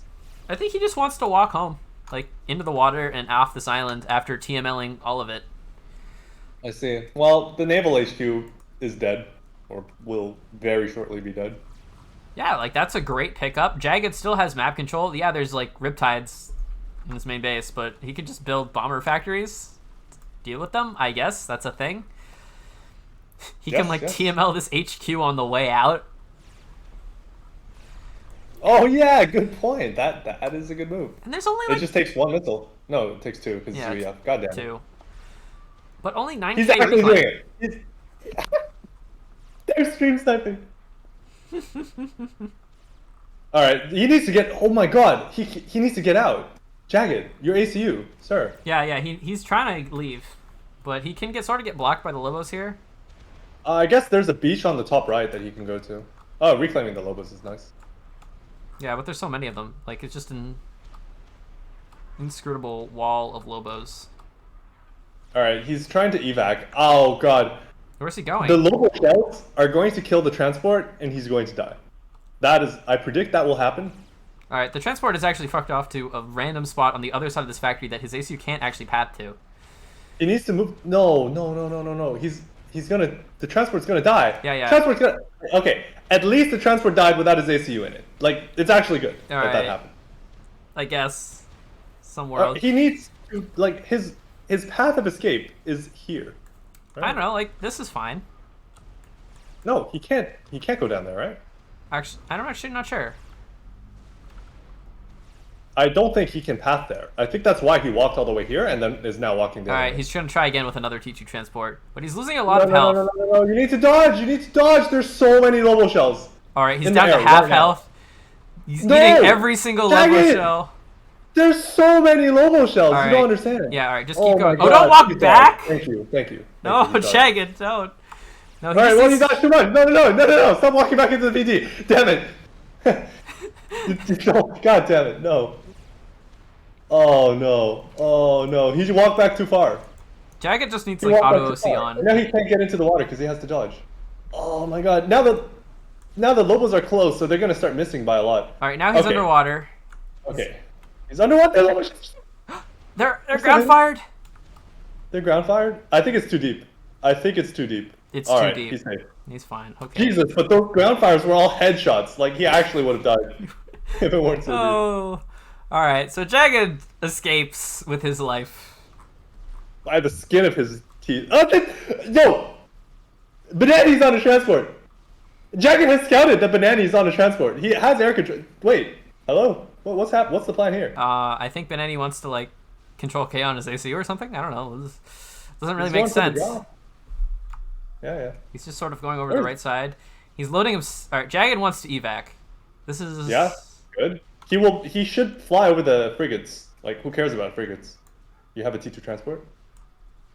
He is also now going to fly over a T1 AA, which might I think he's fine. Banani's transport he doesn't know what to do with it. Jagged's just leaving. Yeah. He's done. He's dropped his comm enough this game. Jesus. Okay. Well, I think Jagged has been okay. Has dealt with the situation. Banani was about to build a line of torp defense, but realized and stopped. Yes, it's not gonna work.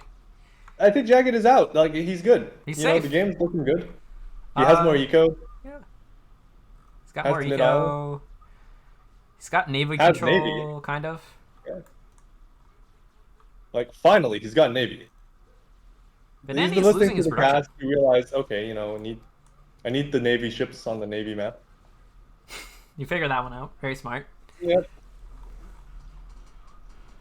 It's minute 22. No one has T3 air. Doesn't exist. Jagged has 5 T2P gens. Like, that should be enough. Just accidentally going T3 air because you have the eco to do it, you know?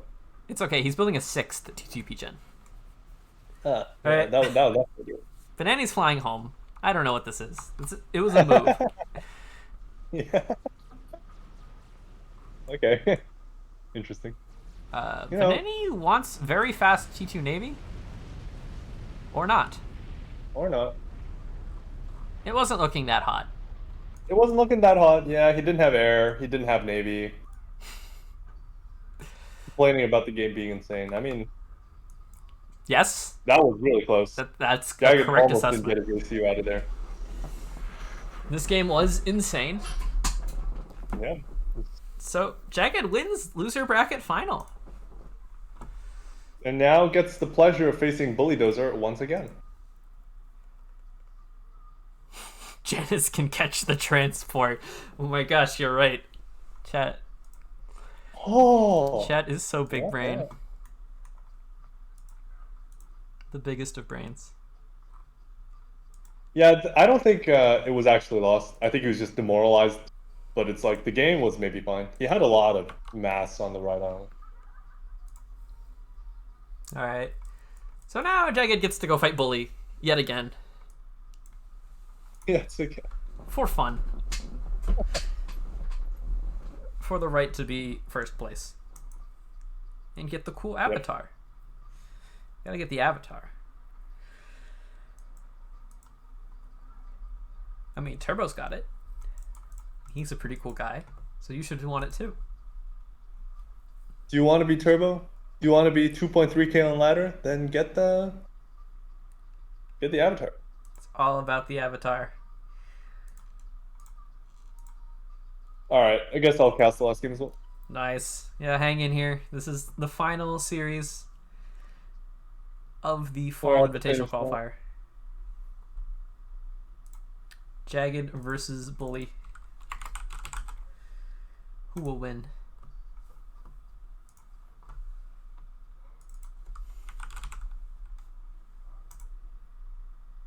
Let me use the bathroom. Peace.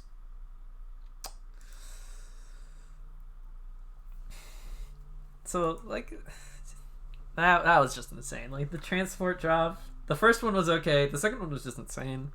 Almost got him killed for no reason. Oh my gosh.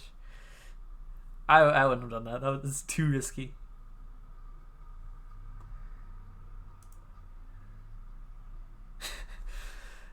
Gibmas is out here with a vote of confidence.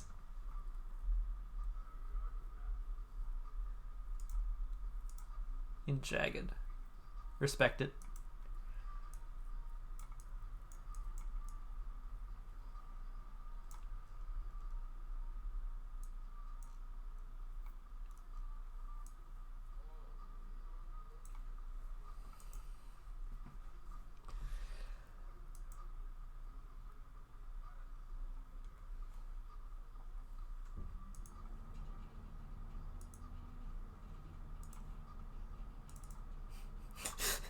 Banana immediately goes off to join a Ditch Reborn game.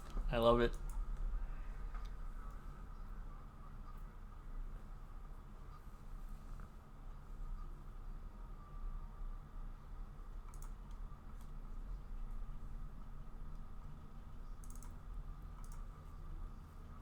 So this will be a best of 3.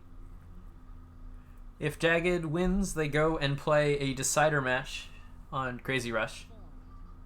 But if Bully wins, he's first place, and he's just very happy. He gets the cool avatar. And more importantly, he gets to be in the group he wants.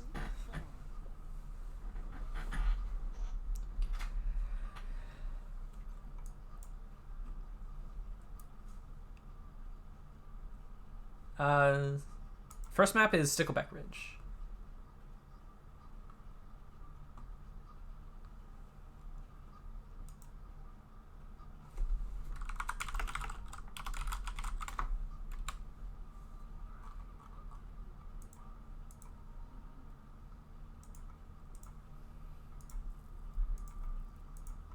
All right, I'm back. All right, the game is up. All right. Well, finally. The final on Stickleback Ridge. Is this best of 3? It is best of 3. All right. And if Jagged wins, they play a decider on Crazy Rush. Because he's in winners. Or he came from losers. So he only has to win 2 games.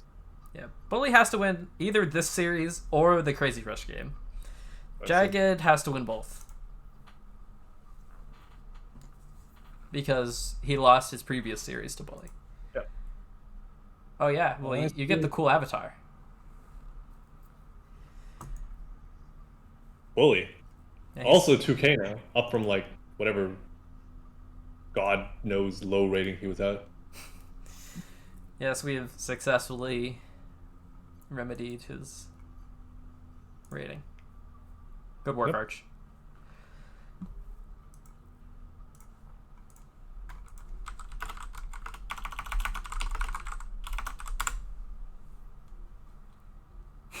Bully Dozer in chat. Guess I'll start playing with more than 10% of my max power.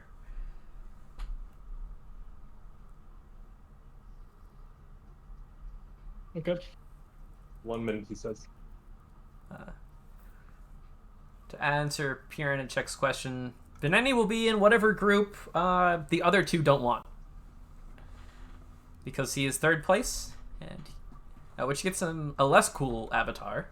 But still an avatar. Ladder Warrior avatar. Oh no, he doesn't get a ladder one. He gets the faction symbol for 3rd. Oh, what? All right. That's like standard. What's that mean? 2nd place gets the faction face. It's very fancy. Not that Jagged doesn't have a unique avatar already. This Waffle just has his WWPC one.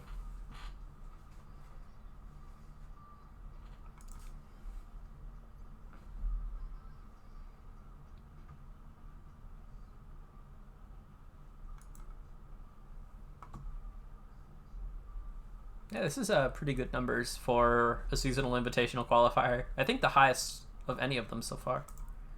Yeah, and this is just for the qualifier, which is pretty nuts. Yeah, we've gotten some like better viewership for like the grand final, but that's and when you ping at everyone on the Discord, you get more viewers. Oh. But you're saying that I should ping at everyone on the No, don't do it. It's too annoying. But the viewers. You get like 20 to 30 more viewers if you ping at everyone, I found. But anyway, there's a game going on. You want to introduce our There boys? is indeed. There are 2 Aeon boys in this game. How surprising. People would pick Aeon on a 5x5. I've never seen this. Quite strange. Can you Quite imagine? strange indeed. Well, honestly, and not super great. Sarah is just incredible because you can go like 100% Zooey at one point. Yep. And then what are your horse going to do? Out. Like, there's just so many chokes on this map, which makes it a really interesting 5x5. I would say, though, that the reason you pick Aeon is you win before you can get to even that stage. Like, the flare stage of the game. You just get such a big advantage, and you just snowball that. Oh, wait, did I not do predictions? Oh, yeah. No, I did it. Never mind. Right. Me. Well, let's take a look at the build order. Jagged, he's not going 3P gen mexes like he did last time, which I believe was questionable at the time. Bully is now the one doing 3P gen mexes. Okay. Switch roles.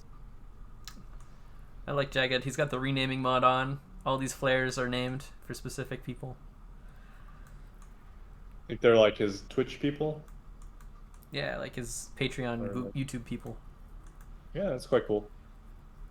Makes a lot of sense. What is Jagged's P-gen positioning? I don't understand. There are 2 P-gens that I do not understand. He wants the T2 mechs, obviously, on Stickleback. There will not be any T2 mexes going on here. I'll tell you that much. Oh, lab fight in the middle. Jagged with 2 labs versus 1. Look at this man. Both of the labs stay alive, but Jagged lost his scout, which is unfortunate. Did he have a scout? I thought so. It went like way far ahead. Yeah. So now he has no vision on the NGs. But he can use his low health flare as a scout. Or even just split him. Yeah, I think you should split up. He's going to send both to go pick up this NG, though. Well, he will find the NG, because he will see the mexes, and then he will basically know where the NG went. You know? Is he going to see the mexes? He wants to go in the base. He's not scouting No, the mexes. He doesn't see the mexes, right? Like, he actually doesn't see them. Yeah, he hasn't scouted them yet, but he will retreat. There's nothing here. You don't want to walk in and go fight the ACU. That's dumb. If he sees the mexes, then he'll be like, oh shit, there's an NG at the reclaim, because where else would the NG go? It was just a very fast NG to this position. Yeah, like, Jagged it's thought very it would nice. be... Like, so much reclaim as well before the labs even get there. Like, it's definitely been worth it. Yeah, it did its job. It did. He even grabs a bit more right at the end. Very nice. You'll love to see I would say it's honestly looking decent for... Well, it's quite even. Well, Bully is threatening to punch in right on this side and do the exact same thing, because this is a 2v1 lab fight. Bully's also ahead in factories. He's like a whole factory ahead. Oh, that's pretty huge. Well, we saw this last time with Jagged. He was quite slow on his factories. Jagged should have moved the 2 labs back to the 2 mechs after killing the NG. Yeah, he could have tried to kill him. I mean, he could probably kill this Aurora because there's no scout with it. Yep. He's meeting up with another lab, so now we have 3 labs without a scout. Somehow is an improvement. Meanwhile, 2 labs versus 2 labs. The 2 labs win? Yes. Wow. Whoa. I wouldn't have predicted that. Well, it's because they had a scout, and so they could turn their turrets before the engagement started. So they got the first strike advantage. So you're telling me that if in your Jedi mind you saw that there were 2 labs coming, you could force fire the ground to get your turrets pointed in the right direction? Well, yes. But then I would ban you. Alright, well there's a lab going to raid. This is a brutal raid, honestly. Yeah, they was going to try to get a PD up, but it's not going to happen. Well, maybe it will. Oh my god, it's so brutal. He could dodge with He's the gonna NG. kill both? He's gonna kill both. I don't know, this NG's dodging. One more! Nope. He's gonna kill both! Oh my god! He got both. Dude, they don't labs, man. What the hell? These guys have no chill. Right side is completely safe. He's got 3 Aurora, he's going to get the Hydro. This is absolutely fine. Yep. That's great for Bully. That's so good. Bully's, he has also just been a factory head this whole time. Although Bully has so much in storage. are crushing the labs. When you have like 3v3 and the labs have to run to get into range, then the Aurora just crush them. Though the Aurora on the bottom aren't looking so hot. They lost their scout. Yeah. The funny thing is, the best tank against flares is the Aurora. And versus Ion is just a weird matchup. Because your Auroras can't really kite anymore. You both have flares. Oh, look at the bottom. There's going to be a fight. Oh! Bully moved in. Now the flares get into range, but then Jagged stops. They both want to give each other a fair shot at winning this. Yeah, it's like they both did the equal amount of suboptimal micro, so it's still completely balanced out. Although it's still pretty decent from both of them. Yeah, it was good for...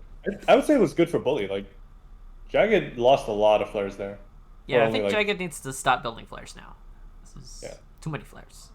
Well, he, had that game against Turbo, in the show match tournament.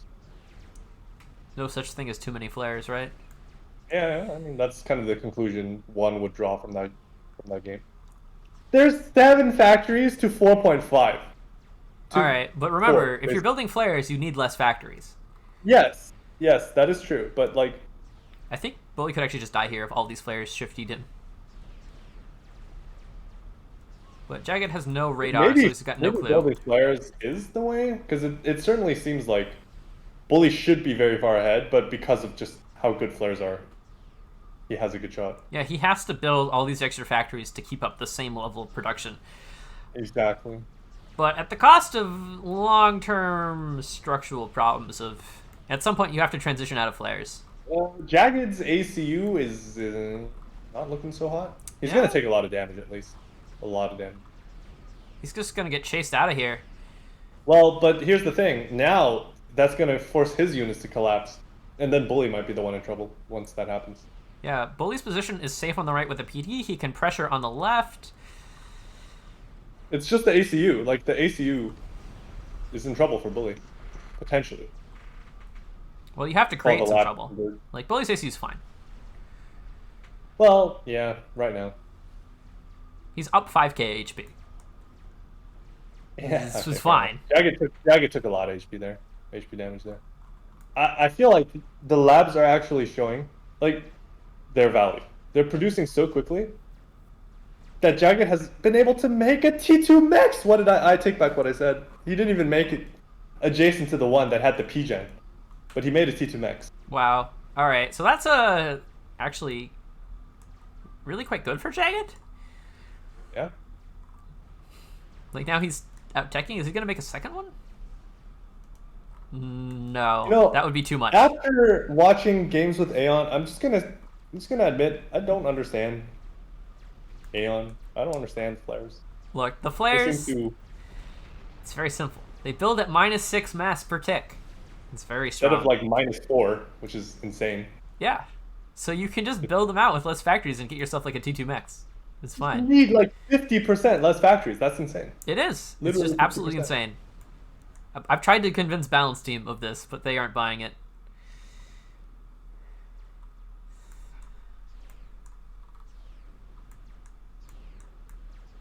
Alright, looks like Jagged wants to get himself gun. Speed gun first, which I think is interesting. Does he have the power? I guess. He had a full power bar and a storage. And he's building more, so he can actually do this. Speed gun? I think it would make sense for Bully to get speed gun first, considering he's going against flares, and for Jagged to get range gun. Yeah, it really would. Also, yeah, Bully seems to have like 70% map control now. The flares are kind of running out of their flariness. Like, yeah, they've lost their shine, but with the gun, they have another opportunity to just run in at the opponent. All right, this is half a gun, and he's still down 5k HP. Oh, okay, I like this. No. So he got range gun just to hope that he can get in range without his opponent noticing, and then once you're in range, like having both guns, right? Yeah, I mean, range gun is only good if you're not in range. But you're so low health, you don't want to like walk in solo and just get right-clicked. But there are a lot of bombers for Jagged, which are about to completely destroy everything Yeah. Bully has ever... Yeah. Jagged banked them up too. Like he specifically didn't send out just one. They're just going to kill everything. They're gonna look at the mid army, and let's look at it in about a minute. Boop. Oh, he didn't split his fire. All right. He still killed like 7. Where are Jagged's units? Hello? Jagged, you okay there, buddy? He's going to vet. But why? I don't understand. Like he orchestrated this assault, but then sent all his units away. Yeah, his units are like up here, over here. Yeah, you've got understand. speed gun Jagged. Congratulations. Very nice. It's like I don't know. He's still not sending his units to his ACU. Like what? Where are these flares going at the bottom? Hello? Well, it's just too late. Yeah, but I don't understand. That just makes no sense. Jagged had an idea. And it was to build flares and then a T2 mech and then speed gun. But this is not a winning sequence of events, as it turns out. Well, I think the winning sequence of events was building flares. That was like actually good. I'm pretty sure. He could have got such a big advantage from building flares. Like look at how little factories he has. He just has so much mass to work with because flares are so efficient. Yeah, and he, instead of using that to, build more flares and snowball off that, he built a T2 mechs. Just like, okay, sure. I'm not even sure it paid for itself. I mean, it probably did, but only barely. No, I don't think it did. Like, even if it broke even, it hasn't. Like, man. They both hosted a game, and neither of them on Crazy Rush. Wait. Oh no, it doesn't. It's not on Crazy Rush. It's on Twin Rivers. It's the correct map. Like it's a best of 3, and then if Bully loses that best of 3, they go to a best of 1 on Crazy Rush. Oh my. Okay, I see. I've joined Jagged's game.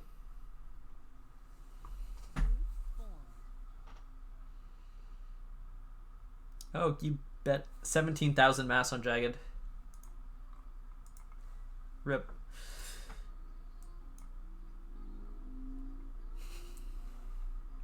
Tom Ruler says he did it to Bully earlier, so he was prepared. Yeah, why not?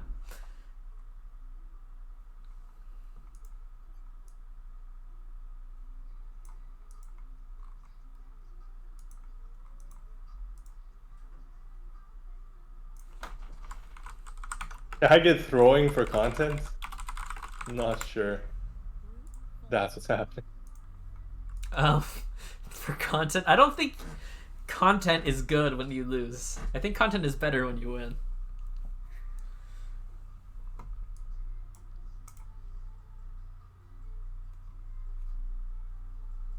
Alright, so if Bully wins this, it's first place in the Fall Invitational for him. Fun fact, every previous winner of the qualifier has always ended up in the top 8. Wow. Yeah. All right. Better than the invited players. Sometimes, yes. Like, they usually will beat out an invited player. What about subs? What about what? How have subs done? You may be the only sub to ever finish top 8. Fair enough, yeah. That is your legacy. I don't know if Caroline is casting. Is he?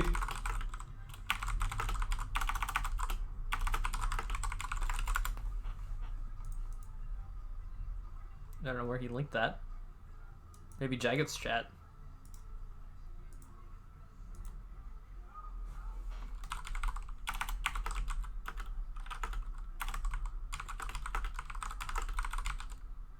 Oh, that's a good point. Jagged doesn't have delay. Swkoll, I will point out that you are once again the highest rated player in this game. In the final, the qualifier. I know. Beastly. It's pretty player. great. Just sitting here. Your talents are wasted casting. Look, you're an invited player, right? You can't even play this. That's how good you are. You're the tournament organizer, so Mm-hmm. yes, some slight barriers. Apparently, UD is now broke. He's gone from 20,000 points to 20 points. Incredible.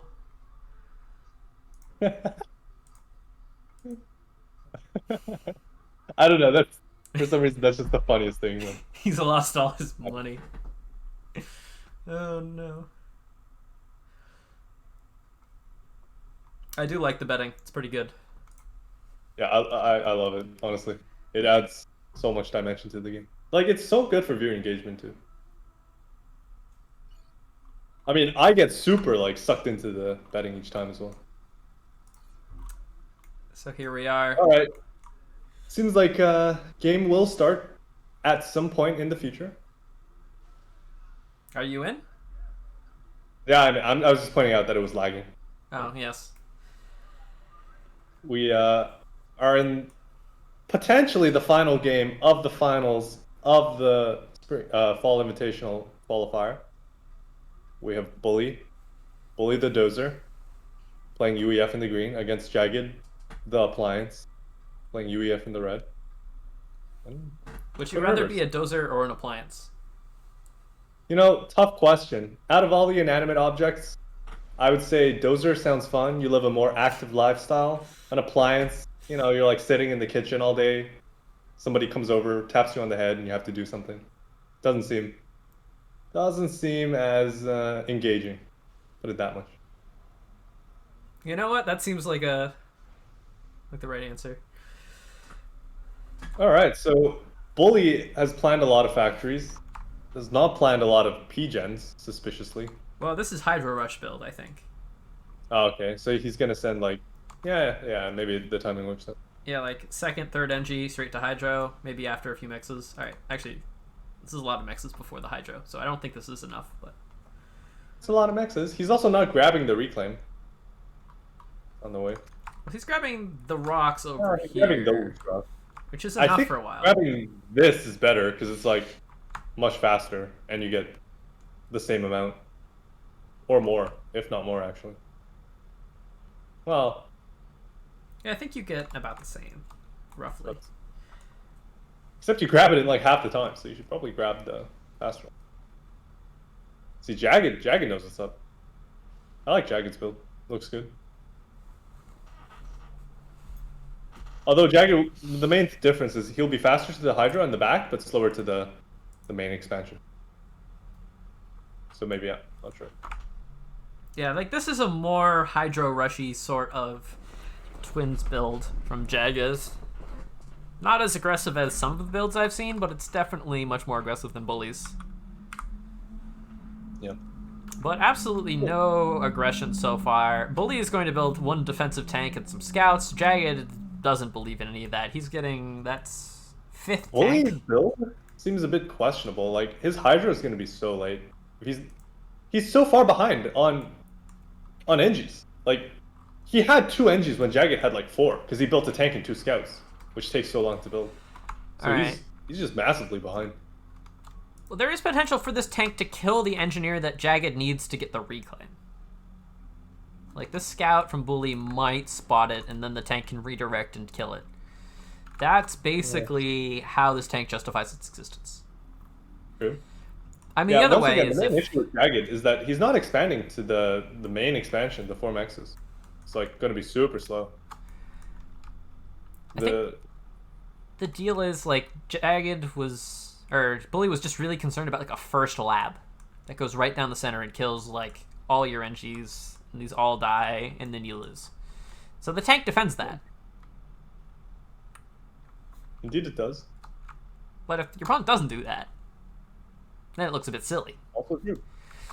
It'll try to sneak by the left, but Jagged has a scout here. He knows this is a likely raiding path. This is nice from Jagged. He's going to grab the mid-mass. It's always huge. It's Yeah. a big boost to the economy. The thing is, he doesn't have that much power, so it's going to come in at a time where it's like he's grabbing a lot of mass mexes, and you know this mass is coming in. So I'll be interested to see if he can fully use it. He's about to have 2 NGs on the Hydro, and that I think is the game plan. Yes. Although he really just doesn't have enough build power at all. Like, even close. Yes. He's going to waste mass. Like, look at his main base. It's so, it's like he's gonna get a lot of mass right now. So I don't know if he can use it. He cannot. He's wasting 15 to tick, but that's okay. It's all reclaim that he might not get anyway, and it's better to deny it than, Honestly, I would just build a PD, but I'm greedy, so. The PD takes forever. That's a 50-second PD to build. Yeah, yes. This tank will show up Start first. building it, and then if it looks bad, you can also reclaim it. No. That's use the power for something else. PD takes so much power. Like, it's minus 40 on an NG. Oh yeah. Then PD's actually bad, just power. But Jagged now finishes his hydro, and he's like, oh yes, I can now utilize the mass I have. Mostly, he's trying. We'll see. I mean, just start a max upgrade at that point, right? If you need the build power. I mean, he's about to finish his 5th factory. Bully already has 5 factories done.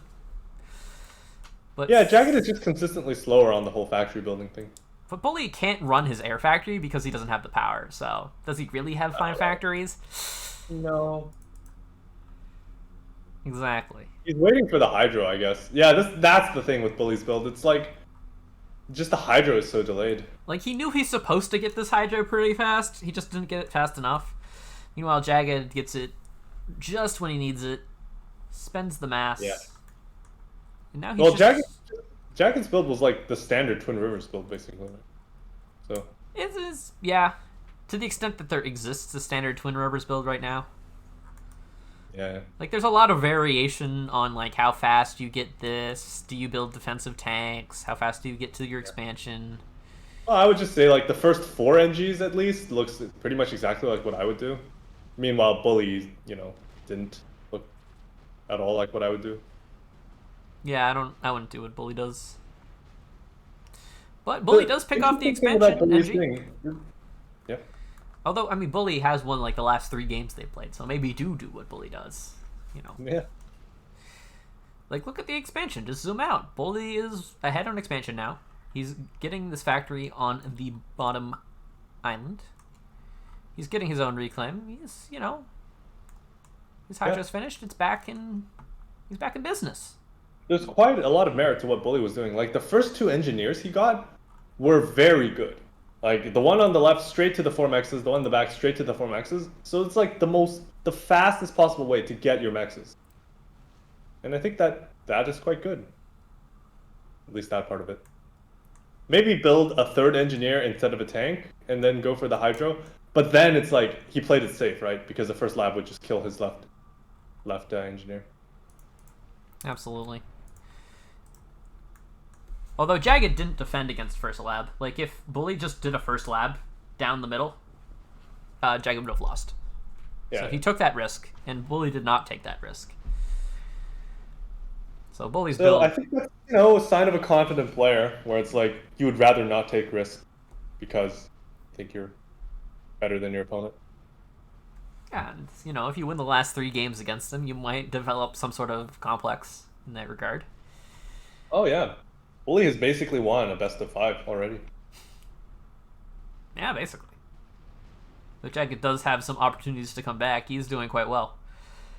Though Twin Rivers is perhaps an okay map for Jagged versus Bully. I would say it's a map where Jagged is definitely better on this. More favored than Bully than any of the maps they've played on so far. Yeah, like, you can do some sort of passive teching slow play, which I think favors Jagged a lot. Well, let's see. I expect a big T2 transition from both of the players. But maybe Bully will surprise us and just mass T1, which will be very bad. Potential. There's the window, but small. Yeah, I mean, Bully can just try to punch through with his ACU, get in here, and try to force some sort of reaction. Mm-hmm. Both players have gotten one of the plateaus. Jagged wants 2 factories. Bully. Interesting. Bomber gonna go out to the left plateau to try to damage that. But yeah, the factory's up though, so not too much to be done. it will be annoying. For sure. Not as annoying as, like, this tank that is randomly in the back of Bully's base that is waiting for its time to strike. Fighting stuff. Jagged has a radar. He knows what's up. Now He Jagged knows wants to where- contest right island. 4 tanks and an That, NG. that would be good. Yeah, that would be good. I think he might be able to win it. There's no tank or defensive unit at all here on the left side. And he's getting nice raids in with the tanks, killing the NGs. Bully's getting some nice raids on the right. Jagged Yeah. has like no defenses at all. All right, well, let's see what these 5 tanks can do on the right island. 4 tanks and an NG. There's a factory, so you know, he's building tanks already. He's building PD. He's getting a second factory. He's building tanks. Like the tanks have a lot of work cut out for them, and this NG can't really do much by itself. Eco is about equal. Bully has 2 mexes. Jagged has like, 1 but 2 about to be done. So Jagged will soon be ahead in eco. Bully going T2 land. He started with a lot of assistance. Jagged is almost done with a lot of assistance. So yeah, looking good for Jagged, honestly. Check out this Especially with the ACU drop on move the bottom. though. Like Jagged came around to the other side just to zone out any bully aggression that might happen. Ooh, that's really bad. Now the right-hand side is open. Look at these. Look at this pathway. Look at all these tanks that are coming. Yeah, this is the huge risk. Can he actually defend against this? If this gets in, it's gonna hurt so much. I understand how this happened though. Like Jagged had more T1 land factories. I was counting. So why does he have less units? Question mark. Well, probably he because his red expansion has just been like constantly partially denied for the last 5 minutes. Yeah. And he's taking a terrible trade right now. Yeah. There's nothing to stop this army. This army is just gonna walk right through unless Bully pulls back. All right. Like Bully doesn't expect that he'll be able to push through, right? Why would you? The game is basically even. Well, you're bully I and don't you know. want to push, so therefore you will try. I just send a scout ahead. Maybe he doesn't have air scouts available, but you scout ahead, you see nothing, and you just send it. You know, if you don't have air scouts available, go build yourself one. They're not that expensive. Yeah, or just send an inti. You know, they're not that bad. They're not pretty that bad. All right, well, Jagged is building gun. He is almost 60-70% done. Bully does not. That's scary. That is scary, and Bully's not running away either. All right, he's scouting now though. All right, Bully scouts it. Bully should see that the gun. I don't know if that was in vision range of the air scout. Oh, it was. You should have seen it. Yeah, and now immediate retreat. He's just gonna Very fall nice. back, But he army. can push on the right. He should push on the right, honestly. I think he wants to, but he doesn't have good intel. He's instead gonna try to like send this flank attack around, get in, have these armies sort of keep each other in check. The flank attack's a nice idea. Also, if I were Bully, I would just make like 1 Sparky, so you can get the gun under a T2 PD. I mean, always build a Sparky. Sparky is like best T2 unit you've got. It's incredible. Okay, but he builds second T2 engineer, second T2 engineer, sorry, and builds a TMD. Like, I don't agree with this at all. Well, here he just don't. watches Jagged's streams a lot, and Jagged says to build TMD, so he is. What is it even defending? It's defending T1 mexes. Like, this is not necessary at There's all. a T2 Max here. No. There's like multiple, and a PGen. No. I'm talking about this T2 TMD. Oh. Yeah, Yeah. that doesn't defend any. Well, it defends the ones in the back, I guess, if you build a very forward. But You those build it are like T1. here with Jagged's ACU. But Jagged is just gonna run in with gun. No, Bully, run! No, Bully! Bully my wants channel to try point- to finish gun. My channel points are slipping away as we speak. Now Jagged's in range with his commander. Oh, no. Alright, he has got 2 NGs assisting him, though. And Jagged's keeping his distance. He's just I picking up didn't tanks. notice he had 2 NGs assisting, actually. There's like a That's- third one that's yeah. trying to help, but it's getting stuck. So this actually might Yeah. finish. There's not many Lobos here. Jagged can't really cancel it. There's actually no Yeah, Lobos at all. Jagged sat back with his army. So There's- it kind of worked out in the end, but Jesus, dude. Like, even now, it's still not good for Bully because Jagged's taking such a good trade. I mean, this is kind of fine. You hold. You've got all these Yeah. pillars about to come in, and Jagged has to run. Yeah. And you get the reclaim field. Yep. This is That is absolutely true. fine. Bully is winning on... Actually, there's a lot of pillars He over here on the right. still is not winning on the right-hand side. I guess Jagged sent his pillars over.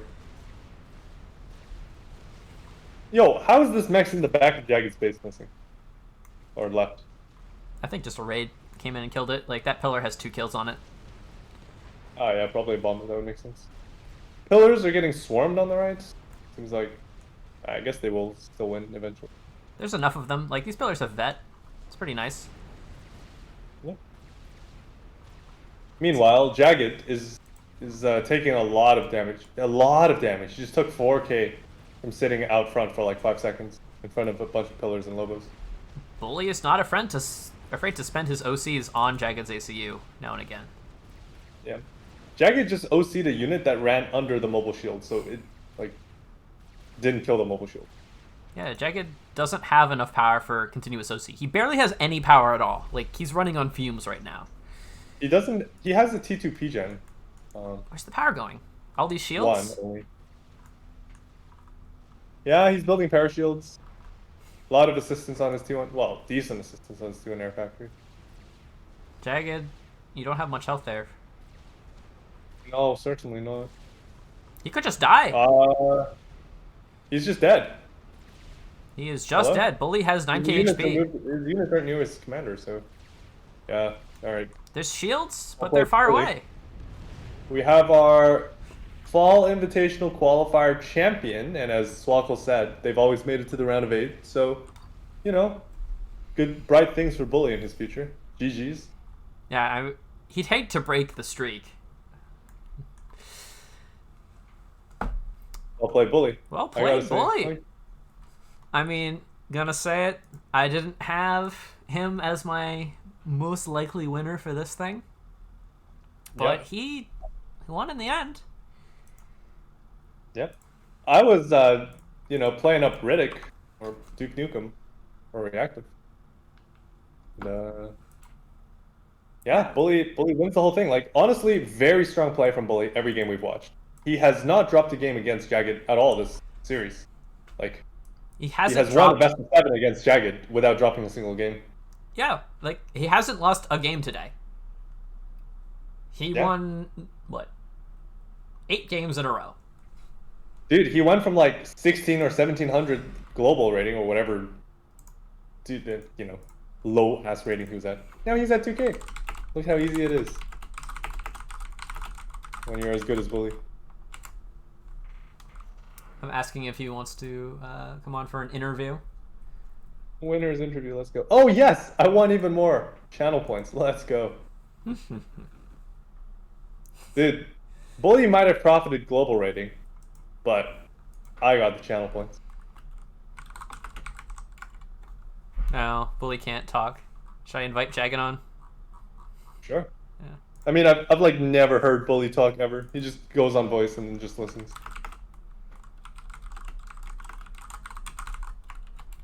Are you mute, Bully? You can let us know. We won't tell anyone, except for the 123 people watching on FAFLive.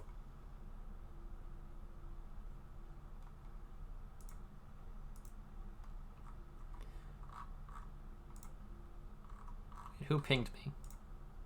Oh, someone in a random Discord.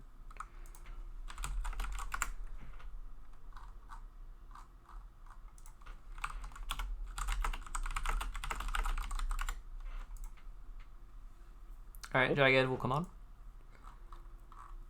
Hello. Hey, Jagged. Hey, Jagged.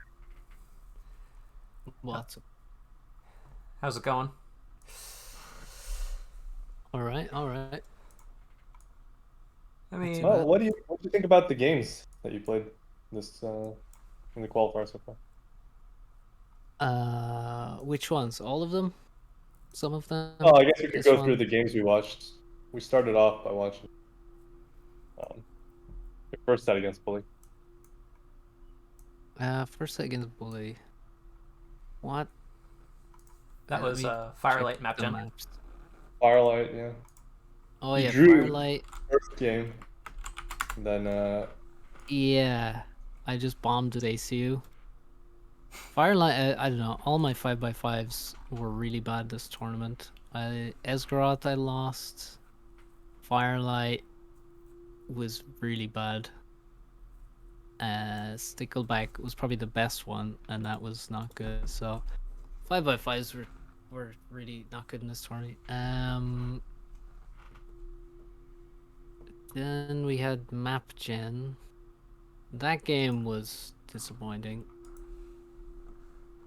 I just focused too much on reclaim and not enough on, mexes. And probably, well, I made Tech 2 land too fast. Couldn't get any intel in the game. So, kind of got owned there. Yeah, that's what we were thinking. Like the map was very open, so you needed a bit later T2 land probably. Yeah, I mean, I could have made it work, but I didn't. Mm. And then, but I didn't really mind at that point because once I beat reactive, I'm qualified. So wasn't Oh too yeah. We worried watched about. your games versus reactive, and I think you played like super well on Arcane and Emerald Crater. Especially Emerald Crater. That was like some god tier drop management. I loved it. Yeah. Well, I don't know. I don't think he actually played. I don't think I played great in this tourney overall. The Emerald Crater one, like maybe it was a better performance, but he like didn't really use his ACU. He allowed me to take both the sides and didn't get middle in return. So Yeah. that was kind of like I had to win that one really.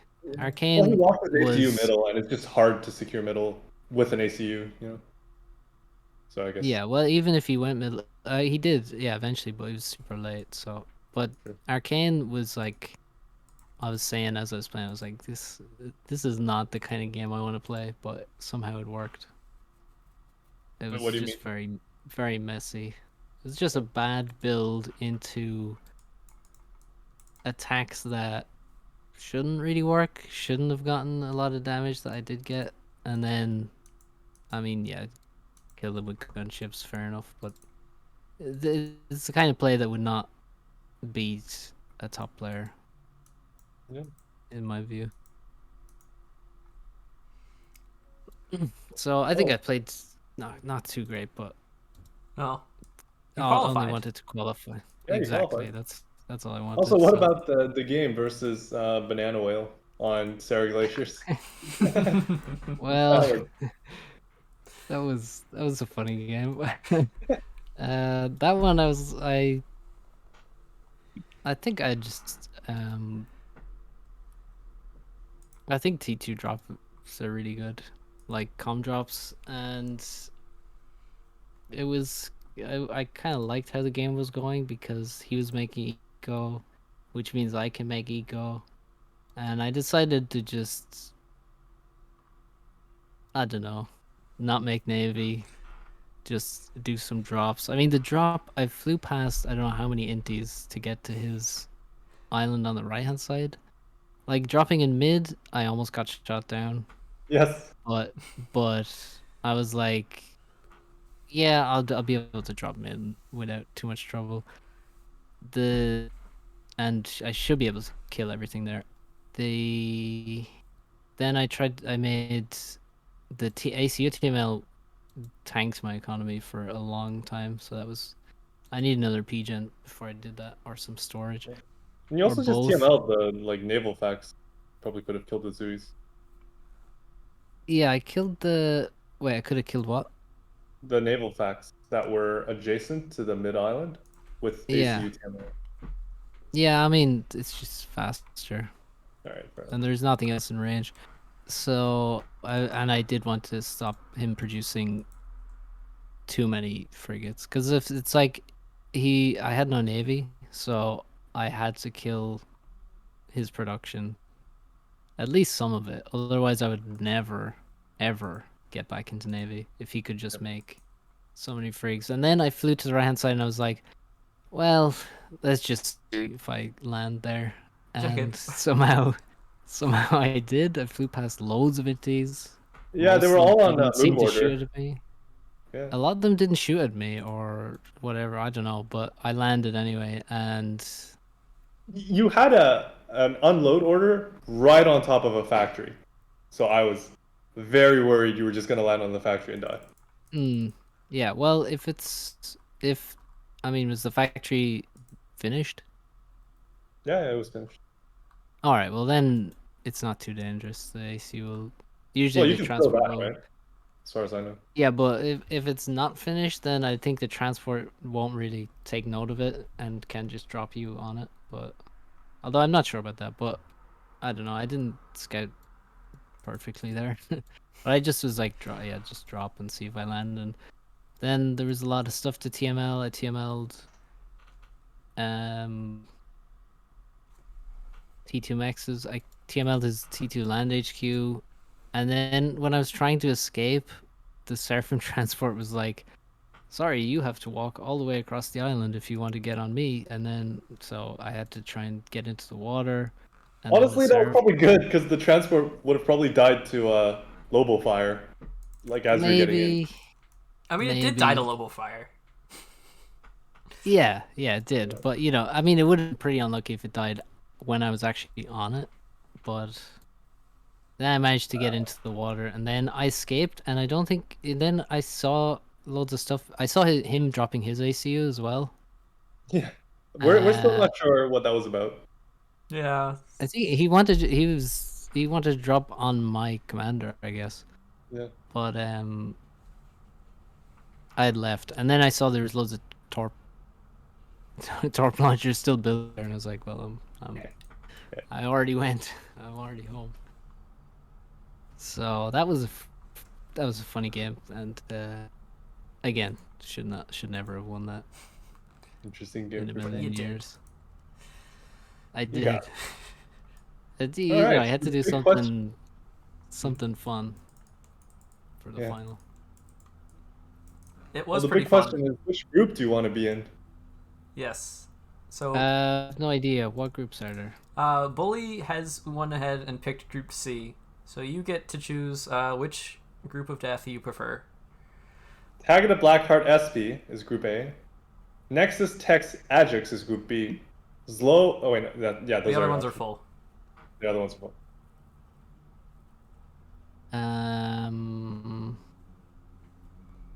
What's the wait? Nexus Tex Ajax. Yeah, that's Group B. Group B, is it? Yes. And the first group is? Tagada Blackheart Esperanto.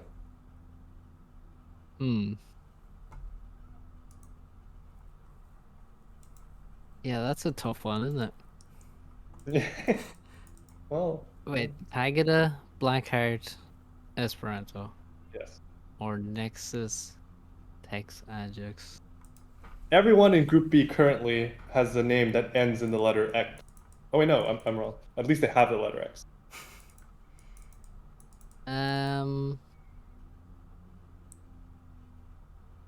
Group A. All right. Yeah, Group A. It's actually not that hard to choose. Just pray that Blackheart is rusty, right? Hasn't prepped. SB hasn't looked too strong recently, to be honest. I don't need to pray. Blackheart's not playing the game, so I don't think he'll be prepping super hard for this. So well, every that's time fine. he does play, he does prep. Like last time, he beat Tagada 3-1, right?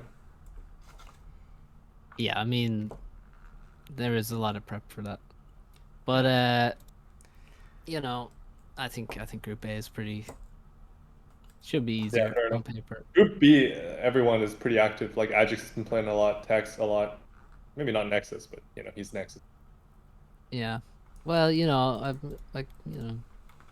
I beat Nexus and Tex recently in series, so Yeah. whatever, bro. Pro gamer. I'm not getting out of groups, don't worry.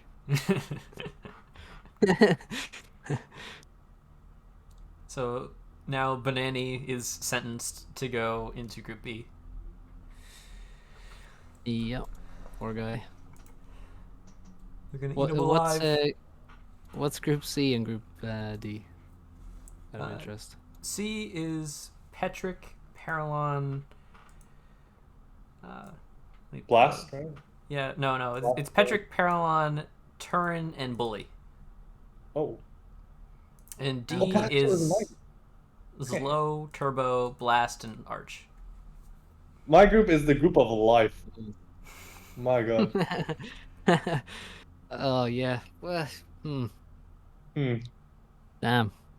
Damn. Now I do feel bad about my groups. Oh well. No offense, Arch. Yeah. None taken. I mean, All right. the seeding is just kind of weird because like Zlo came in second place last time, which makes him like a first seed. And Yeah. That was quite a result. the system says he's very strong. Well, he is.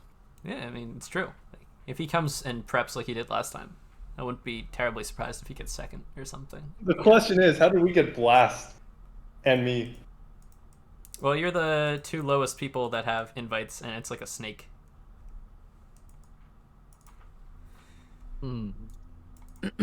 Right. Wait, so you put the two lowest people in the same group? Well, only because it just happens to be like at the end of the snake. So it goes like A, B, C, Oh, D, yeah. D, C, B, A, B, C, etc. Right. Okay. Just down the Yeah, I list. getcha. And they end up like that. Okay. Well, is there a winners interview? Because usually you interview the winners, right? Yeah, but Bully not the- didn't not say. the- Well, Bully said Not he's the guy. not available. Yes. So we went to second place. Yeah. 2-0'd twice by Bully. Feels bad, man. By Bully. Like, damn, I guess Yeah. he's strong now? He's always strong. He's always strong. He just never plays, so nobody knows. Oh, that's true. He just decides to show up last minute and is like, yes, today I will win this tournament. And then he did. Yeah. Yeah. Did he lose? He didn't lose any maps. Not a single game. Pretty OP. 8-0. I mean, he Nexus basically just impersonator. Nexus impersonation. Now he just has to go through the rest of the tournament without a single loss. Yeah. I'm sure he Wait, could what do was it. his group again? He could make it out of his group for sure. It was Patrick no. Paralon Turin. Patrick Paralon Turin. That's doable. Oh, that's doable, yeah. Rusty is. Patrick. It's doable. Not likely, but doable. Look, the qualifier winner has always made it to round of 8. Bully is not going to let me down this time and break the streak. I like that you're keeping track of that, though. That's good. Yeah. We need these stats. Good stats. All right. I'm going ahead. All right. Thanks for coming on, Any Jagged. other- Thanks, Right. Jagged. You're around. See yous. Okay. Yeah, good stream. Well, thanks everyone for tuning in. We have pretty record-breaking numbers for a qualifier. Yeah. A lot of viewers, so thank you all for tuning in. And also thanks to Alex for subbing with Prime. It helps to fund future tournaments. And I'd like to thank Arch for co-casting with me today. Thank you for having me on. Yeah, it's been I enjoyed every time. Yeah, it's been great. I'd also like to thank Angel of Death for TDing the tournament and was just enormously helpful. And of course, I'd like to thank all the people who donated, Morax, Lord Voldemort, you Arch and Yudi, and of course people on the FAF Patreon. So next week, same time, 1400 UTC. We'll start off with the group stage and see who can make it to the finals and who will be knocked out. So we'll see you all then.